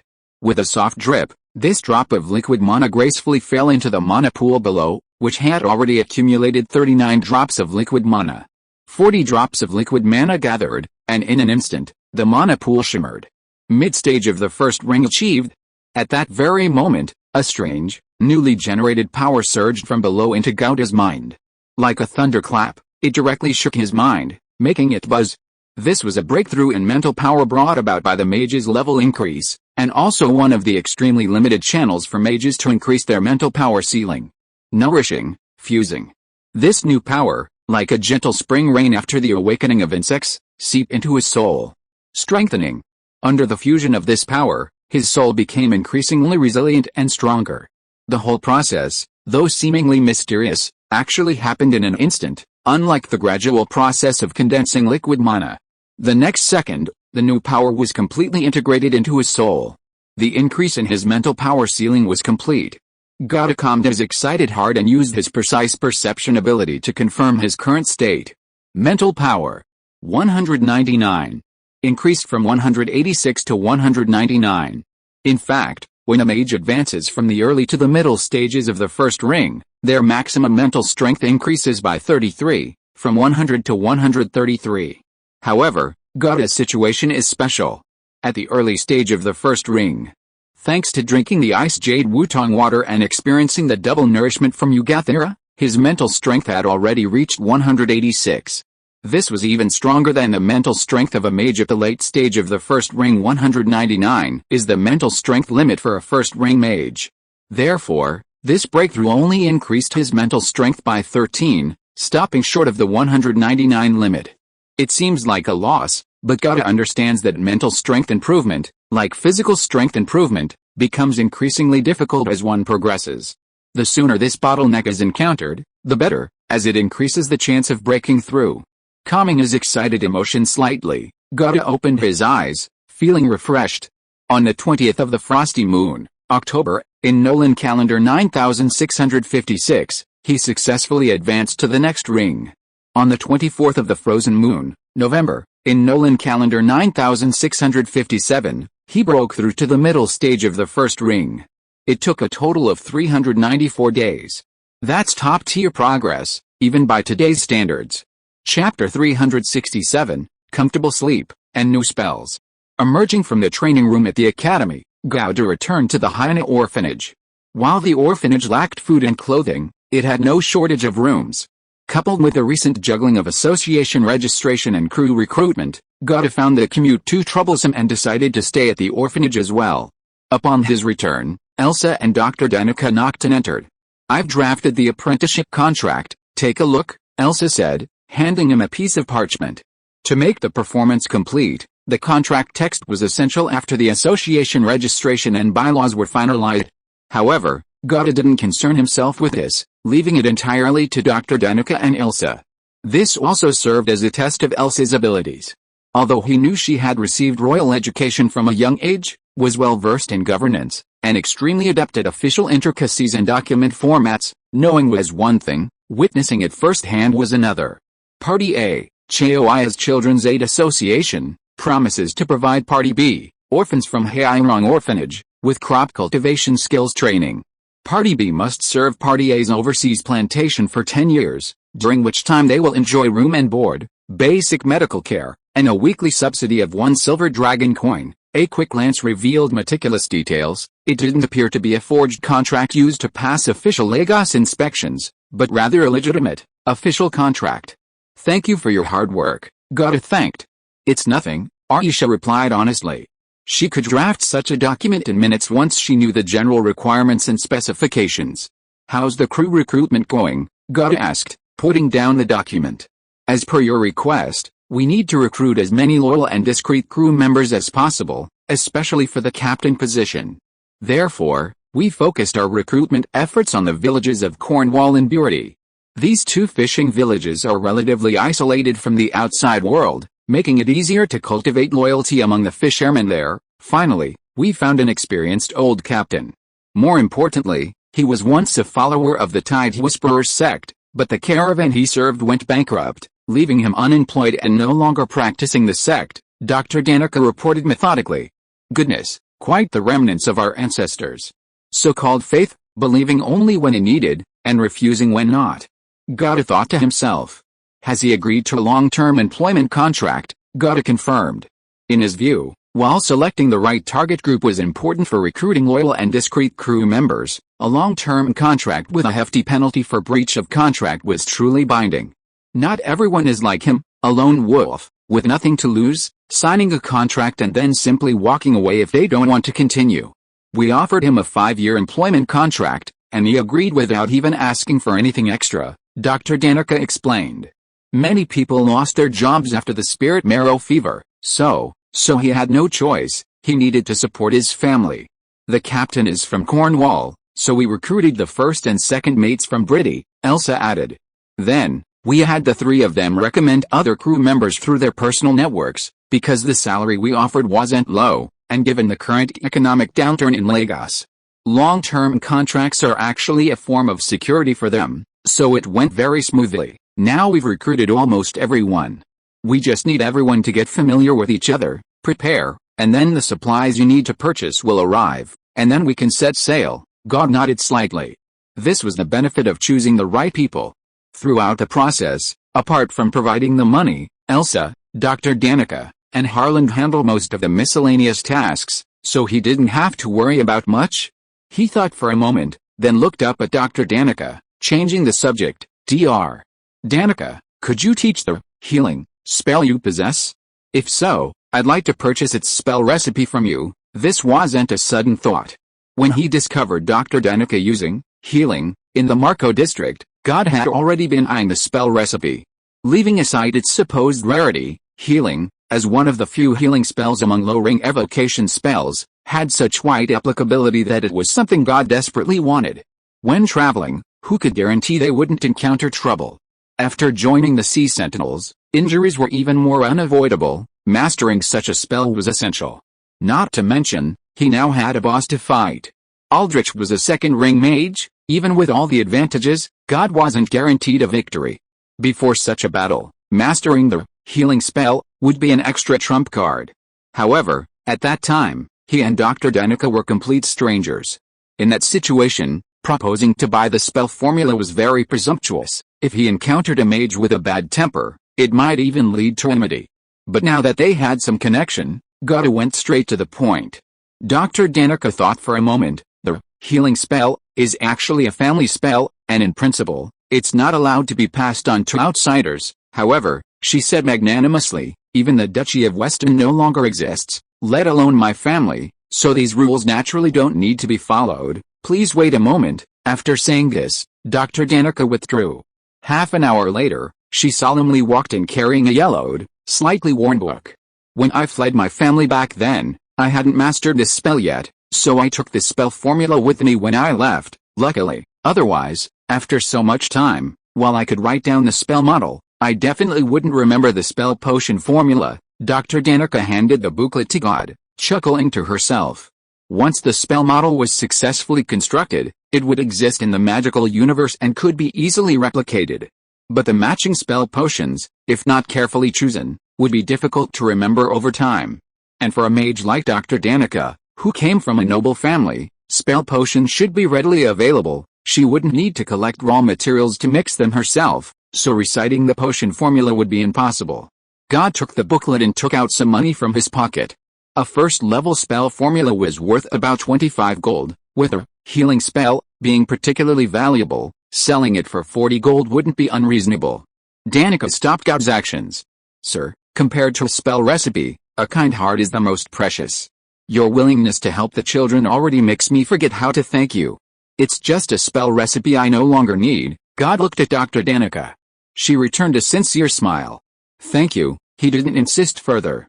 5 elderflower leaves, 1 teaspoon of dried marigold petal powder, 5 grains of decaying sea salt crystals. Although he had just returned, in order to master the healing spell, before fighting the boss, God immediately left Rangoon and headed straight for the city center. Several of the largest magic supply shops in Lagos City were located there, so gathering the main and auxiliary materials needed for the healing spell potion shouldn't be a problem. Indeed, at the first shop, he bought both main materials needed for the healing spell potion, and 4 of the 5 auxiliary materials, only missing the last one, tumbleweed-dew.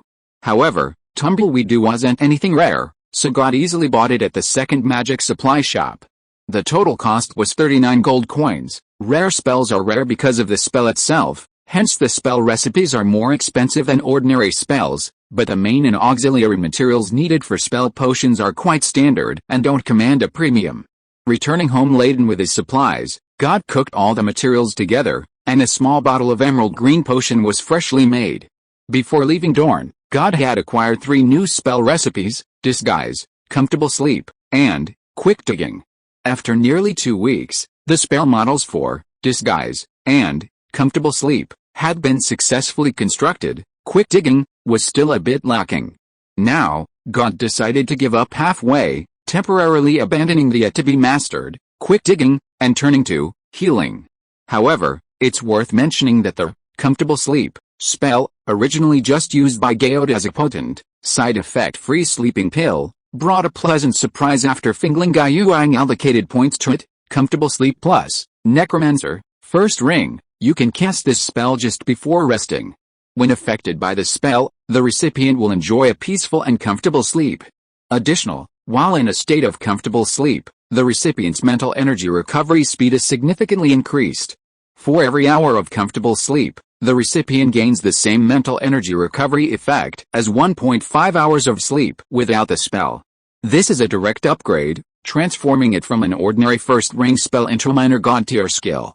Aside from a few rare potions that can help mages recover mental energy, in most cases, mages can only recover through rest. And when mages overconsume their mental energy, they often become completely exhausted, requiring several days of rest to recover.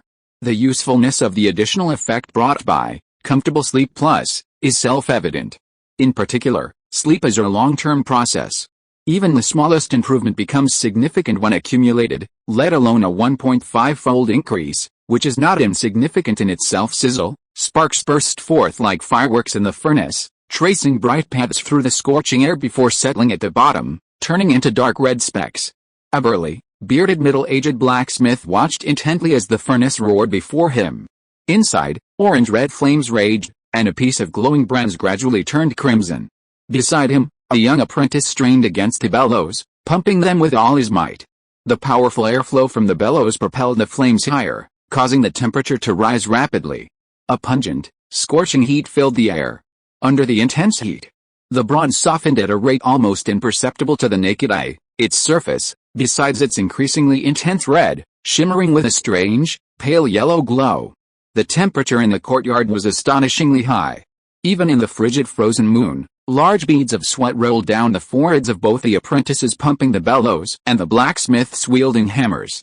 The sweat evaporated instantly on the ground, leaving only faint water stains. However, Gouda, observing from the sidelines, felt quite comfortable, having already cast the endurance spell on himself. After a long while, seeing that the time was right, the blacksmith carefully used a pair of specially made pliers to remove the softened copper from the furnace and place it on a large iron felt. The surface of the felt was pitted and uneven, bearing the marks of countless hammer blows. Then, he raised his hammer high, the runes engraved on it now glowing faintly. The middle-aged blacksmith took a deep breath, his arm muscles tensing, veins bulging, and with a whooshing sound, the hammer slammed heavily onto the copper. Each strike produced a dull, powerful sound that echoed throughout the courtyard. His sweat dripped onto the edge of the furnace, turning into white steam that rose upwards. With each hammer blow, the copper underwent subtle deformation. Under this continuous hammering, impurities were shaken out of the copper, falling like black powder. At the same time, the copper's structure became denser, and its composition gradually became more uniform. After about 30 hammer blows, the once soft copper had cooled somewhat, its surface luster dulling, no longer as easily shaped as before. The burly blacksmith quickly placed it back into the furnace, his movements fluid and seamless. Then, he straightened up, wiped the sweat from his brow, and said to Gouda, "Sir, copper is inherently hard and cools relatively quickly. According to your requirements, to ensure the copper's composition is as uniform as possible, with almost no difference in the amount of impurities in different parts, it needs to be reforged in the furnace at least 5 times, Gouda nodded slightly, not surprised. This was his request. The copper must be refined and repeatedly forged until, after the final forging and weighing, its weight remains unchanged, only then is it considered qualified. This state indicates that 99% of the impurities in the copper have been removed. This high standard isn't due to Gouda's obsessive-compulsive tendencies, but rather because it's essential for creating rune constructs. The most important and core part of a rune construct is undoubtedly the runes, the magic array. However, this doesn't mean other aspects are unimportant. On the contrary, the requirements for raw materials in rune constructs are far higher than for other extraordinary equipment. In the old runic system, there was a well-known theory: if the raw materials themselves weren't forged enough times or of sufficient quality, it would be difficult to successfully create a rune construct. As for why this happens, there has never been a universally accepted conclusion. But in the new runic system pioneered by Hizai, the answer is obvious. Insufficient forging results in different levels of impurities in different parts of the same material, leading to variations in magic resistance. A slight difference can lead to a huge error. Even this small discrepancy can cause the rune array to fail. The apprentice, who had just rested for a moment, resumed vigorously pumping the bellows at the blacksmith's signal. The bellows creaked and groaned. Flames roared. However, as a magic-conducting material, brilliant copper's texture is different from ordinary copper and iron. It would take at least 15 minutes to reach a forgeable state again. This was only brilliant copper for creating a first-tier rune construct, a first-tier magic-conducting material.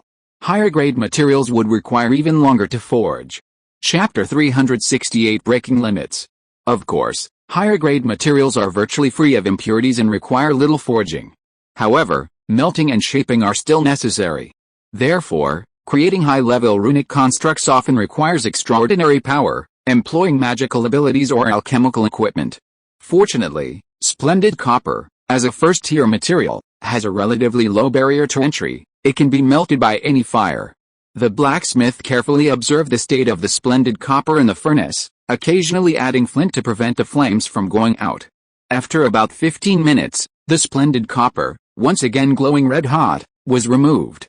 The dull, powerful hammering sound echoed once more in the courtyard. However, even though he had been able to rest briefly during the reheating of the splendid copper, the blacksmith's stamina was noticeably diminished, and his pace was much slower than the previous forging. He continued this process in this manner. After about 5 repetitions, the blacksmith removed a machine resembling a platform scale. The machine was ingeniously constructed, with a platform on top for placing the item to be weighed. Below the platform were a lever system and a weight device, along with a sliding weight for more precise weight readings. The blacksmith placed a bronze block, already forged hundreds of times, on the machine, his eyes fixed on the scale. 71 2/5 ounces, he called out.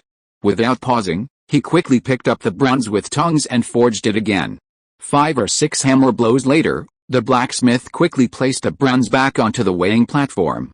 Still 71 2/5 ounces, the weight hadn't changed despite multiple forgings, indicating that the bronze had met Gouda's purity requirements. Seeing Gouda nod, the blacksmith pressed on, glancing at the blueprint Gouda had provided. The blueprint detailed a required shape, size, and various other specifications. The blacksmith once again swung his runic hammer, causing the bronze to deform, gradually transforming into the prototype of the pattern on the blueprint. This process requires repeatedly tempering the copper in the furnace. However, this tempering is to use high temperatures to change the material state, allowing for more precise subsequent processing and the creation of parts with the same precision as the blueprints. This is truly technical work, a test of a blacksmith's skill, relying entirely on their individual expertise. This expertise comes from years of accumulation and refinement. There are no shortcuts. Even in the vast city of Lagos, there are probably fewer than 100 blacksmiths with such exquisite skills. Thanks to their superior craftsmanship, each senior blacksmith earns at least 300 gold coin annually. 300 gold coins may not seem like much, but for an ordinary person, this is basically the upper limit they can reach. Any higher, and that's generally for craftsmen in the extraordinary realm. However, that's another level altogether. For extraordinary craftsmen, an annual income of 300 gold coins is merely the entry level. In any case, to find a suitable blacksmith, Gouda spent a small sum at the Lagos Blacksmiths Guild before finally succeeding. The blacksmith was completely focused. Under his hammering, the flat, gleaming bronze block gradually conformed to the blueprint in terms of the curves of its corners, the thickness of its edges, and the length of each side. During this process, the tempering became increasingly frequent. Relying on his years of experience, the blacksmith applied force precisely, ensuring that each deformation matched a blueprint. Gouda watched quietly, full of admiration for the blacksmith's skill. After over 100 more hammerings, several temperings, and shapings, the gleaming bronze block had been transformed into a delicate, shoulder armor-like component. Its lines were smooth and natural, as if it were meant to be this way. The middle-aged blacksmith let out a long sigh of relief, put down his hammer, picked up a carpenter's square and angle plate, carefully compared it with the blueprint, and said to Gouda in a tired but confident voice, "Sir, please see if this meets your requirements." Gouda didn't check further, but simply nodded and said, "Thank you for your hard work." It wasn't that he completely trusted the blacksmith's skill, but rather that he had already activated his Mandora's Eye. Under the powerful effects of the third-tier Mandora's Eye insight, Gouda had already obtained the precise data for this component, its accuracy far surpassing any measuring tool. There are 4 components in total. With my abilities, I can complete at most 1 a day. The middle-aged blacksmith straightened up, took a breath, and said to Gouda, "Blacksmithing is not only a technical skill but also physically demanding." The forging process had already taken over 2 hours, leaving the blacksmith exhausted. Starting again prematurely would compromise precision. Gouda understood. "I'll come back at the same time tomorrow." While the supervisor might seem like a waste of time, it was actually necessary. The requirements for materials in rune constructs were extremely stringent, allowing no room for error, especially since the actual robustness of the rune construct designed by Gouda differed from the theoretical robustness by only a single-digit number. This meant extremely little room for error. Even the slightest bit of luck by the blacksmith, missing a single hammer blow, would lead to the final failure of the rune construct's manufacture. Since this was his first transaction with a blacksmith, trust was non-existent, and he could only feel at ease if he supervised the work. "I'll take this piece back first," Gouda said, pointing to the completed shoulder armor, while simultaneously pulling out 5 gold coin from his pocket and handing it over. This was the payment for the workmanship. Of course, it was only for this one piece. The complete set had 4 pieces, with a total payment of 20 gold coins. With payment exchanged for goods, the other party naturally had no reason to refuse. In the magnificent magical starry sea, dozens of simple constellations rotated slightly. Around the constellations, countless more stars wandered about. One of the erratic stars was suddenly seized by a force. Despite its struggles, it was ultimately powerless against a force and was controlled, being drawn towards a fragmented constellation with over 30 stars and star orbits. A small portion of the emerald green nebula, formed from magical potions, separated to form a star orbit, connecting this star to the fragmented constellation. However, this connection was not smooth. The star track began to tremble violently from the moment it was constructed, the frequency increasing rapidly. The next instant, the star track completely shattered, and the star disappeared like a runaway horse. Gauda opened his eyes. Still a little short, the incomplete constellation had completely collapsed. The breakage of one star track didn't actually affect the others, but unfortunately, Gauda's mental energy was almost completely depleted, and he couldn't continue. The spell model for Healing Spell had 47 stars, making it one of the most complex first circle spells. And so far, his closest attempt at success, this time, involved connecting 37 spell stars, leaving him 10 more to succeed. Be patient, there's still time, don't rush, Gauda told himself, rubbing his slightly throbbing temples. He knew perfectly well that Aldrich had put a lot of pressure on him, to the point that he couldn't maintain a completely calm mindset. From another perspective, was this boss absolutely necessary to fight? From a purely cost-effective standpoint, it wasn't. Yes, successfully capturing Aldrich would bring him great merit, helping him rise rapidly within the Sea Sentinels and gain the favor of the high-ranking mages. But the cost of failure would be far greater. Being injured and forced to flee in a sorry state would be secondary, and with bad luck, death was not entirely out of the question. Given Gauda's current resources, with his Hanbing tribe as his backing, resources were only a matter of time. It seemed there was no need to risk his life. Yet, he chose to do it anyway. Was it ambition? Of course not. The essence was that gambling is something that takes time to cultivate. If you don't have the habit, it's impossible for it to suddenly appear when needed. The Xianbing tribe's resources were sufficient for him now, even more than enough. But the problem was, even Sunifa, the strongest warrior in the Xianbing tribe, was only a 4th ring mage. Was his goal only 4th ring? Of course not. Therefore, to take a long-term view, he had to fight, to gamble. It's like the simplest form of learning. If you don't study in your first or second year of high school, thinking you'll start studying as soon as the college entrance exam approaches in your final year, is that possible? Is it even too late? Now you think you don't need the resources or the effort, so there's no need to risk it and you choose to back down. But when you really need to fight for it later, you won't have the courage or the ability. That's all. After the throbbing in his head subsided slightly, Gauda cast a comfortable sleep plus spell on himself and, without a word, fell into deep sleep.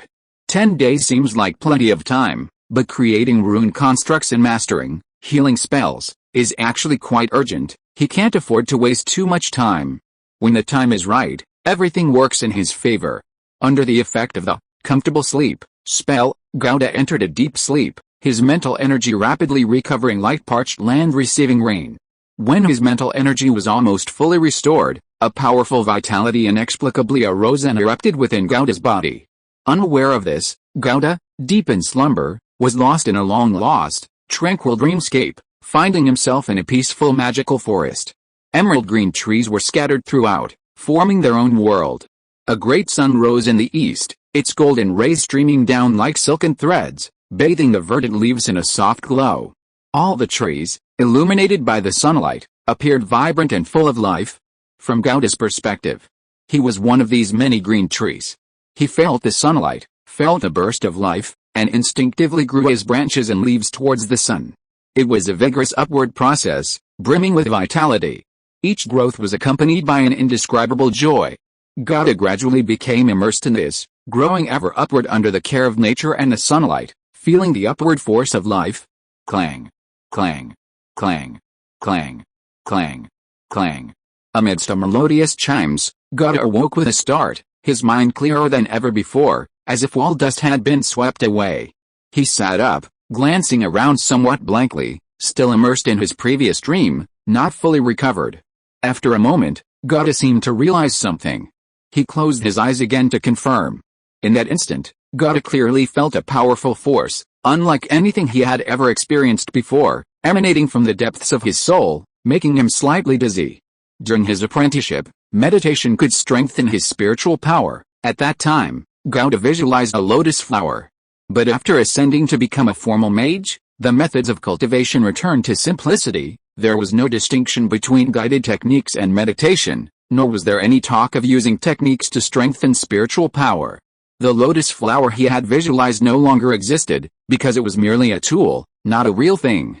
A person's spiritual power resides in the soul. A strong soul means strong spiritual power, and vice versa. Spiritual power. 200. Yes, he had broken through the limit. God's mental strength limit had already surpassed the limit of a first-rank mage. What was considered an insurmountable bottleneck had been silently and effortlessly crossed in his sleep. Of course, it wasn't just a matter of sleeping. Returning strength, God murmured.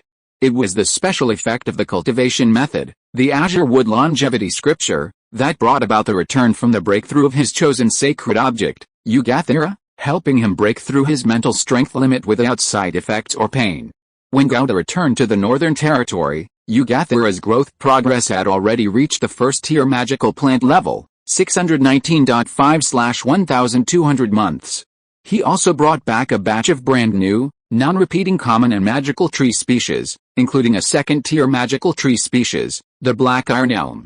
Each new common tree species could bring Yugathira about 6 months of growth progress improvement, a new first-tier magical tree species could bring 28 months of improvement, and a second-tier magical tree species could bring nearly 130 months of growth progress improvement. Once all those tree seeds were planted and sprouted, it would be enough for Yugathira to advance to a second-tier magical plant. Clearly, it was the feedback from Yugathira's advancement to a second-tier magical plant that allowed God to break through his mental strength limit of 199. Besides the breakthrough in mental strength, he also sensed his lifespan increase from 15 out of 190 to 15 out of 335. This is truly getting younger with age, God thought to himself. After this exclamation, he immediately sat cross-legged and entered a state of concentration. God began constructing the spell model for the healing spell, once again.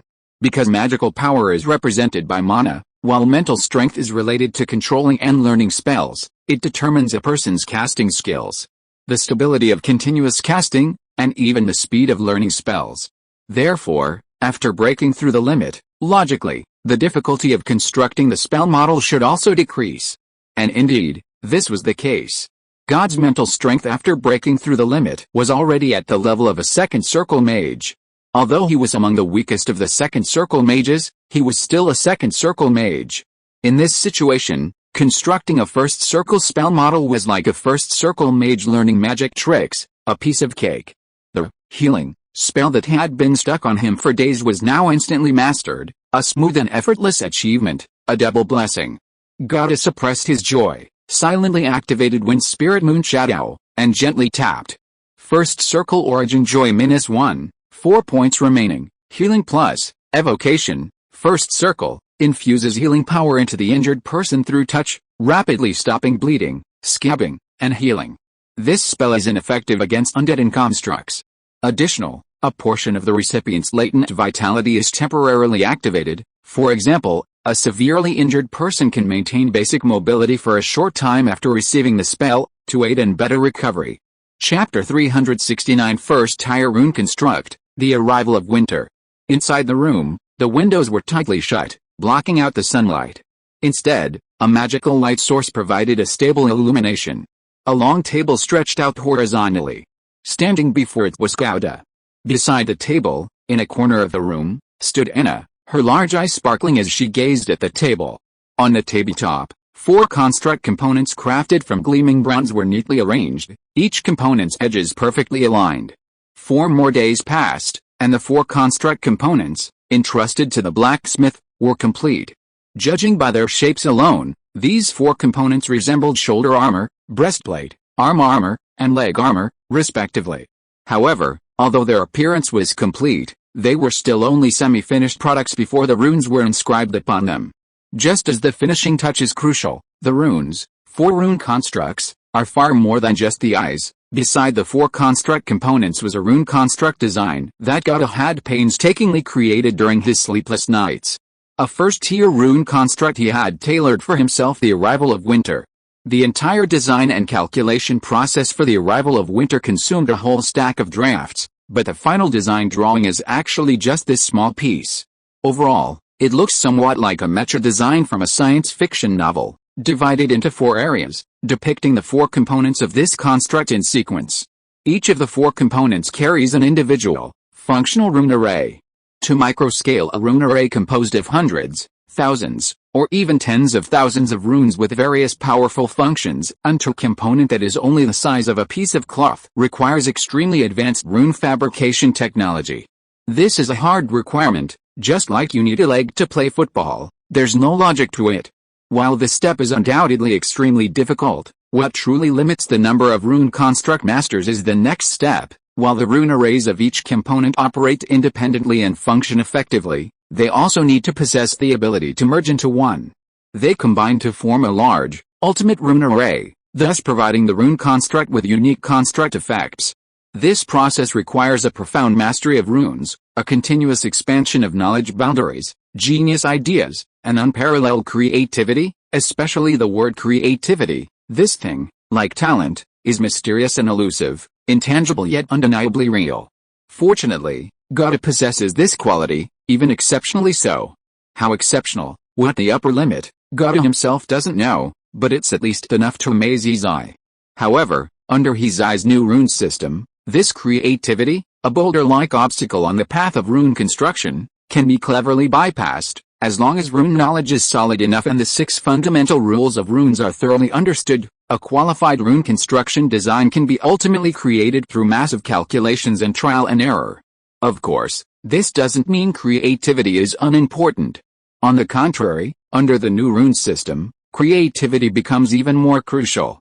While computation allows ordinary rune artists to design rune constructs, such designs rely on existing rune construct designs and are essentially based on the reorganization of knowledge, like piecing together one's own work.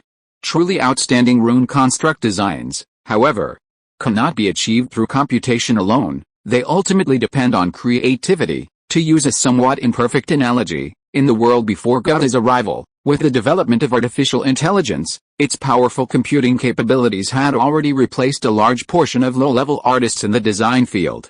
But true artists are irreplaceable, and even more precious in the context of the prevalence of artificial intelligence.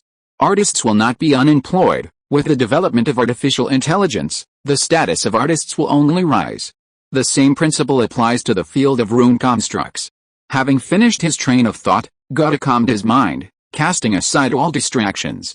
He took a deep breath and spread out the materials he had prepared beforehand on a simple table. He was about to begin drawing Winter's Arrival. "I'm going to begin," Gauda whispered to Anna beside him. Anna's eyes lit up, and she nodded obediently. Afterward, Gauda ignored her, his internal magic flowing slightly, and he had already cast Divine Guidance Plus on himself. He picked up the lithography pen given to him by instructor his eye and poured magical ink into it.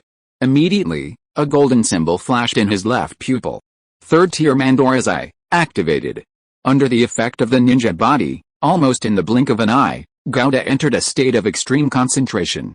All external fluctuations disappeared. His world consisted only of the lithography pen in his hand and the bronze component waiting to be inscribed with runes. Then, Gauda leaned forward slightly. He put pen to paper. The pen tip trembled slightly, and a faint light flowed out, carrying wisps of condensed magic, slowly transforming into lines and imprinting them onto the surface of the bronze. During this period of almost non-stop practice, he had used stacks and stacks of lacquered jade paper, making Gauda's penmanship extremely skillful. The strokes were smooth, like flowing water, without any hesitation, slowness, or mistakes, and his hand holding the pen was as steady as a mountain, without the slightest tremor. The runes on the construct are all miniature, so even the slightest tremor of the wrist, magnified on the miniature runes, becomes a huge mistake. To Anna, who was watching from the sidelines, the lines that God was drawing on the bronze component were so fine they were like hair, almost indistinct. Only by pressing her eye very close could she barely make out what the runes were. But in God's Mandora's Eye, the scene was completely different. Everything was magnified. The miniature runes he drew were indistinguishable from normal runes, even larger. Every detail of the rune, the direction of every line, was so clear to him, which was one of the reasons for his smooth strokes. For rune constructors, the Mandora's Eye was like a cheat code, a powerful cheat code comparable to a cheat engine, granting them superhuman precision and insight. Time passed slowly, and the room was so quiet that the only sounds besides the soft breathing of God and Anna were the faint ripples of the pen tip touching the bronze. God was completely immersed in the world he created with his pen. With a triple enhancement of divine guidance, the body of the magic ninja, and the Mandora's eye, even though it was his first time creating a runic construct, God performed like a seasoned Tier 1 runic construct master with years of experience. Finally, God made the last stroke, completing the final rune. Before him were 4 brand new runic construct components. Compared to before, the slightly yellowish-brown surface was now covered with dense, fine, silk-like blue lines.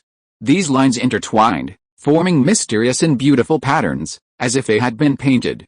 Putting aside everything else, at least the appearance was much more aesthetically pleasing, somewhat resembling works of art. "Is it done?" Anna asked softly. "It's done," God nodded. "Did it work?" Anna pressed. "Not yet," God replied, his tone tinged with caution and trepidation. "Try it." Anna looked at God and waved her small fist. "It'll definitely work." "Okay, for runic constructs, the most important thing is the actual effect." After God had finished speaking, he picked up the armor-shaped rune component and channeled his mana into it. As the mana flowed, the runes on the armor component lit up one by one, each line shimmering with light, a soft, bluish glow enveloping the entire component. Then, a piece of information entered Gauda's mind. Level 1 spell damage increase, increases the power of spells of level 1 and below by 29%. This was the only rune effect possessed by the rune array on this component.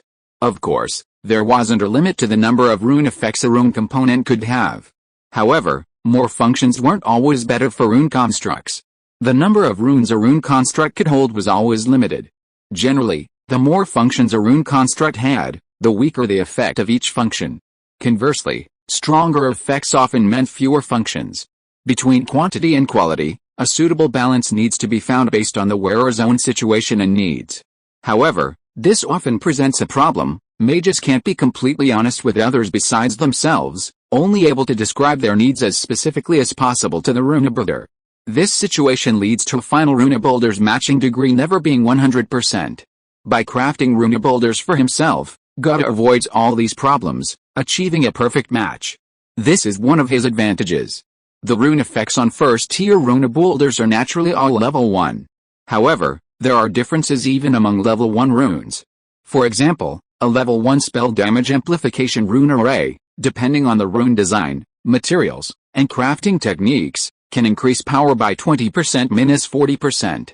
Because Gauda only focused on the spell damage amplification function for this rune component, even without considering the superior material of radiant bronze, and even though this was his first time crafting a runebuilder, the spell power increase still reached a mid to high value of 29%. Because of its purity, it is powerful. Setting down the shoulder armor components, Gauda picked up the remaining 3 rune components one by one, inputting mana to test them. Level 1 agility, movement speed increased by 1.5 meters second. Level 1 fortitude, cannot be destroyed by spells of level 1 or lower. Level 1 spell damage increase. These were the rune effects of the rune arrays on the other 3 rune components. The spell damage increase effect was repeated. Repetition didn't mean it was useless, rather, it could be stacked. However, it wasn't additive.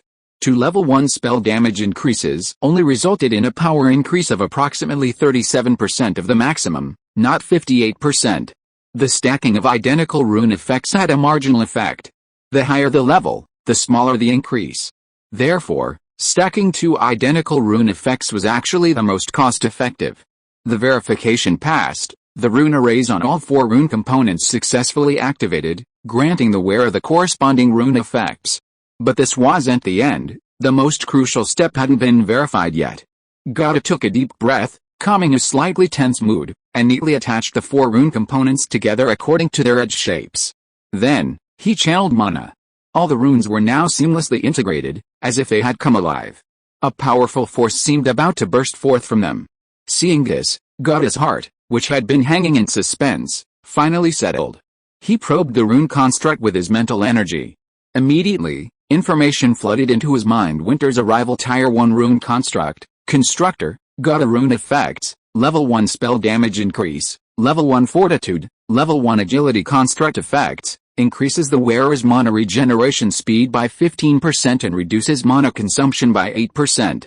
When casting attack spells, additional mana is consumed to inflict 5-10 degrees of cold damage, depending on the additional mana consumed.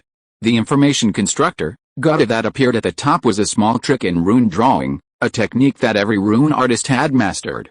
It wasn't complicated and didn't require any extra runes, it mainly served a watermark effect. It was somewhat like an artist signing their work after completing it. Not only rune constructs, but most rune masters also typically use this method to sign their names when drawing spell arrays. This is because rune masters, compared to other professions, are more like artists. They produce very few works, while other extraordinary professions are more like craftsmen, capable of producing extraordinary items in large quantities. The rune effects don't need further explanation, and as for the construct effects, they are based on the design of Breath of the Wild, thus possessing the same source of increased mana regeneration speed and reduced mana consumption, although the values are far inferior to Breath of the Wild. The difference is that God didn't focus on sustain, but consciously added additional damage-dealing methods according to his needs. Looking at the Winter's Arrival set he had created himself, God felt inexplicably dazed. At this moment, his heart could no longer remain calm, his thoughts drifted, and many memories flooded his mind. Finally, all his thoughts settled on Hizai. At this moment, more than 2 years had passed since he entered Gavin Tower's rune workshop. The year he spent learning runecraft under Hizai had a profound impact on him. Now, more than a year after Hizai's departure, he had finally succeeded in creating his first Tier 1 rune construct, relying on the 6 fundamental rules Hizai had left behind. This meant he was now a Tier 1 rune construct master. This status was far beyond that of a Tier 1 mage. Rarity increases value. In most people's minds, even a Tier 2 mage's status was far inferior to that of a Tier 1 rune construct master. After a brief period of joy and melancholy, Gota composed himself. For him, everything was just beginning. This was true for both the path of a mage and the path of a rune construct master. The upgrade was complete, accompanied by an unexpected breakthrough. The new spell had been mastered. Now, the top-tier equipment, Winter's Arrival, was also in place. Everything was ready. He was just waiting for the darkest night to catch the thief and claim his reward. Chapter 370 Favorable Timing and Location. A flash of branching lightning tore through the night sky, illuminating every tiny detail hidden in the darkness. A deafening rumble of thunder followed, shaking the heavens and earth. "A storm is brewing," Aldrich muttered, glancing instinctively at the sky, startled by the thunder. He tightened his hood, completely concealing his face. For the weather, Aldrich was wearing a knee-length, hooded, waterproof oilcloth cloak and high-top leather boots. This way, even if it rained heavily, he wouldn't get wet. Muttering to himself, Aldrich subconsciously held his breath. He was nearing the shore of the Marco district. In the lagoon, green bubbles bubbled from the brownish-gray sewage, a nauseating stench assaulting his eyes. "It's still so stinking. I don't know how these lowly people can stand it and stay here. We can't even get rid of them," Aldrich muttered, his dissatisfaction and disgust barely concealed. If he could drive away the poor people of the Marco district, it would be a great achievement, and the reward would be substantial. Unfortunately, the sea sentinels were diligently and regularly coming to exterminate the water beasts. Releasing them while simultaneously exterminating them, frankly, releasing the water beasts was no longer very meaningful. At least, that's how he saw it. He just didn't know why the higher-ups hadn't cancelled the mission. But Aldrich didn't care to think about it. He was being paid, and he was helping out, it was that simple. Other things weren't his concern. He strained his eyes to see ahead in the darkness. In his hand, Aldrich carried a clay pot with a rope loop for easy lifting and carrying. Today was the designated time for the handover of the putrid water salamander eggs, and he had condescended to come here for this purpose. This matter was of paramount importance. Under the dynasty's laws, releasing aquatic beasts to harm civilians was an absolute heinous crime. Therefore, absolute secrecy was essential, and the fewer people who knew, the better. Hence, not only was the handover done personally, but the time was also chosen to be late at night. Having worked for the city's powerful figures for so many years without ever being caught, his professionalism was top-notch. Although those powerful figures had broken the promise, using spirit marrow instead of the agreed-upon spiritual fuel to appease him, infuriating him, Aldrich ultimately lacked the courage to confront them directly. Therefore, he had to continue doing this dirty work. Having chosen to continue, he had to do it well, otherwise, It was better not to do it at all. Aldrich naturally understood this principle, but the resentment in his heart was unavoidable. Therefore, when he discovered that his underlings, who should have been waiting for him on the shore long ago, were not there, his face immediately darkened. How dare they disregard my instructions? Have I been too lenient before, or have these people grown too big for their britches? Suppressing his anger, he waited a full 10 minutes before finally hearing the faint sound of paddling, exceptionally clear in the stillness, growing louder as it approached. In the pitch-black night, a small, flat, narrow boat could be vaguely seen emerging from the densely packed shacks in the distance, heading towards the shore. Another clap of thunder streaked across the sky, illuminating the world. In this brief moment of daylight, Aldrich made out the figure on the small boat. The person was rowing with their head down, but by the silhouette and clothing, Aldrich recognized them immediately. It was Hack, the leader of the 7 he had sent to carry out the mission in the Marco district. Boom! The thunderclap arrived belatedly after the lightning subsided. Hack rowed quickly, reaching the shore in no time. "I've been waiting for ages," Aldrich said coldly, his displeasure evident in his expression. Although, in reality, he'd only been waiting for less than 10 minutes. "Boss, something's happened." Because it was late, Hart consciously lowered his voice, causing a slight change in tone, making it different from his usual voice. "Something's happened." Aldrich raised an eyebrow, pressing for details. "What happened, boss? Get on the boat first, I'll tell you as we go," Hart said urgently. "Okay." The situation was urgent. Aldrich had no time to think. He lightly stepped onto the small boat. The boat tipped sharply with his movement. "Yesterday, someone attacked us inexplicably," Hart said, rowing rapidly as Aldrich boarded. The small boat sped towards the nearby shack area. "Attack? What happened?" And then, Aldrich was filled with suspicion and instinctively became wary.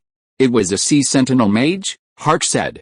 "That Sea Sentinel Mage who was sent to drive away the water beasts." He paused, took a breath, and continued, "After clearing out the water beasts, he didn't leave Lagos City. Instead, he returned and discovered our act of releasing rotting water salamanders. Therefore, he directly attacked us, wanting to bring us to justice." "A Sea Sentinel Mage?" Aldrich was stunned for a moment, then sat up straight. "How did he find you?" "I don't know." Hack thought for a moment, then shook his head vigorously. "We clearly left before he reached the Marco district. Could this Sea Sentinel Mage really have extraordinary abilities? That's impossible. If they were really that powerful, they would have found you years ago. Why would they have waited until now?" Aldrich casually dismissed Hack's statement, frowning repeatedly. "You must have been careless and given yourself away. This matter has been exposed. It's going to be difficult. Once that Sea Sentinel Mage takes this news back to report, and a high-ranking Sea Sentinel Mage comes down to investigate, given the nature of those powerful figures, they'll definitely cut ties with him in no time and use him as a scapegoat." "No." The thought made Aldrich panic. "How is that Sea Sentinel Mage now?" he hurriedly asked. "Wait," Aldrich said, not even waiting for Hart to answer his question. "The Sea Sentinel Mage is at least a first-rank mage, with astonishing combat power. You 7 are just mage apprentices, yet you've been attacked by him. How come you're still unharmed?" Light preceded sound. Another bolt of lightning rolled across the sky, tearing through the dark firmament and illuminating Aldrich's astonished face. Then, a deafening roar of thunder, like 1,000 horses galloping, exploded in his ears, drowning out Aldrich's unfinished words. At that moment, the small boat suddenly began to tremble inexplicably, its hull rocking violently, as if it had encountered a wave. The water was clearly calm. "Boss, a water beast!" Hark's urgent and panicked voice rang out after the thunder subsided. "A water beast?" Aldrich was startled and quickly looked out of the boat, actually seeing a black shadow dart past. It was incredibly fast. So he only caught a fleeting glimpse. With a splash, the black shadow reached beneath the small boat and suddenly jerked upwards. The already unstable, narrow boat was capsized by the black shadow. In an instant, the boat flipped over in half on the water. With 2 splashes, Aldrich and Hark both fell into the murky sea water. "Damn, it stinks," Aldrich cursed, nearly swallowing a mouthful of filth, then quickly held his breath and reached out to try and climb back onto the boat. But when his hand touched the edge of the boat, it felt greasy and slippery, impossible to grip. Upon closer inspection, he noticed that the edge of the small boat was covered with a layer of incredibly smooth grease. "This is bad," Aldrich thought to himself. Being a member of a gang, A seasoned veteran who had fought his way up, he instantly realized what was happening, recalling the strange occurrences he'd noticed before falling into the water. Without hesitation, he immediately cast a shield spell on himself. Magic rapidly gathered around him, forming a transparent, shimmering shield. Aldrich's decision was absolutely correct. A crystal-clear longsword, radiating a chilling aura, pierced through the murky water like a cold beam. God, who had successfully lured Aldrich into the water using disguise plus to impersonate Hack, lightly touched the ice he had just conjured with water manipulation, using it as a propulsion point, and shot several meters forward like an arrow, hurtling towards Aldrich with tremendous speed. Low-level mages can't fly, and once they fall into the water, they lose their footing and become slow and inconvenient. God was no exception. However, he had already cast Wolf Speed Plus on himself upon falling into the water, gaining the ability to leap like a wolf. Before even reaching the shore, he had already cast Light Feather Step Plus on himself, thus avoiding the movement interference caused by the difficult terrain. Therefore, the thin layer of ice felt like flat ground beneath God's feet. His right hand tightly gripped North Wind, which had been frozen to the bottom of the boat. In the instant the boat capsized, God had already drawn it from its sheath. He didn't possess any sophisticated swordsmanship, not even a basic sword stance. However, God didn't intend to defeat his enemy with swordsmanship. He simply used North Wind itself as the ultimate cold of pure ice to attack, like wielding a stun gun, only seeking to touch the target's body. Golda had rehearsed all these actions countless times, so they were fluid and completed in an instant. The North Wind, moving at incredible speed, licked at Aldrich like a white snake. Water droplets splashing around the sword, chilled by the wind, froze into ice beads, which then fell onto the blade, producing a cacophony of sounds, like pearls falling onto a jade plate. If it weren't for the scabbard providing some insulation, even frozen to the bottom of the ship, through the thick planks, Aldrich would likely have felt the chill and realized something was wrong. Clang. Just centimeters from Aldrich, a metallic clang rang out. Aldrich's immediate shield spell had stopped the North Wind. The wind's inherent chill would normally shatter a normal shield. But Aldrich was a second-ring mage, while shield was a first-ring spell. At the second-ring level, its defensive power far surpassed that of a first-ring mage's shield. Otherwise, how could a second-ring mage easily crush a first-ring mage with just the power of ascending-ring spells? The shimmering shield rippled under the biting cold of the North Wind, holding firm without instantly shattering, while God's momentum vanished in the next moment, sinking into the water. The shimmering shield returned to calm. "Who are you? How dare you attack me?" Aldrich shouted from the water, both a question and a way to draw God's attention and buy himself time. He was already silently activating the spell model. "Aldrich, ordering your subordinates to release water beasts to harm people is a grave crime. As a sea sentinel mage, I have the right to bring you to justice." God's voice boomed in the night. His carefully prepared attack had failed, but he wasn't too discouraged. While slightly shaken by the origin of God's self-destruction, Aldrich's actions were swift and decisive, and he roared. The seawater instantly converged, forming a massive, rapidly spinning vortex in front of Aldrich. The water currents rubbed against each other, emitting a piercing whistling sound.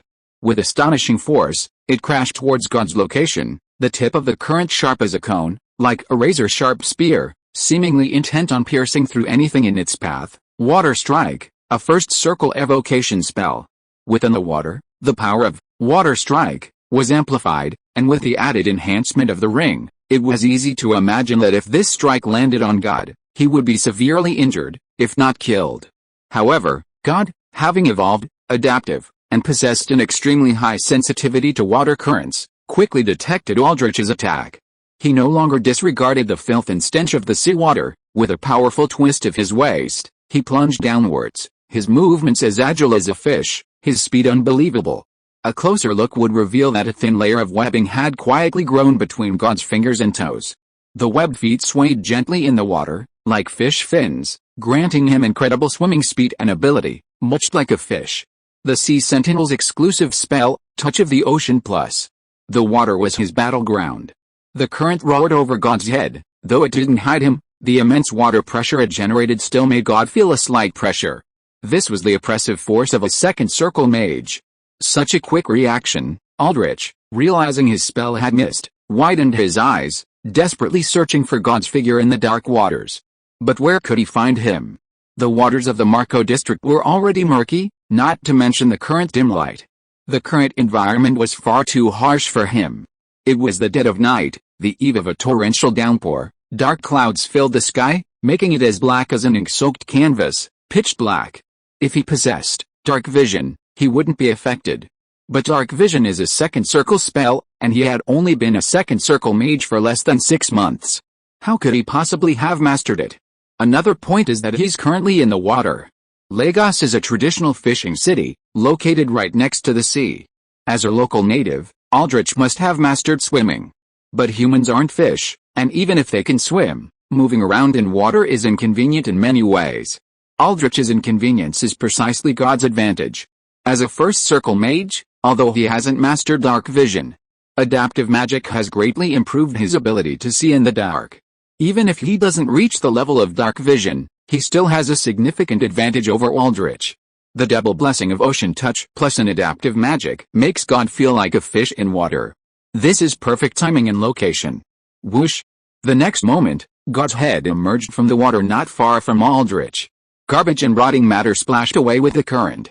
God suppressed the urge to vomit, and a spell model in the spell array was already activated. A glimmer of light appeared on Aldrich's skin beneath his clothing. At first, it was as small as a bean, but it spread rapidly, transforming into a strangely shaped, mysteriously complex totem. A rare first-level spell, Hunter's Mark Plus. Chapter 371 First Kill of the Boss. For the next hour, due to the Hunter's Mark, any damage God inflicts on Aldrich will receive a bonus. More importantly, God will find it easier to spot Aldrich. This is crucial for combat in aquatic environments. Aldrich noticed the Hunter's Mark, his eyes widening in fury as he stared intently at God. However, God hadn't yet dispelled Disguise Plus, so he was still disguised as Hack. "Show your true face if you dare," he shouted, half-jokingly. "As you wish," God smiled slightly, surprisingly responding. Then, with a thought, he dispelled the disguise, revealing his true form, clothing, and even face. Aldrich instinctively widened his eyes, trying to see God's appearance through the darkness. "Now," God thought to himself, his eyes instantly sharpening like an eagle's. In his sea of spells, a magic trick had been activated, Flash. Flash was just a trick, a functional one. But that doesn't mean it's ineffective against second circle mages. Used well, even a trick can be surprisingly effective. Like right now. An intense flash of light erupted, instantly spreading in all directions.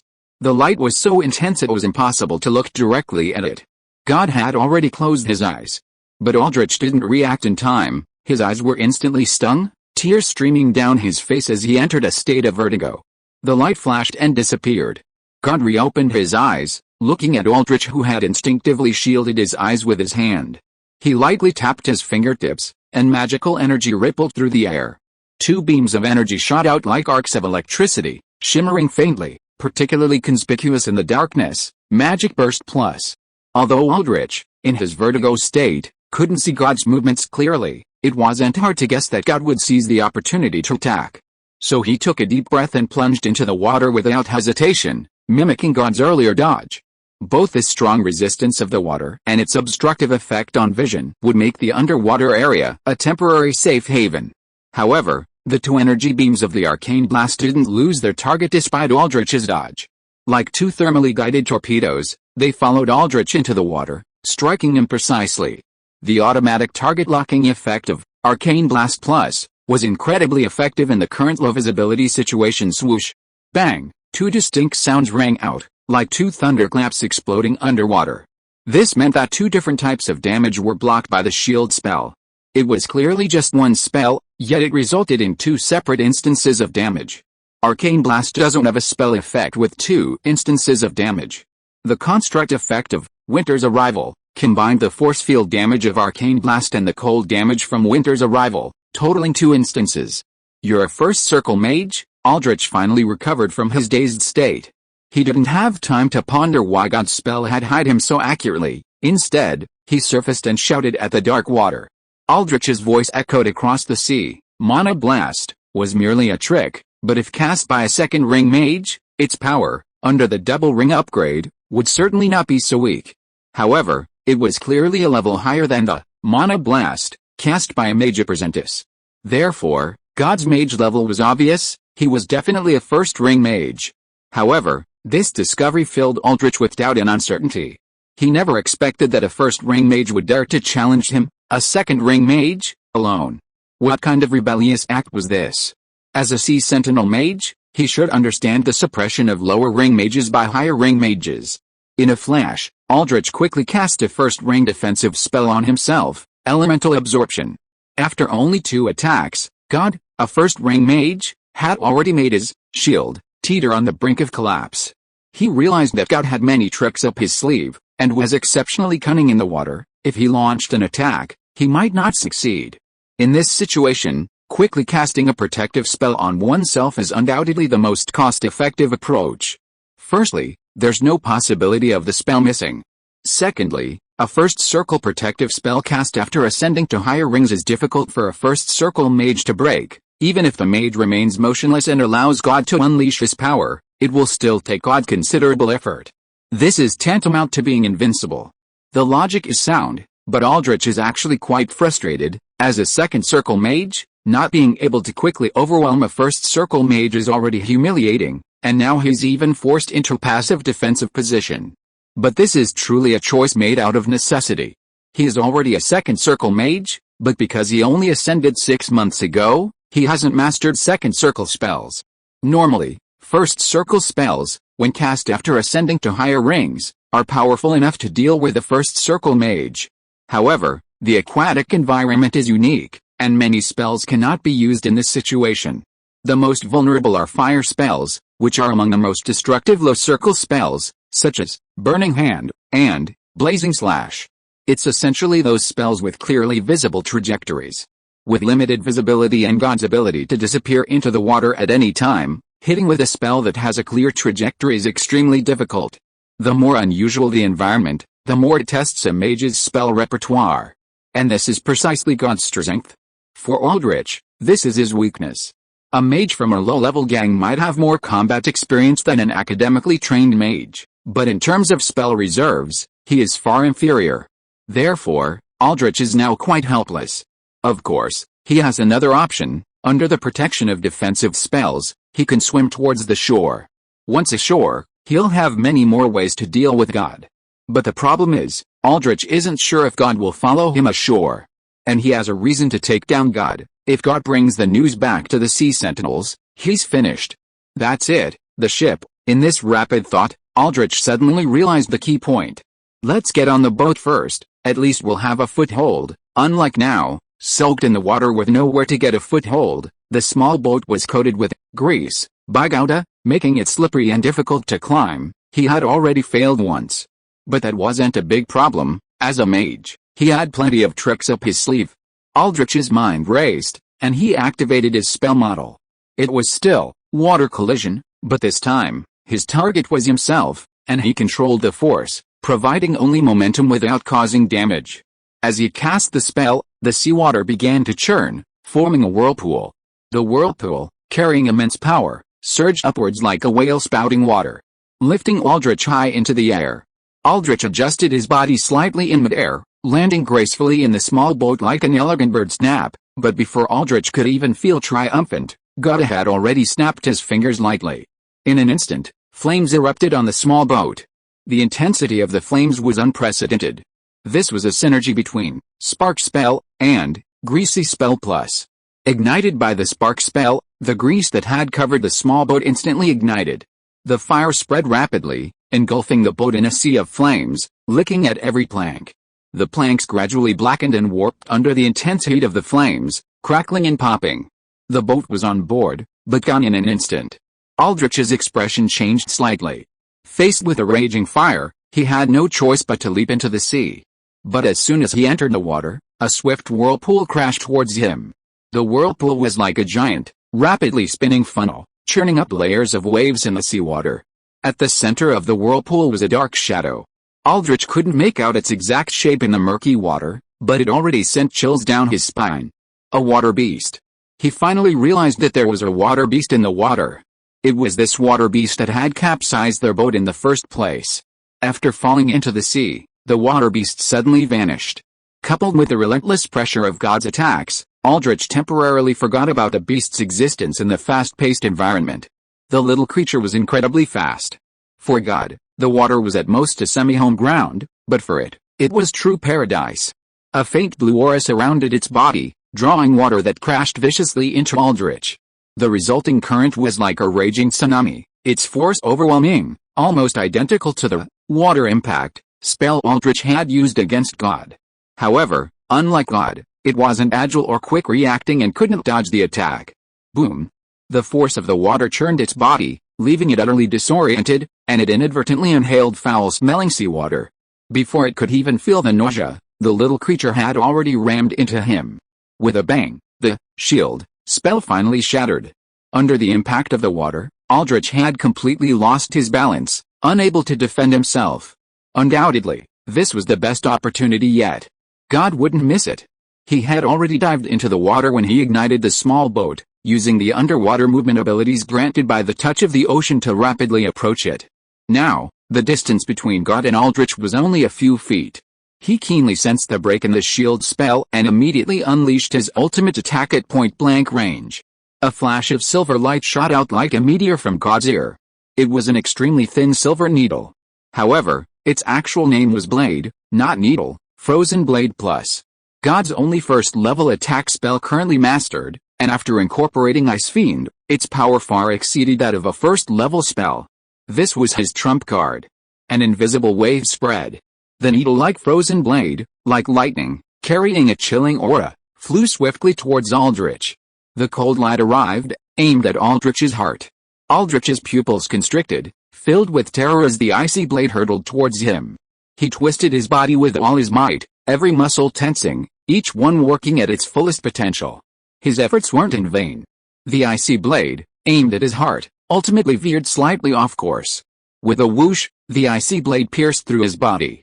Blood splattered, spreading rapidly in the dark seawater like blooming crimson flowers. But this was only the beginning. Aldrich's expression shifted repeatedly. He felt wave after wave of sharp pain coursing through his body. The icy blade dealt 2 instances of damage, the first a piercing attack with a power of 15 degrees Celsius, and the second a freezing attack with a power of 32 degrees Celsius. With the blessing of winter's arrival and the hunter's mark, both instances of damage were further amplified by an additional 10 degrees Celsius of freezing damage, turning into 4 instances of damage. These 4 instances of damage could trigger the hunter's mark 4 times, causing 4 additional instances of damage. One spell, 8 hits. All 8 hits, each benefiting from the 37% power bonus of winter's arrival.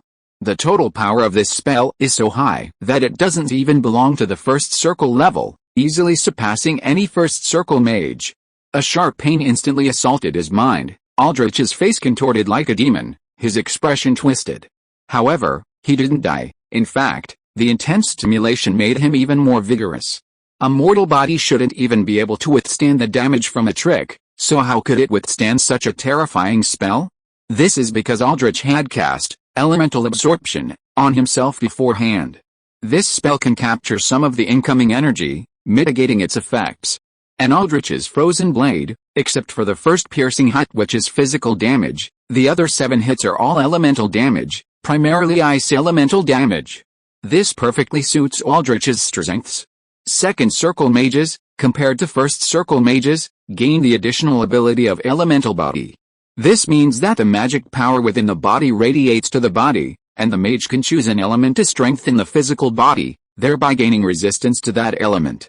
Mages also have regional differences. Mages from coastal areas are naturally more proficient in water elemental magic. Therefore, when advancing to the second circle elemental body, Aldrich unhesitatingly chose the water element. Ice is a variant of water, and although the differences between the two are not small, after the water elemental body was formed, he still possessed a certain degree of additional resistance to ice elemental magic. Absorbing elements plus water elemental body formation, this double protection allowed Aldrich to withstand God's incredibly powerful spell. Forced into this situation by a mere first circle mage, Aldrich's blood boiled, and his anger flared. He stared intently at God's figure, which was only a blurry outline visible in the darkness. A shadow flashing in his eyes caused fear, A first circle necromancy spell. To awaken the fear within a visible creature at close range, the target must engage in a mental confrontation. Failure to withstand the confrontation will plunge the target into a state of fear. How could a successful confrontation be possible? A second ring mage casting this spell on a first ring mage offers no chance of success. The result was exactly as he expected. God seemed frozen in place, his body trembling slightly, a sign of fear. Seeking death. A sea sentinel mage throwing away a promising future to fight me, Aldrich gritted his teeth. Each word seemingly squeezed out from between them. He pushed off with his legs, using the buoyancy of the seawater to propel himself forward. A dagger appeared in his hand, wreathed in a blue glow. This was the power of God's Frozen Blade Plus, elemental absorption, not only absorbs some of the attack energy but also stores it for use in the next melee attack. Aldrich, gripping his dagger, filled with rage and murderous intent, plunged it into the chest of the still frightened god without hesitation. Clang. A metallic clang rang out, the hard impact momentarily startling Aldrich. But he reacted swiftly, the dagger slicing downwards in a flash. Then, Aldrich's face froze. He looked down in astonishment. God's fingernails had become incredibly sharp and long, like daggers, piercing directly into his chest. Primal strike. A golden symbol flashed in God's left eye. The Mandora's eye, activated from the start of the battle, had helped him create a model of Aldrich, revealing his opponent's weakness. After God fell into fear, Aldrich hadn't chosen to cast a protective spell on himself, but instead opted for offense. A reasonable choice. But the unreasonable part was that God's fear state lasted far too short. Therefore, the unprotected Aldrich was caught off guard. Without protective spells, his water elemental body offered absolutely no protection against primal strike.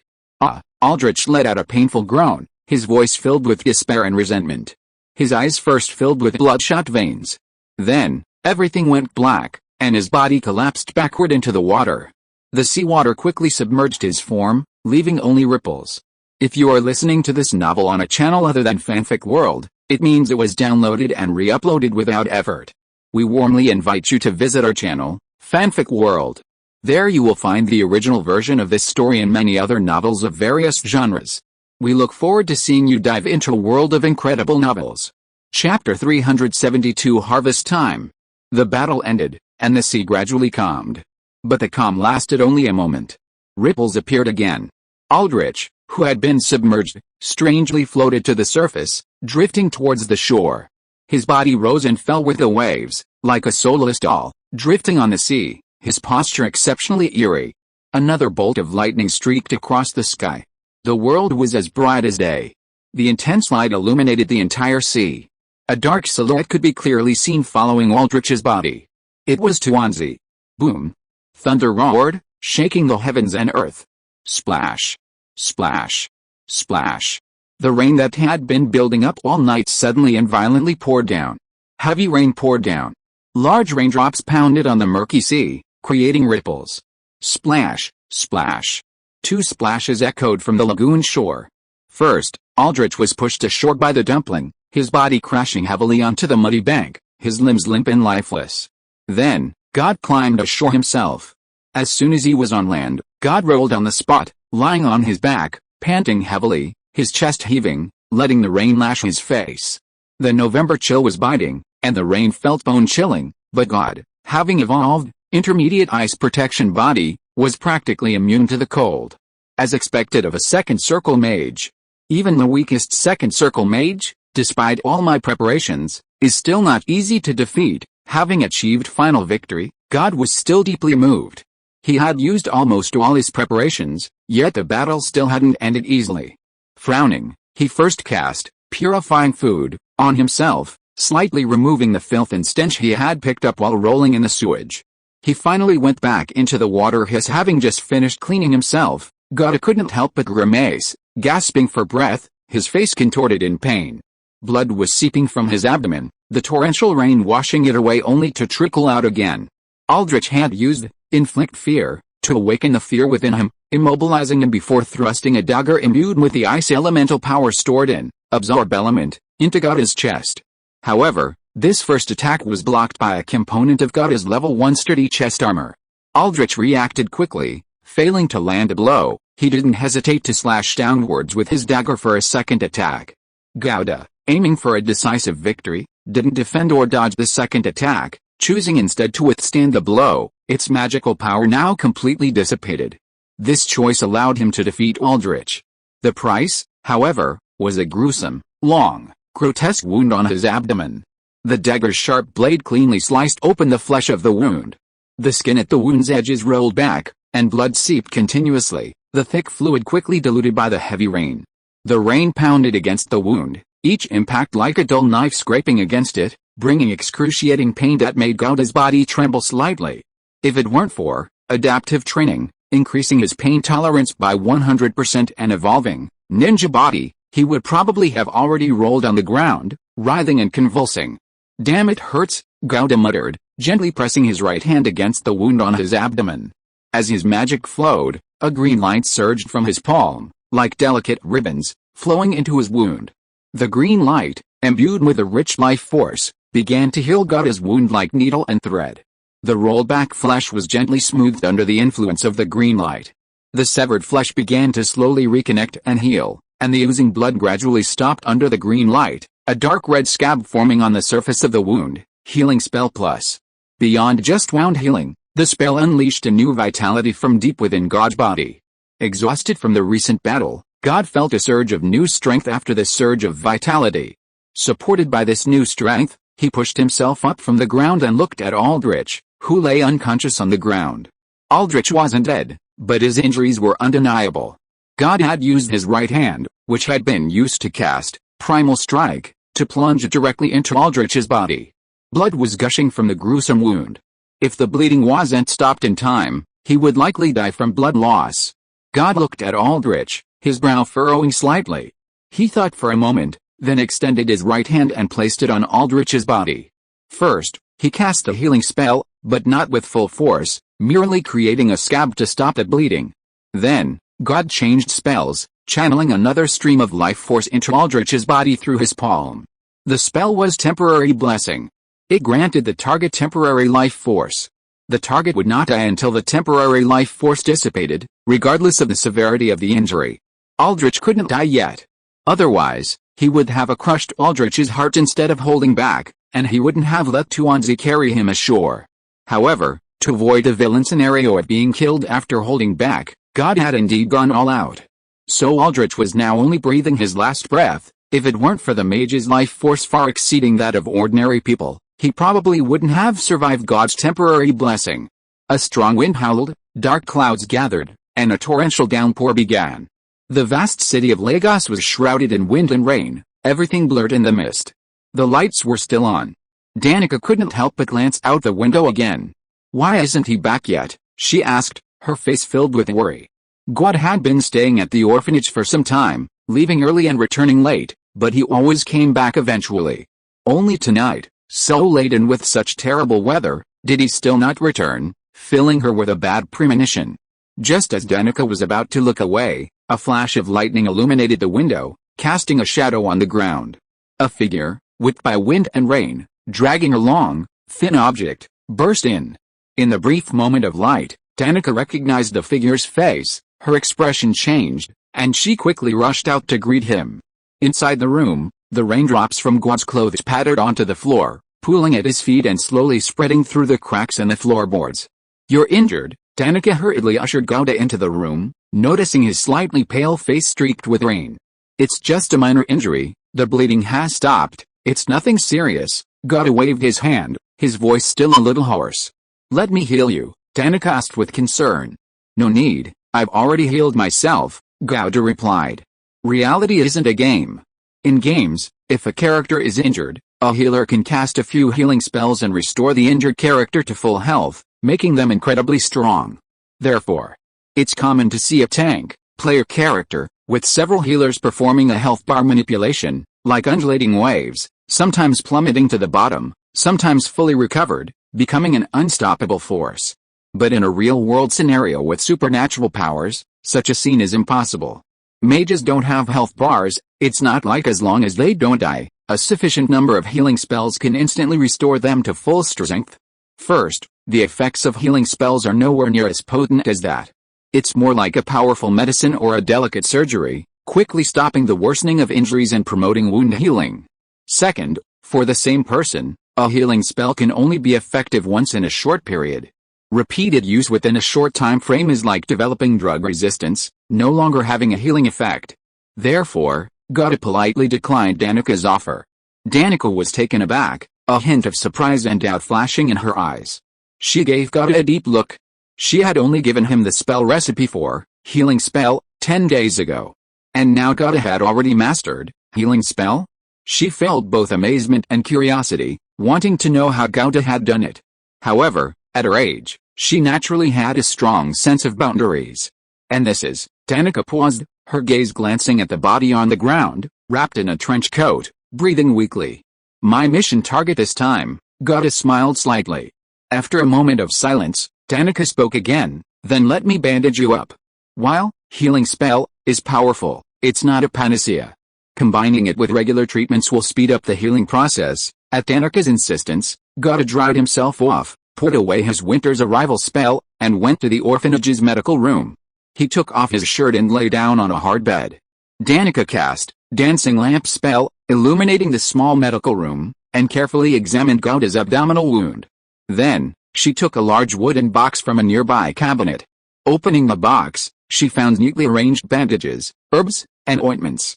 She had collected and dried all the herbs and ointments, and the ointment was homemade. Danika took out a bottle, and as soon as she unscrewed the cap, a unique, fresh herbal scent filled the air. Inside was a yellow ointment, but it was very thin, somewhat like yogurt. She carefully applied the ointment to Gauda's wound. The moment the ointment touched his skin, Gauda felt a slight coolness, and the pain in his wound was instantly relieved. Then, Danika took a bandage and gently wrapped it around Gauda's abdomen, round and round. Her movements were skilled and steady, and she would occasionally look up to check Gauda's expression, making sure her actions didn't cause him discomfort. It might be a little tight, but this will help the wound heal and the ointment absorb, Danika said, patting Gauda's shoulder after she finished.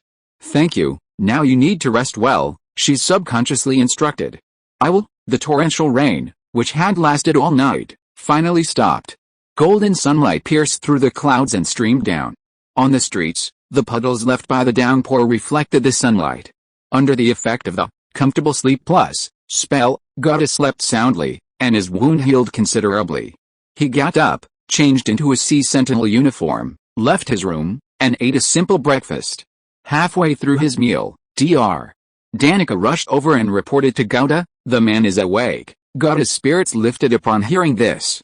He quickly stuffed the last few bites of bread into his mouth and hurried to a small room in the backyard of Ranga courtyard. This room, originally a storage room, was temporarily being used by Gauda. Inside, a sallow-faced Aldrich was bound hand and foot to a long chair. Although he had regained consciousness, he was still extremely weak. Creak. The door opened. Gauda, dressed in a Sea Sentinel uniform, strode in with a swagger. He's awake, after all. Aldrich struggled to lift his eyelids. Even this action required considerable effort for him at his current state. Finally, his gaze traveled upwards from Gauda's clothes, landing on Gauda's face. So young. How could such a young mage have led him to this state?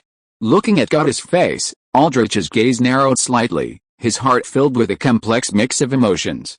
He thought of how he had risen from humble beginnings, toiling and struggling for most of his life, enduring countless hardships and committing countless evils, only to achieve his current small success. Yet someone so young was already a respected Sea Sentinel mage, and had even defeated him at the level of a first-ring mage. The world was unjust. Aldrich felt a pang of sorrow and grief. Releasing water beasts to harm the poor in the Marco Cock district. Those poor people have no conflict of interest with you, yet you did so. You must be acting on someone's orders, Gauda said, holding a scroll of parchment and a pen.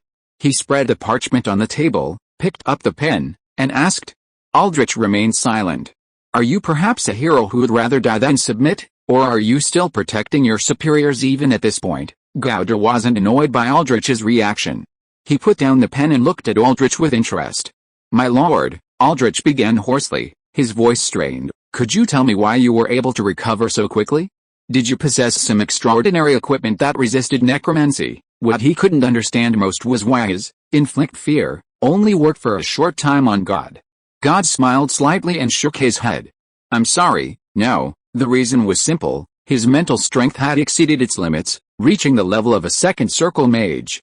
Aldrich, having just reached the second circle, possessed slightly stronger mental strength, but only marginally so, thus reducing the duration of inflict fear to the extreme.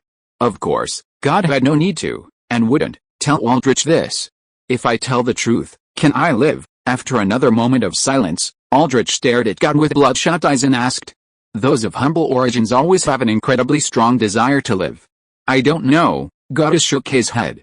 It's not my decision, it's the decision from above, but, he paused, then continued, I know that if you refuse to cooperate, you will surely die, and you'll still have to tell the truth. Mages have too many methods. God couldn't force Aldrich to tell the truth, but the high-ranking mages among the Sea Sentinels certainly had plenty. Knowing that God was telling the truth, the resentment and ferocity in Aldrich's eyes vanished instantly, replaced by a calmer demeanor. I've been the second in command of the Embroidered Nail Gang for many years, and I've accumulated a considerable amount of wealth and treasure. Promise me one thing, and I'll tell you where these treasures are hidden. He thought for a moment, then suddenly looked up at Gauda. These are all my private property. There are no ledgers. As long as I keep it a secret, you can take them as you please, there's no need to register them. Chapter 373 The Heart of Zidian. Upon hearing this, Gauda raised an eyebrow. The Sea Sentinel Mage belonged to the official system of the Golden Flower Dynasty. This identity had many advantages. First, backed by the government, they possessed incredibly comprehensive and abundant resources and knowledge systems, and the entire system was orderly and disciplined. As long as they accumulated enough merit, they could obtain anything. Secondly, the Sea Sentinel Mage held an extremely high status. When out in public, others would give them face, and few dared to harbor any ill intentions, saving them from many potential troubles. There were many other benefits, which I won't list here. However, there were also drawbacks. For example, as an official mage, their actions needed to be just and follow procedures. Normally, after a mage killed an enemy, the next step would be to rightfully seize the enemy's wealth. Murder and arson bring wealth. But in the Sea Sentinel system, such behavior was forbidden.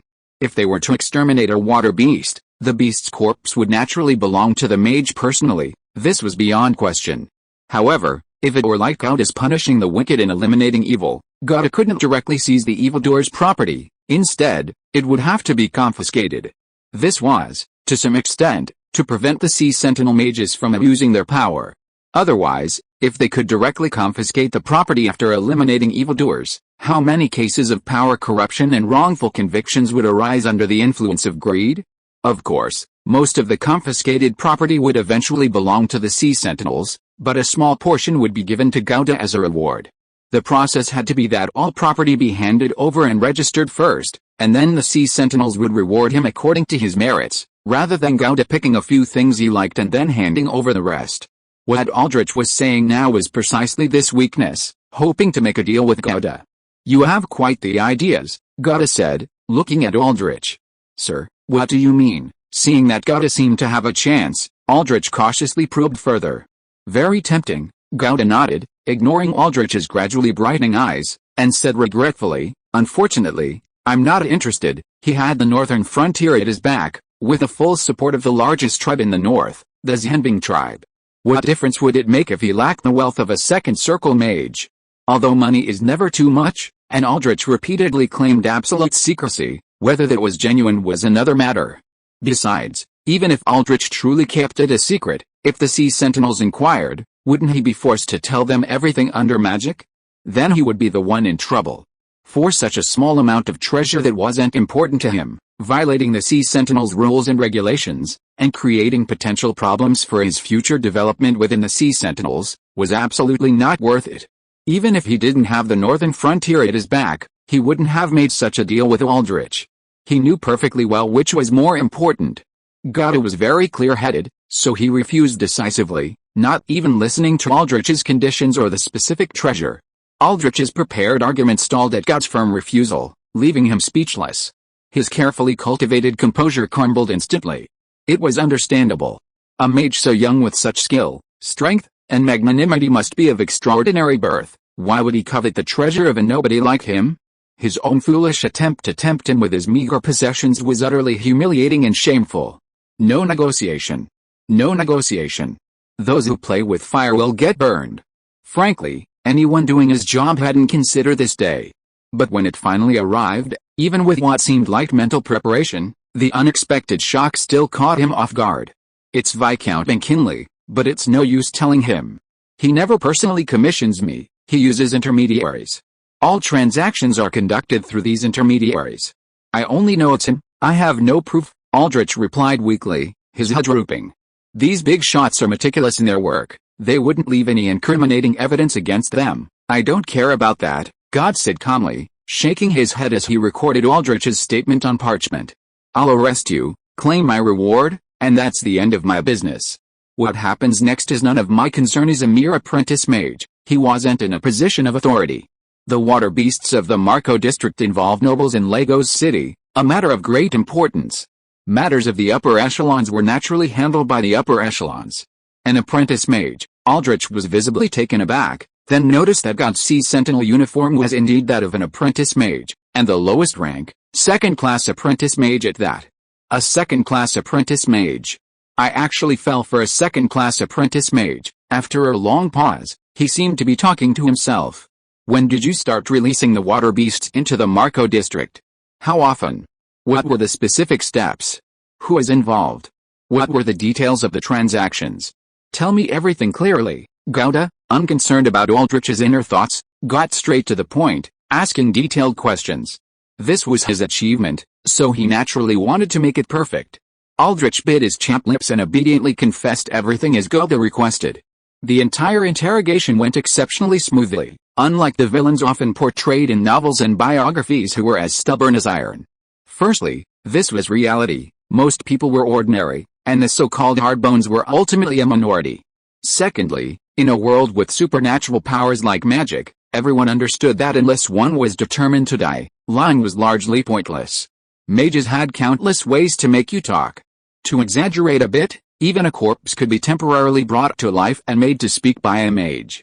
After recording the ins and outs of the Marco district water beast incident, God rolled up the parchment with satisfaction and put it in his pocket.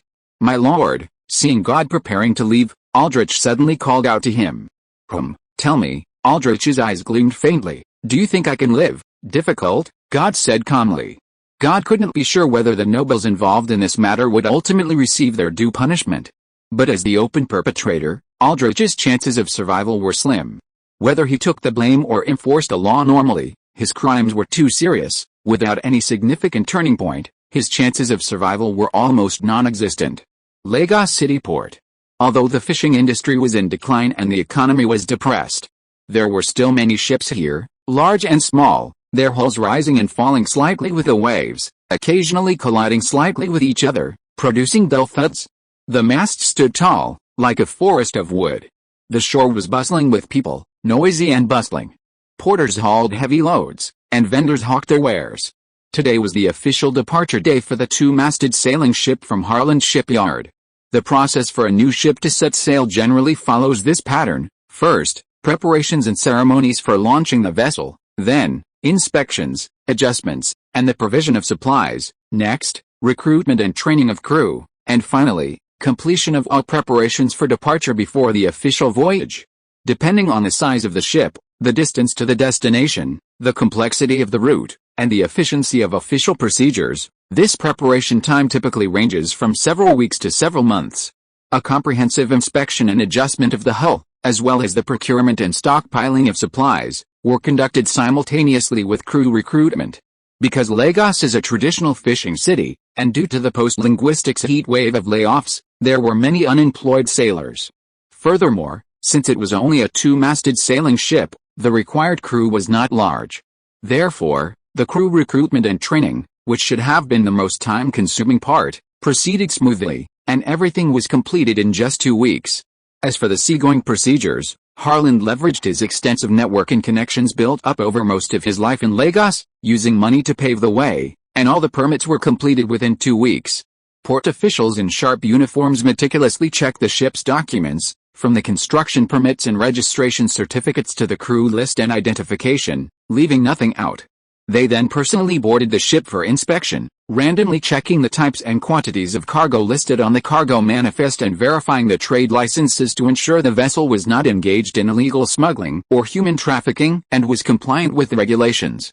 Only after this series of rigorous checks did the officials affix the official Lagos seal to the seagoing permit. Everything was ready, and it was time to set sail. However, according to local custom, a ceremony must be performed before a new ship sets sail, carrying people's wishes for safe and successful voyages. Many might consider this superstition, but for those who make a living on ships, it is their belief. The beginning of the ceremony, and a crucial part of it, is naming the new ship. The naming was usually done by a respected woman or someone closely connected to the ship's owner. Elsa shouldn't be in the public eye, so Danica took on the role. Dressed in a dignified nun's gown, she stood at the bow, holding a bottle of Murayan champagne, and solemnly announced the ship's name. I hereby declare that this two-masted sailing ship, bearing the gifts and blessings of the sea, and bringing abundant wealth, is named Columbus. Of course, this was a name personally chosen by God. While Danica couldn't understand its specific meaning, she certainly wouldn't object. She was simply announcing the name. With Danica's announcement, the crew of the Columbus erupted in enthusiastic cheers. Then, amidst the cheers, Danica raised the Murayan champagne high with both hands and smashed it against the bow with all her might. With a crisp, melodious sound, the champagne shattered, scattering like fireworks across every corner of the bow. This symbolizes blessing the new ship, bestowing upon it a unique identity and good fortune. After the step, the crew, including the captain, hang their own maskets throughout the ship. These maskets come in various shapes and sizes, from small, exquisite horseshoes to amulets painted with mysterious patterns. These maskets are all very old, weathered by time. Since they became crew members, these maskets have accompanied them on countless voyages. They are old comrades. According to the crew's tradition, the more voyages a masket has made, the more luck it carries, and hanging it on the ship can ward off misfortune. After all this was done, the captain wasted no time and loudly gave the order, "Attention all crew members, prepare to set sail." Upon receiving the order, the sailors quickly sprang into action and began turning the winch. As the winch turned, the chains connecting to the anchor rattled, and the heavy anchor slowly rose from the seabed. Meanwhile, the crew responsible for raising the sails quickly climbed the mast, untied the ropes securing the sails, and pulled hard on the rigging, causing the massive sails to unfurl slowly in the sea breeze. The helmsman gripped the rudder tightly, and under the captain's command, he slowly turned the rudder, navigating out of Lagos harbor along the designated route. The rudder turned underwater, causing the ship to slowly turn. God watched the Columbus disappear into the distance, bathed in golden sunlight and azure waters, and slowly exhaled. Hopefully everything goes smoothly, he thought to himself. This voyage was crucial for the development of the North. The Columbus carried the vital mission of opening the Lagos-Waller Bay waterway. If this voyage went smoothly, the waterway would be established, and the North would be initially connected to the outside world. Afterwards, the exchange of goods and resources would no longer be an issue. Furthermore, the Columbus also carried much-needed timber and craftsmen for Phoenix, as well as 2 stranded princesses. With everything uncertain on their first voyage, God didn't let the orphans from Rangu orphanage board the ship. He'd raise them for now. After all, with his current financial resources, supporting an orphanage wouldn't be too difficult. Time to go back, God sighed, thinking to himself. He received his mission on the 11th of the frozen moon and arrived in Lagos City. Now it was the 5th of the winter solstice, 25 days had passed. This mission had lasted almost a month. But without a doubt, the gains were enormous. When not on missions, the sea sentinels generally didn't monitor where their mages were or what they were doing. But when on missions, if they were away for too long, it would still attract attention. So, on the 15th of the frozen moon, after completing the water beast expulsion mission, God wrote a brief report and sent it back to the White Tower of Dornibus. The gist was that he had completed the water beast expulsion mission, but due to personal matters, he needed to return some time to hand over the mission. Although it had caused an unexpected complication, the gains were immense. Aldrich's unexpected gain was enough to place him among the top performers in his first year Sea Sentinel year-end evaluation. Go claim your credit, Gaudy, brimming with pride, turned and left the port. But after only a few steps, his gaze suddenly sharpened. A familiar figure appeared in his line of sight. It was a man in a long black robe, his expression somewhat somber, his head slightly bowed, his face obscured. But Gotti recognized him instantly. It was the Avoga Duchy mage he'd met at the palm tree inn reception desk, the one searching for Ilsa. The man's unusually long ears, peeking out from under his hat brim, were unmistakably memorable and easily recognizable. A slight thought flickered in Gotti's mind, but his expression remained impassive. He merely smiled faintly, continuing on his way, brushing past a man. Clearly, the Avoga Duchy mage no longer remembered Gotti. He was simply looking around, searching for something, his eyes filled with a barely perceptible anxiety and weariness. She clearly asked the innkeepers for information about the city's shipyards, indicating she wanted to escape by sea. But why, after asking around the entire city's shipyards, can't we get a single piece of information about her? The man frowned. I've been camped at the port for days, still to no avail. He looked up at the sea dotted with ships. Could it be that I'm too late, and she's already at sea? If she has truly left this place, how can we possibly find her again? The heart of Western is too important. If I can't bring it back, how can I explain it to the monarch? Chapter 374 Promotion and Reimbursement. After leaving the port, God lingered in Lagos for another half day. This was because he couldn't easily deal with Aldrich and the 7 henchmen who were raising rotting salamanders in the Marcaco district. Normally, he could simply use his status as a sea sentinel mage to clear a path and temporarily imprison them in the local mage prison. However, this matter involved the city's nobles, and to avoid alerting them, he couldn't act that way. But it wasn't a major problem. God sent a briefing back to Dorne, requesting support from the sea sentinels, and waited for them to send someone. He himself used this rare free time to collect a variety of local tree species. Lagos was 361 kilometers away from Dorne as the crow flies, and the local tree species differed considerably from those in Dorne. Without sparing any expense, God collected 14 more tree species not found in Valor Bay in less than half a day. In fact, even though Lagos was a coastal fishing city, the number of tree species there was definitely far greater. It's important to understand that in the previous world, where supernatural powers didn't exist, there were already over 60,000 known tree species. In this supernatural world, with a continent far larger than the previous one, the number of tree species would only be greater. However, market rules remain the same. The tree species you can buy in the market will only be those common species that have economic value and are easy to cultivate. Gata understood this perfectly, which is why he decided to purchase a shop in Dorne City so that he could buy tree species, including magical tree species, on a long-term basis. Trees can be roughly divided into 6 categories according to their uses. First, there are timber and industrial raw material trees, which account for the largest proportion, making up 30–40% of all tree species. Second, there are edible trees, including fruits, seeds, oils, and sugars for human or animal consumption, accounting for 10–20%. Third, there are ecological trees, whose common uses are windbreak and sand fixation, and soil and water conservation, also accounting for 10–20%. Fourth, there are medicinal and special substance trees, from which medicines, spices, and other substances can be extracted, accounting for about 10%. Finally, there are ornamental trees and other special-purpose trees, such as various flowering trees or mulberry trees, which each account for only half of the total. Of course, this classification is rather crude, and in many cases, the same tree species often serves multiple purposes. Trees sold in the market are mostly in the first 2 categories. The 14 tree species that Gaode bought in Lagos all belong to these 2 categories. There are 2 edible tree species. One is the red pebbly tree, whose fruit is inexpensive and easy to grow, and whose branches, when boiled, have a medicinal effect against diarrhea. The other is a coconut-like tree that produces sweet water. The remaining 12 tree species are all related to shipbuilding or fishing. For example, the hibiscus tree, whose bark fibers are often used by fishermen to make ropes, the casuarina tree, whose wood is used to make charcoal for grilling seafood, and the teak tree, a large tree species that produces high-quality timber resistant to seawater corrosion. These tree species are extremely practical and are in high demand in Phoenix, especially considering Gaode's envisioned development plan. The North will definitely develop its own shipbuilding industry in the future.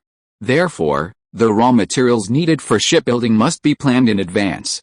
Waiting until we're ready to build ships before planting trees would be a disaster. Besides, if we can't be self-sufficient, the cost of shipbuilding will be too high, and will be vulnerable to being sanctioned. So, Gauda bought over 100 of each type of tree. Although the quantity was large, it didn't cost much. Saplings were a bit better, perhaps worth a dozen copper coins each, while larger saplings could fetch a high price of 1 silver dragon. Tree species, however, weren't very valuable. In fact, they were usually sold by weight, not by the piece. For example, a pound of hibiscus seeds only cost 5 copper coins. However, he didn't find any magical tree species. Compared to ordinary tree species, magical tree species were much more expensive, and more importantly, they were rarely seen on the market. Gauda, laden with his purchases from the market, prepared to return to his newly booked inn. Just as he arrived at the inn's entrance, he saw 2 mages in sea sentinel uniforms already waiting for him. One of them was an acquaintance. Mage Melia, Lieutenant. Gauda quickly greeted them. He hadn't expected the mage sent by the sea sentinels to be of such higher rank. Melia was only a first-class apprentice mage, a rank higher than him, but still an apprentice mage in the same category. The key was another mage he didn't recognize, whose uniform had 2 parallel gold stripes on the shoulders. These were the epaulets of a lieutenant. Mage God, I heard you've made quite a stir, Melia joked upon seeing God. Just a coincidence, I ran into you, God chuckled. This is Lieutenant Rayson, Melia introduced him to God, who nodded in acknowledgement. Where are they now? He asked directly. I've temporarily placed them in an unused warehouse, because Danica had acted as his agent to sign the acquisition contract for Harlan Shipyard. God had left the orphanage to avoid others associating him with Harlan Shipyard, and had also moved Aldrich out of the orphanage. Take us to see. Gauda led the 2 to the warehouse where Aldrich was being housed. Show me the mission log to see what happened. Lieutenant Leeson only began to inquire about the details after seeing the man. Gauda had sent back a brief report, which only roughly summarized the situation, unable to elaborate on the specifics. Without hesitation, he deftly handed over the parchment he kept close to his body. Lieutenant Leeson took the parchment and carefully read through the statement Gauda had recorded. At first, he was somewhat dismissive, but the more he read, the more astonished he became, until finally he suddenly looked up at Gauda. This second in command of the Embroidered Nail Gang, Aldrich, is a second-ring mage? You took him down. He only advanced to the second ring less than half a year ago. Gauda nodded naturally, giving a rough explanation of the situation.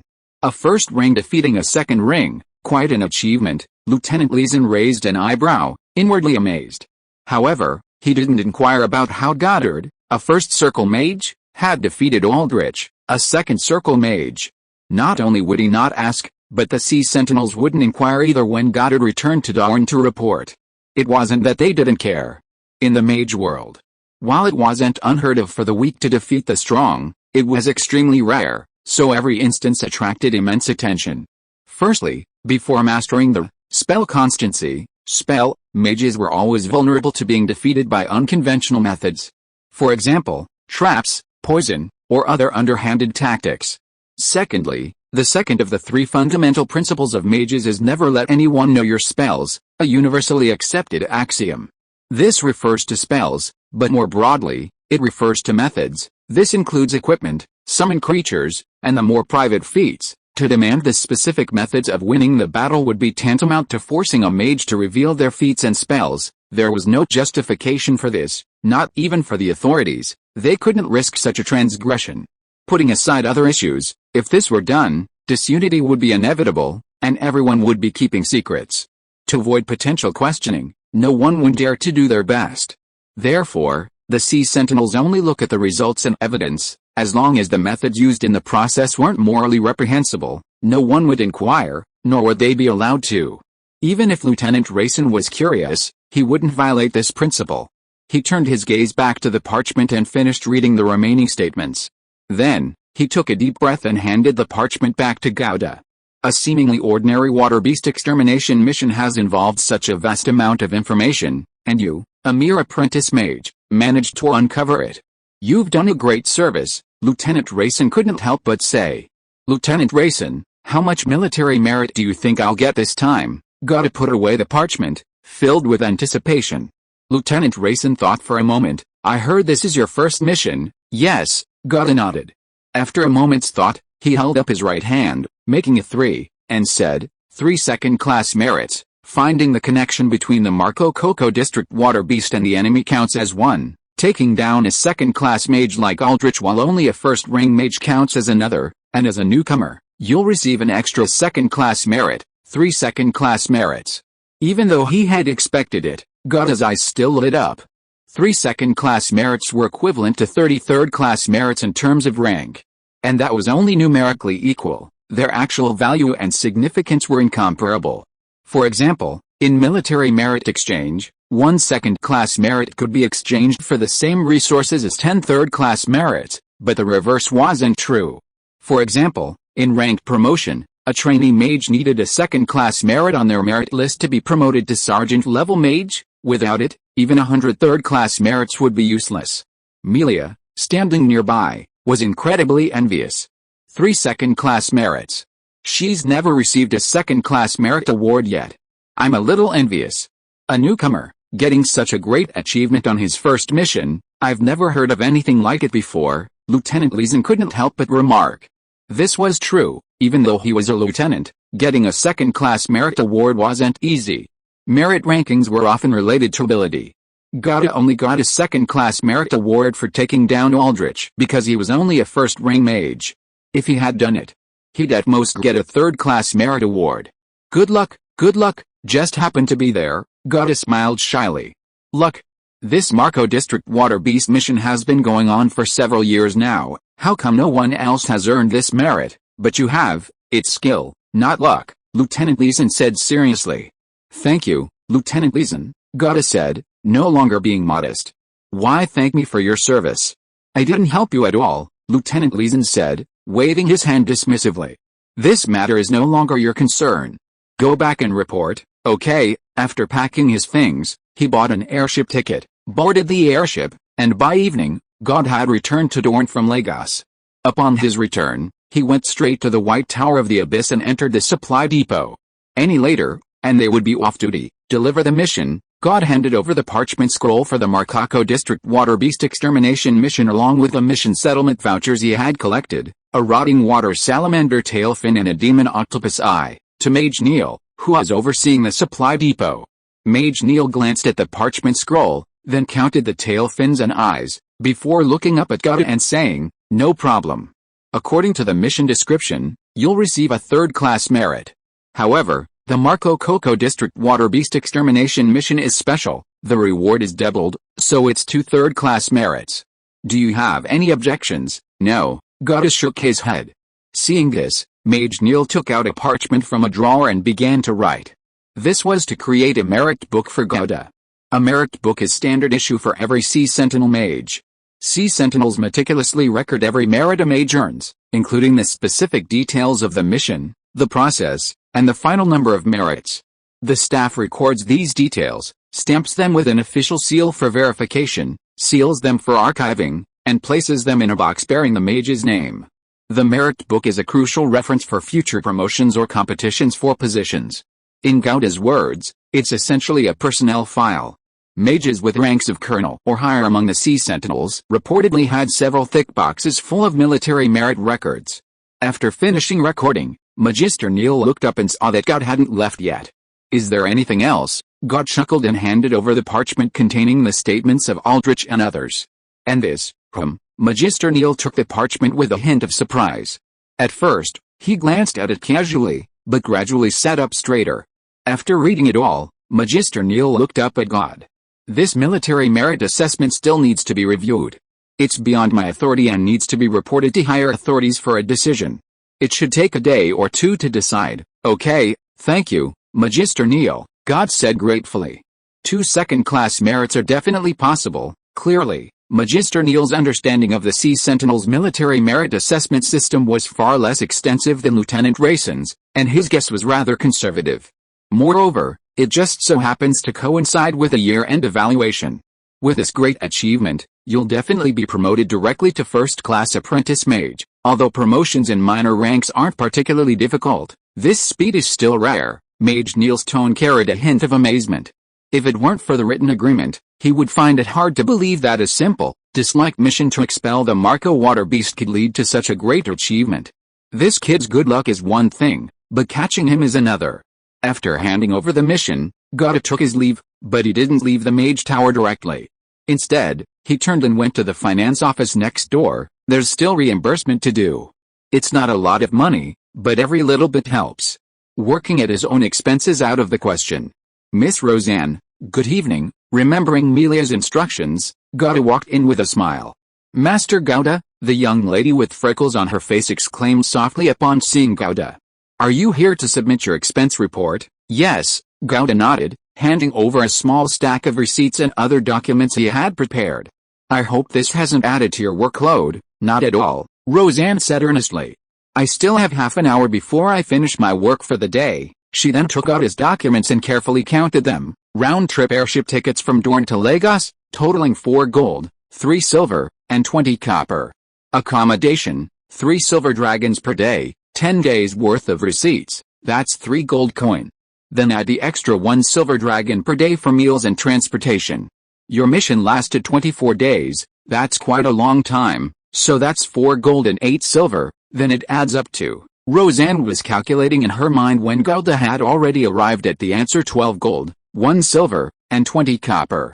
12 gold, 1 silver, and 20 copper. She finally calculated the total and checked it with Gauda. Do you see any problems? No problems, Gauda shook his head. That's good, but it still needs to be reviewed first. Only after the review is completed can I reimburse you, Luo Shan said earnestly. The review usually takes 3 to 5 days. If you don't want to make a wasted trip, you can come back in 5 days. Okay, I'll come back then. Gauda wasn't surprised. Reimbursement, especially within the system, is rarely settled on the same day, no matter what world it is.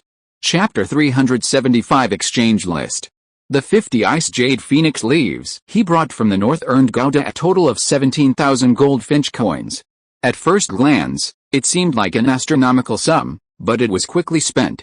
The acquisition of the Harland shipyard consumed most of it, and after that, Gauda invested another 2,000 gold as initial operating capital. Then, recruiting crew members and craftsmen, purchasing supplies, and preparing for voyages cost nearly another 2,000 gold. Adding to this the labor and material costs for crafting, winter's arrival, the expenses for purchasing, healing, spell potions, and other miscellaneous expenditures, Gauda was left with only 4,733 goldfinch coins. It still seemed like a lot.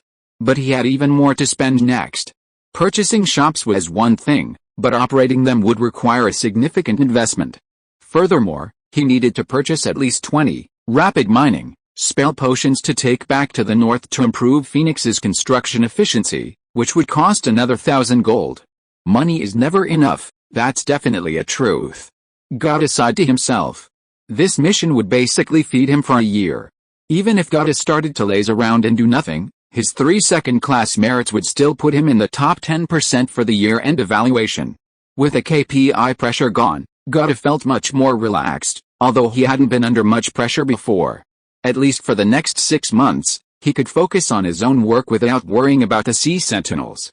The military merit evaluation would take a few more days, but Gauda didn't just wait idly. He continued with his planned scheme. First, he needed to purchase a shop. After preliminary research and selection, he finally settled on 3 shops. He was particularly interested in a herbal medicine shop in the North District and a general store near Troll Skull Alley in the East District. Both had their advantages and disadvantages, and Gauda was somewhat conflicted. But now he didn't have to worry about it anymore, because he discovered that during the 20-odd days he was away on a mission, the herbal medicine shop in the North District had already been snapped up by someone else. Now, the general store became the only option. To avoid repeating the same mistake, Gauda didn't dare delay any longer and went directly to visit the shop the next day. This general store was located on Desolin Street in the East District, a typical 2-story shop along the street, with a shop on the first floor and the residential area on the second. Desolin Street was an old street, so most of the buildings on both sides of the street were very old-fashioned. Today the weather was so-so, and there was no sun, so these buildings looked even more gloomy under the haze. Old Harlan General Store, the lettering on the shop sign was already a bit faded. Harlan was both the name of the shop and the surname of the owner. This was a traditional family-run retail store with a history of several decades, but unfortunately, Old Harlan's only son, Little Harlan, did not want to inherit the family business. In addition, with the increasing competition, Old Harlan was getting old and his energy was limited, so the business was not doing very well, and he finally had no choice but to sell the shop. As you can see, the goods on the shop's window shelves are sparse, reflecting both poor business and the owner's lack of interest in restocking. Gouda entered the general store, first observing the surroundings, and only approached politely after the only other customer had left. "Boss, I saw your transfer listing on the Dorn General Mercenaries Association's internal price list. I'm actually interested in opening a magic supplies shop. Is your location suitable? Let's talk." Gouda got straight to the point, avoiding unnecessary beating around the bush. Firstly, he had already done his preliminary research, and secondly, he was currently wearing the Sea Sentinel's Mage uniform. Old Harlan looked up, his slightly cloudy eyes sweeping over Gouda's face in crisp uniform. He pursed his lips before speaking. "Sir, let me be frank, this shop isn't easy to run these days." "Don't worry, I've naturally looked into that," Gouda replied. "Alright, let's sit down and talk," Old Harlan said, pursing his lips and sighing. To be honest, he was actually reluctant to do business with officials. How could ordinary people fight against officials? The inherent disadvantage would put him at a disadvantage in negotiations. Another concern was that if he did not do well in his business dealings with officials, he was worried that they would take their anger out on him. But refusing was out of the question. So Old Harlan could only grit his teeth and hang up a closed for business sign at the door before leading Gouda up to the second-floor residential area. These privately owned general stores were generally not very large, with a single floor area of about 50 square meters. However, because it was located in an old street and was built earlier, the land price was much cheaper at the time, so Old Harlan's general store was slightly larger, about 70 square meters. The second floor, as a residential area, was similar in size to the first-floor shop, divided into 3 rooms, a master bedroom, a secondary bedroom, a living room, and a simple kitchen and bathroom. Sitting down in the living room, Old Harlan brewed tea for Gouda with his best tea leaves and then slowly explained the details of the shop to him. This included the shop's catchment area, existing customers, past monthly profits, customer traffic, and the competition it faced. Old Harlan was mostly truthful, without any embellishment, because he would be happy to persuade Gouda to leave. However, contrary to what Old Harlan expected, Gouda was not only not persuaded after hearing the details of Old Harlan's general store, but was even more satisfied. Because, in his opinion, the problems Old Harlan raised were not problems at all.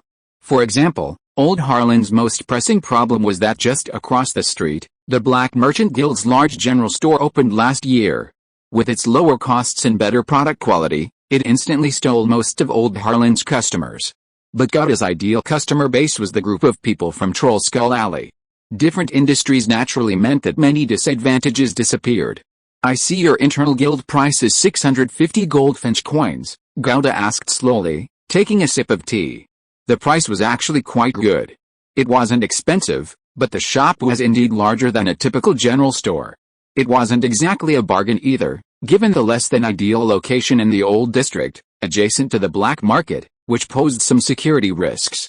"If you want it, I can give you a discount," Old Harlan said, glancing at Gouda's Sea Sentinel uniform.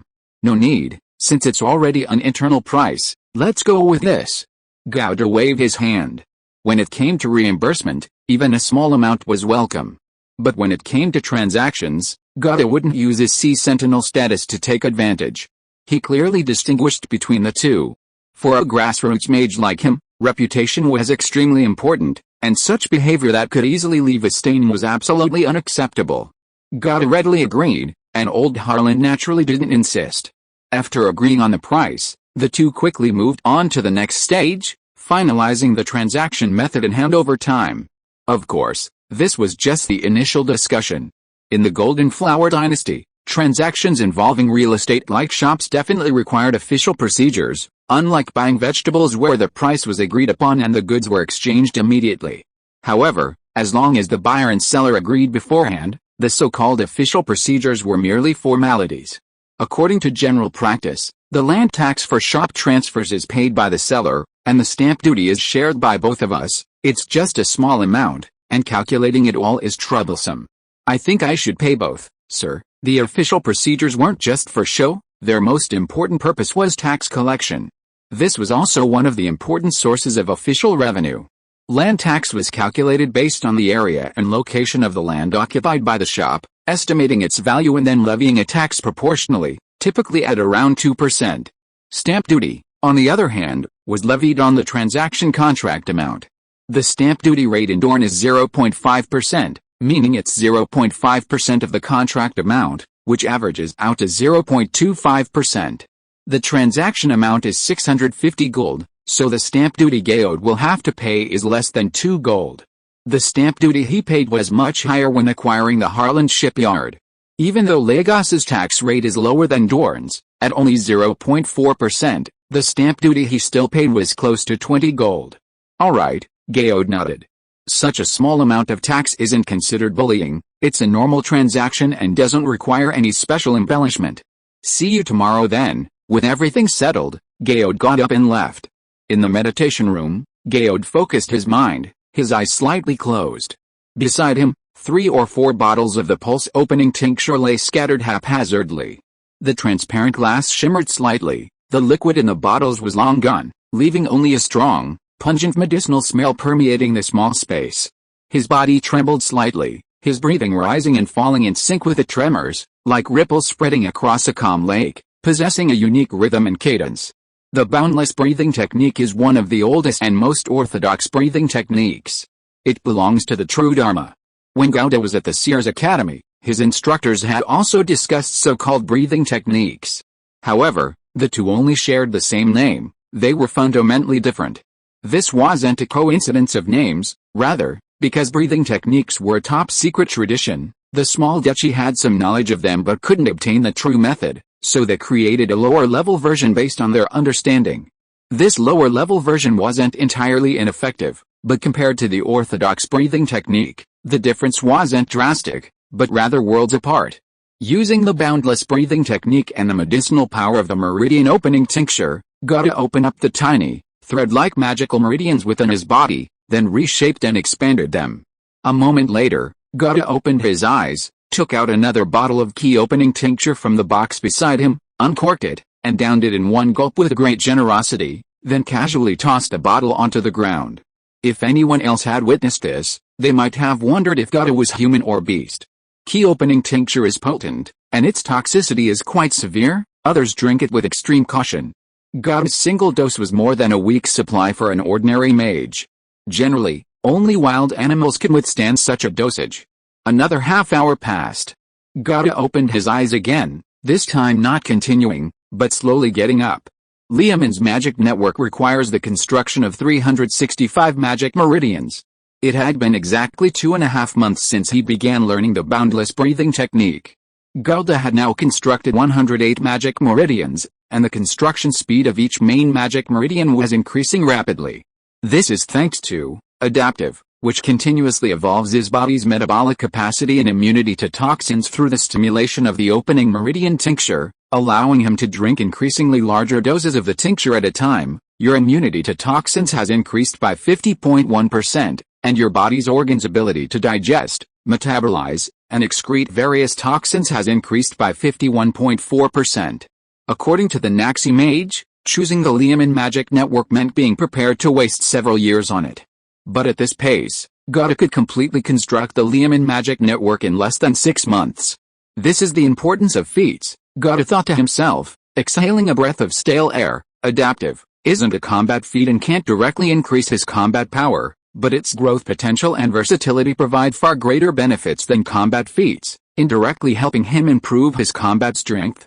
Having fully experienced the power of adaptive, Gauda places even greater emphasis on his second ring feat. His current mage level is already at the mid-first ring. Based on his current cultivation progress, it will only take him 2 or 3 years at most to advance to the second ring. Before advancing to the second ring, he needed to accumulate a large number of spells. For Gauda, learning spells wasn't difficult. Constructing a first-ring spell model with second-ring mental power was like a middle school student solving an elementary school math problem. The difficulty lay in obtaining spell recipes. And currently, his most reliable way to obtain spell recipes, even rare ones, was through the Sea Sentinels Military Merit Exchange. As the official mage organization of the Golden Flower Dynasty, how many could compare to it in terms of spell heritage and foundation? This was why Gauda valued his development within the Sea Sentinels so much. They said it would be decided in a day or two, but 5 days have passed and there's still no news. Has something changed? Gauda frowned, a hint of doubt flashing through his mind. 5 days had passed since his return, and his purchase process at Old Harlem General Store had been completed smoothly, but the Sea Sentinels hadn't yet determined his military merit rating, making Gauda start to worry. A few second-class merits are a great achievement for me, but nothing to the Sea Sentinels. They shouldn't be holding me back. Gauda shook his head to himself, no longer thinking about those unfounded speculations, and prepared to go out to Old Harlem's General Store. The shop transfer process was complete, but the other party would need time to clear out inventory or move, and couldn't leave immediately. Considering the other party's advanced age, Gauda gave Old Harlem 5 days. Today was the last day of the agreement, and the other party should have already moved out. However, as soon as he stepped out, he ran into the Sea Sentinel's messenger. Master Gauda, the other party had come to see him. What is it? Gauda already had the answer in his heart. Your military merit assessment has been completed. I have been ordered to deliver a notification letter and a list of military merits for redemption to you. The messenger bowed slightly and handed Gauda a roll of parchment and a thick sealed book. End of this chapter. Thank you so much for reading until the end. Don't forget to give it a like.